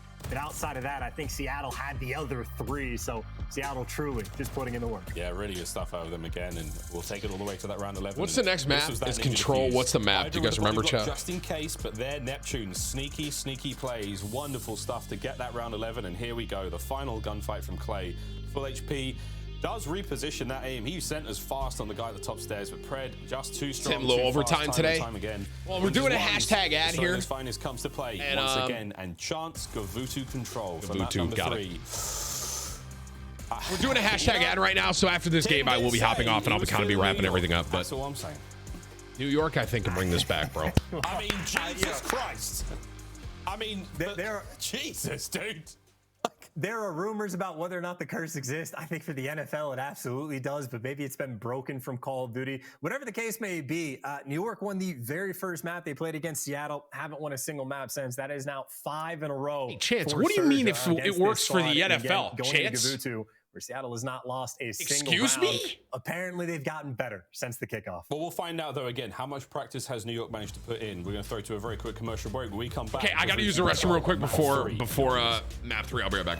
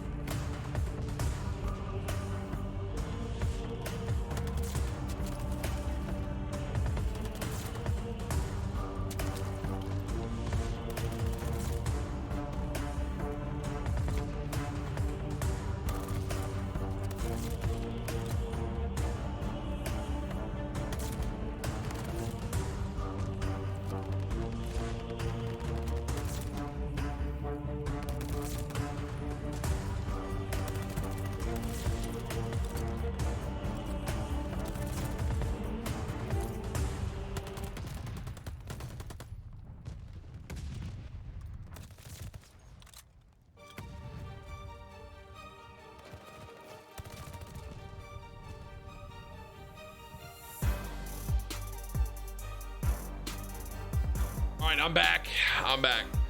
Space 6 to 25, man. No messenger, but thank you.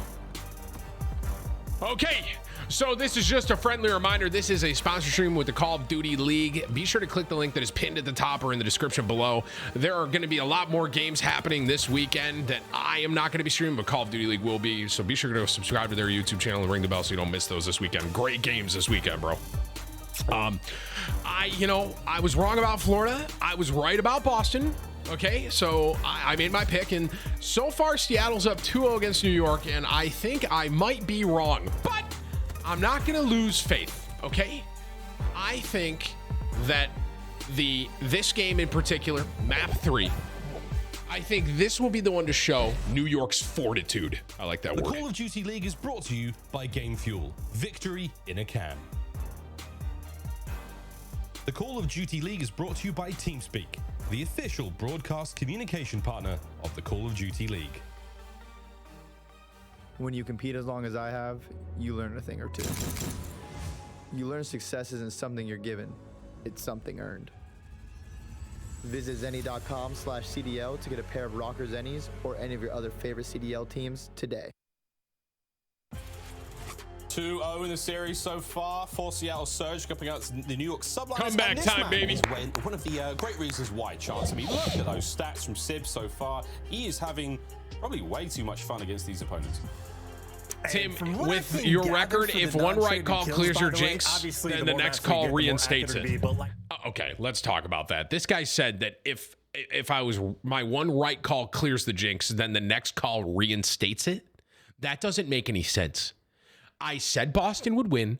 Boston won. If New York somehow hypothetically loses us, it doesn't mean the jinx is back on. That's not what that means, bro. To slow down. There we go. This could be the final map in the series if you are in fact. No, it's not. New York's going to win.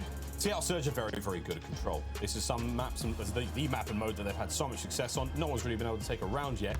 This is going to be a huge one for NYSL to climb out of. A very, very tough spot to climb out of. Can they do it? Of course they can.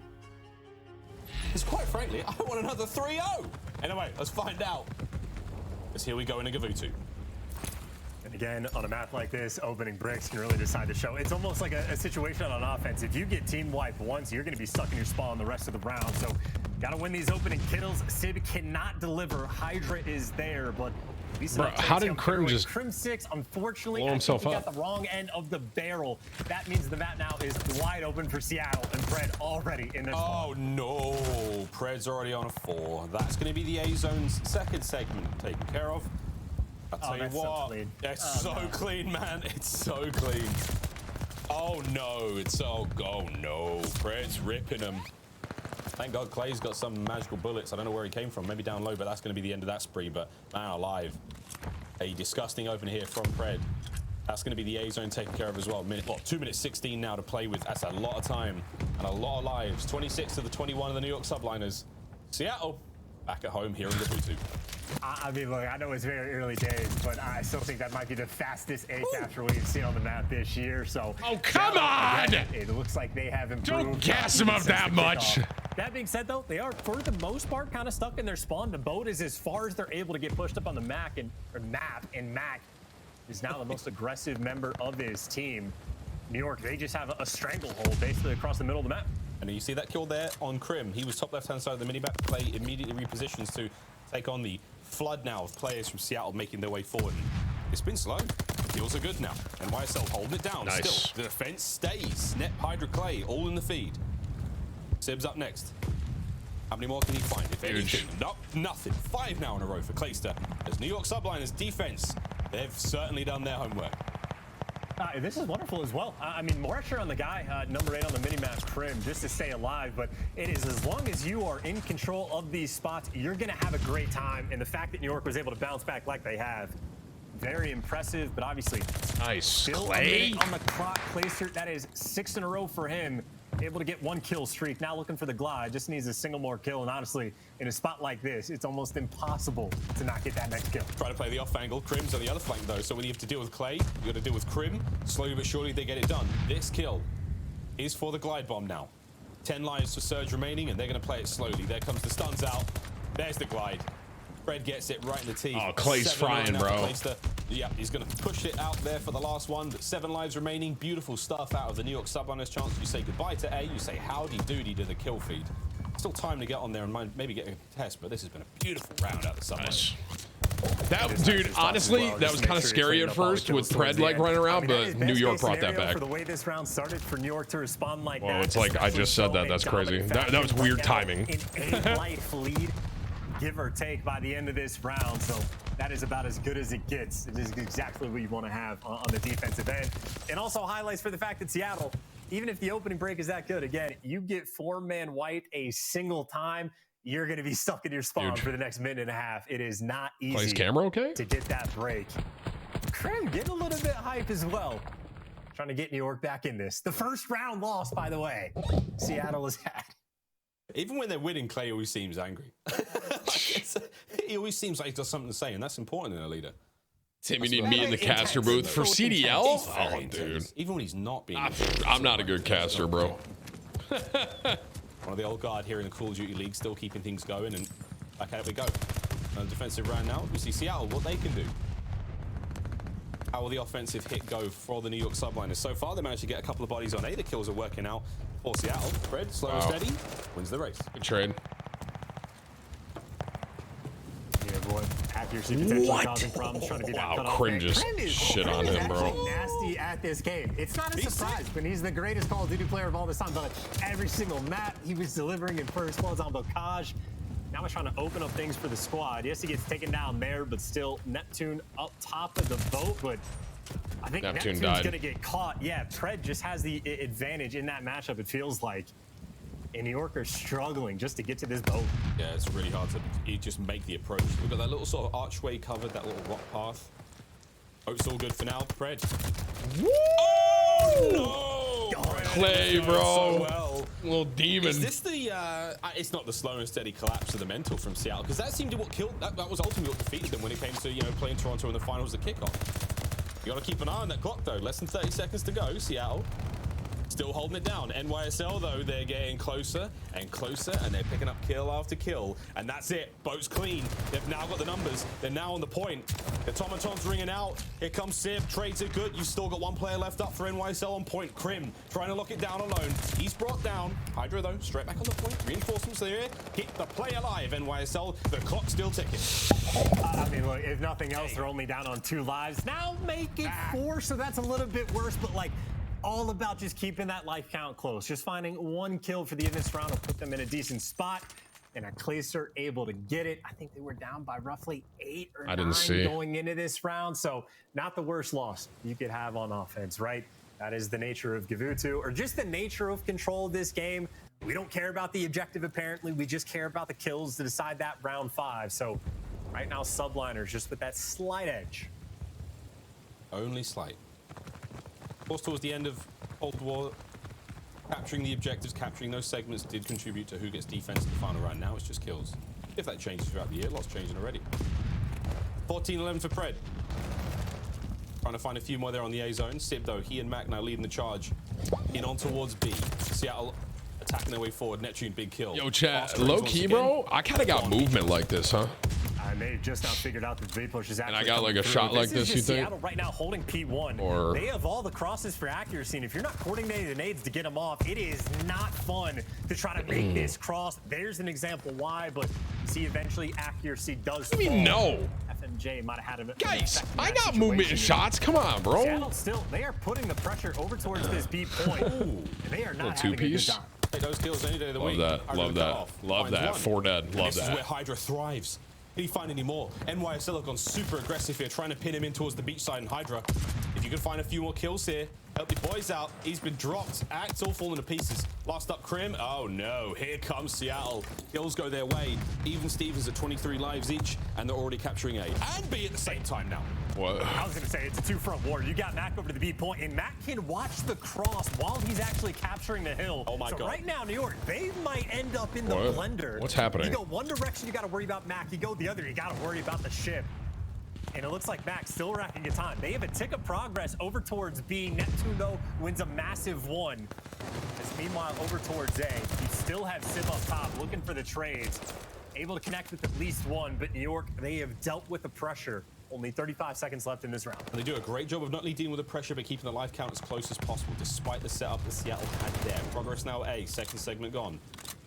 Trying to make something happen towards B, maybe on the next set of lives, but you have to contend with Hydra in your spawn. Hydra is still there, being annoying. Can his teammates win the battle over towards A? Less than 30 seconds on the clock to play with. Wow. A segment, though. This kid's Civ is crazy, bro. An additional minute. This is huge.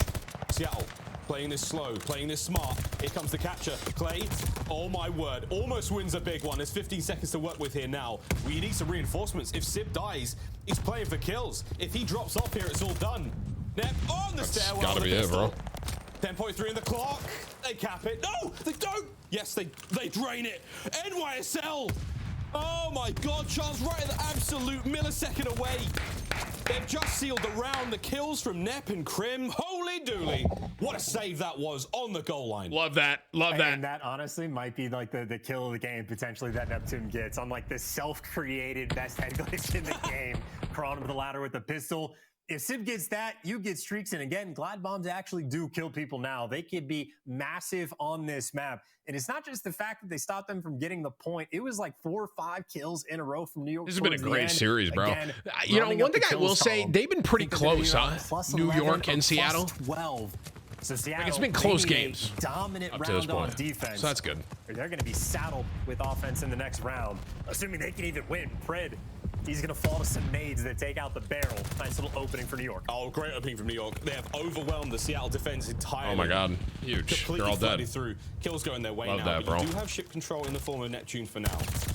What? It was short-lived. It was very short-lived indeed. Accuracy's watch 2 on the cross. Pred should be able to pick these guys up. This could get hideous real fast. Uh-oh. Seattle now tightening the noose around the subliners. And they've got plenty of air left in those lungs. But Accuracy, 1 kill at a time. He is slowly but surely putting New York to task. Oh, my word. It's non-stop, man. The kills keep going. Chance. And this Hetty is so dirty right here, bro. Just one way out of spawn. One little moment to get yourselves back on a Gavutu. It's a big island, beautiful place. Get out there, my try and see the God, sights. he's full stunned and just gun clay. I mean, What? look, New York has joined the Turtle Club, right? Their only goal right now is to not get massively outslayed. They walked into this round with like a 12-life lead, and now it's already down to what, maybe 4 at best. Seattle, they have turned it on. This is the round they needed. This is the one.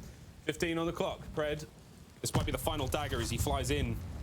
Keep him there. 10 more seconds. I think we're tied on kills, by the way. I think we're tied.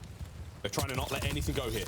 Oh, there it is. Nep gets dropped. Accuracy's trying to find the angle for 1 more here. Krim's got the backline covered. It is for kills. Trying to find defense. We will find out who gets it here in this final round. That was disgusting. Look, is there a total kills thing somewhere? The kills are going to be weird just because of like the deaths to the barrels. Like Pred had one at the start of the round. I think Krim had one before. But I think if I did the math right, and again, I might get screwed up because of the barrels, I think Seattle literally just got it by a kill. We'll find out.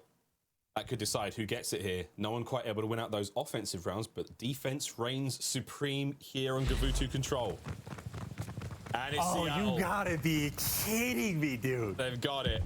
No way, dude. We'll see if history can repeat itself once more. Will New York subline? Dude, Seattle got it by 1 kill? Surely, oh, brother. Surely not. Oh, as this is now for brother.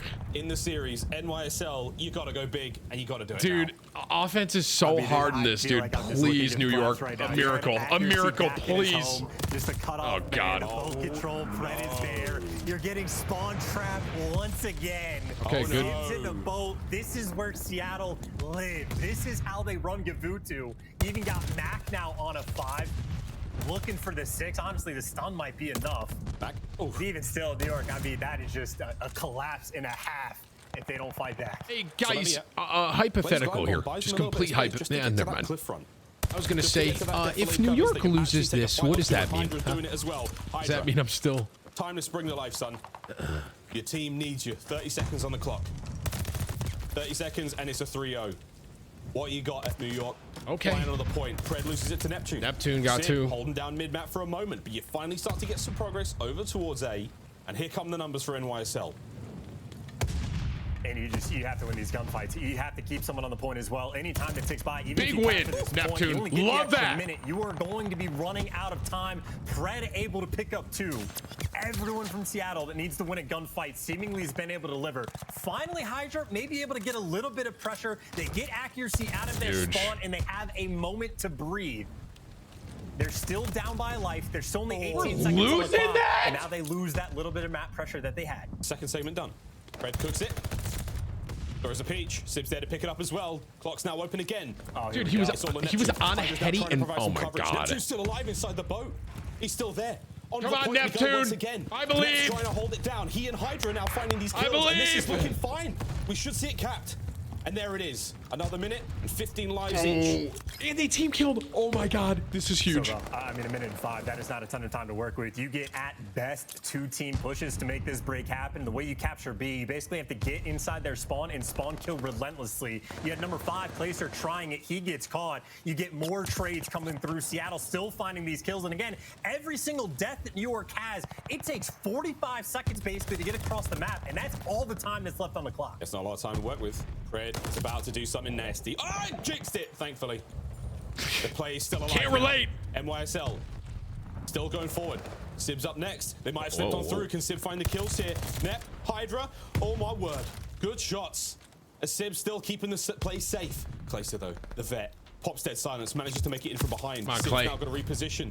Clay living, doing the very best he can. Less than 20 seconds out of play with. Oh, here comes the strafing If that run. Should animation- get at least that player off of the point. Will Max stay alive? Here it comes, and it misses. Neptune getting closer. There's the contest. Brother, how did that not? We're going back at it, baby. Sib can't quite take care of the players. They're on point. 9.2 on the clock. We stop it. Pred's on the flank, and here he goes all the way from Australia. Finds himself a 2-piece, but the play's not quite done yet. We still have to deal with Neptune on point. Can they find the kill? Nep's dancing around, trying to find something. Sib's there for the kill, and that is going to be it. Oh my God! It is over. Seattle Surge continue to prove to be the absolute kings of Gavutu, and that is a 3-0 complete. I mean, hey, they might have lost a couple rounds, but still undefeated on Control. And that round 4, I mean, again, rewind on YouTube, do the math hopefully better than I can, but I think it was about a 12-life lead going in a round 4. Seattle needed it to be dominant, and they eviscerated them. I mean, a breakdown of a round for New York. Guys! They lose out on defense by a single come kill, on! which honestly could have even Dude, been influenced just by the barrels exploding. I have no idea, but they got defense on round 5. Seattle, they're not going to let it slip. Well, welcome back, guys. First of all, amazing cast. Me and Allie were watching that. We were like, man, these guys are really getting the energy lit in here. But how are they so good at Gavutu? They seem so ahead, Allie. You know what? It was this one thing I was actually talking to you about it earlier in S&D sense, but it works in Control as well, where the A site, I hate the teams just happen to give that up when it comes to Control. They're like, oh, it's closer to the other team. They'll get that cap way faster than we can defend it. So they kind of give it up about midway. I don't think this is my fault. Seattle Surge doesn't do that. They send Mac past boat, and it's just free kills because nobody expects a player to be pushed up that far, because then it's always, oh, well, you left B lane open. Just leave one player there. Once you get to the information, then work on the retake for B side. So the fact that Mac is able to push past boat, which not a lot of players do. Seattle tweeted at me, bro. Is that why I think they see a lot of success in it? Absolutely. Miles, talk to me a little bit about that search and destroy. Is it my fault? Man, all the way to around I don't think it's my 11, fault, bro. Boston won. Okay, What does thank Seattle do so God. well? Thank God, I mean, Boston Seattle, won. they Holy just don't let any frick! kills get away, like untraded. Their teamwork's so on point right now. Like, you know, they're playing so fast. I mean, the amount of times we called it, we're like, oh, that guy's got 1 kill. He maybe be hurt. He's going to die in a second's time. You know, I mean, we'll see the stats back that one up as well. The trades, they're so effective, man. The teamwork's on point, and they're all playing at such a high pace as well. I mean, no matter how good you are at the game, no matter how much experience you have, you can't take on 2 dudes at once in this game. It is nearly impossible. Absolutely. Chance, I think it's safe to say Seattle is the absolute real deal at this point. That's back-to-back consistent showings we saw to them versus this New York squad. And they're coming off a second-place finish. I mean, the guys are nasty. And I mean, they're making like consistent big plays too. Like, even think about the search and destroy, like around 11. But Seattle, anytime it was close, I think they had like 3 of the clutches out of the 5 total, like going toe to toe against some legends. Hey man, not for nothing. Those games are pretty close. Like New York gave Seattle a run for their money, but that Seattle team is kind of crazy, dude. That little kid Sib is nuts, dude. And Pred was kind of popping as well. It is worth pointing out though for New York, like if a couple little things go right, like if the score or a kill streak from Clay towards the end, Curse is back on the table. Maybe it goes a little bit different, but if you're hoping for all the little things to go right, it's never going to be enough. And a series like that from Seattle, that was just as clean as you could ask for. Yeah, and you know, talking a little bit about New York, like it's not all bad, right? Like we had some great moments out of Crim6. He had a really good series overall. I think at one point you were like, Crim is actually nasty at this game, and it's true, man. The guy was going off. I think the primary focus for them, it's got to be getting Neptune and Clay to become a little bit more consistent. Clay starting off that series a little rough. started to get into his own in maps 2 and 3, Allie. Well, speaking about consistency, you know, as we were going into this, the key to victory was for Neptune to kind of really step it up. And when it came to that search and destroy, I thought I saw a shining light in Neptune when it came to the New York subliners. And unfortunately, it was Hydra that kind of slowed down. So again, I'm wondering when it comes to this duo, if they just don't have the pacings on point for each other just yet. But again, Seattle 3-0, they proved that that wasn't just a one-off in kickoff. Yeah, you know, looking at New York, this team is obviously a long play. Yeah. They still have a lot of time. Remember, Clay's coming off of COVID, so maybe didn't get as much practice. But what we saw to Hydra as well, he had a pretty good series. He was having some big moments. Miles, talk to me a little bit about what you saw to New York, what they can improve on.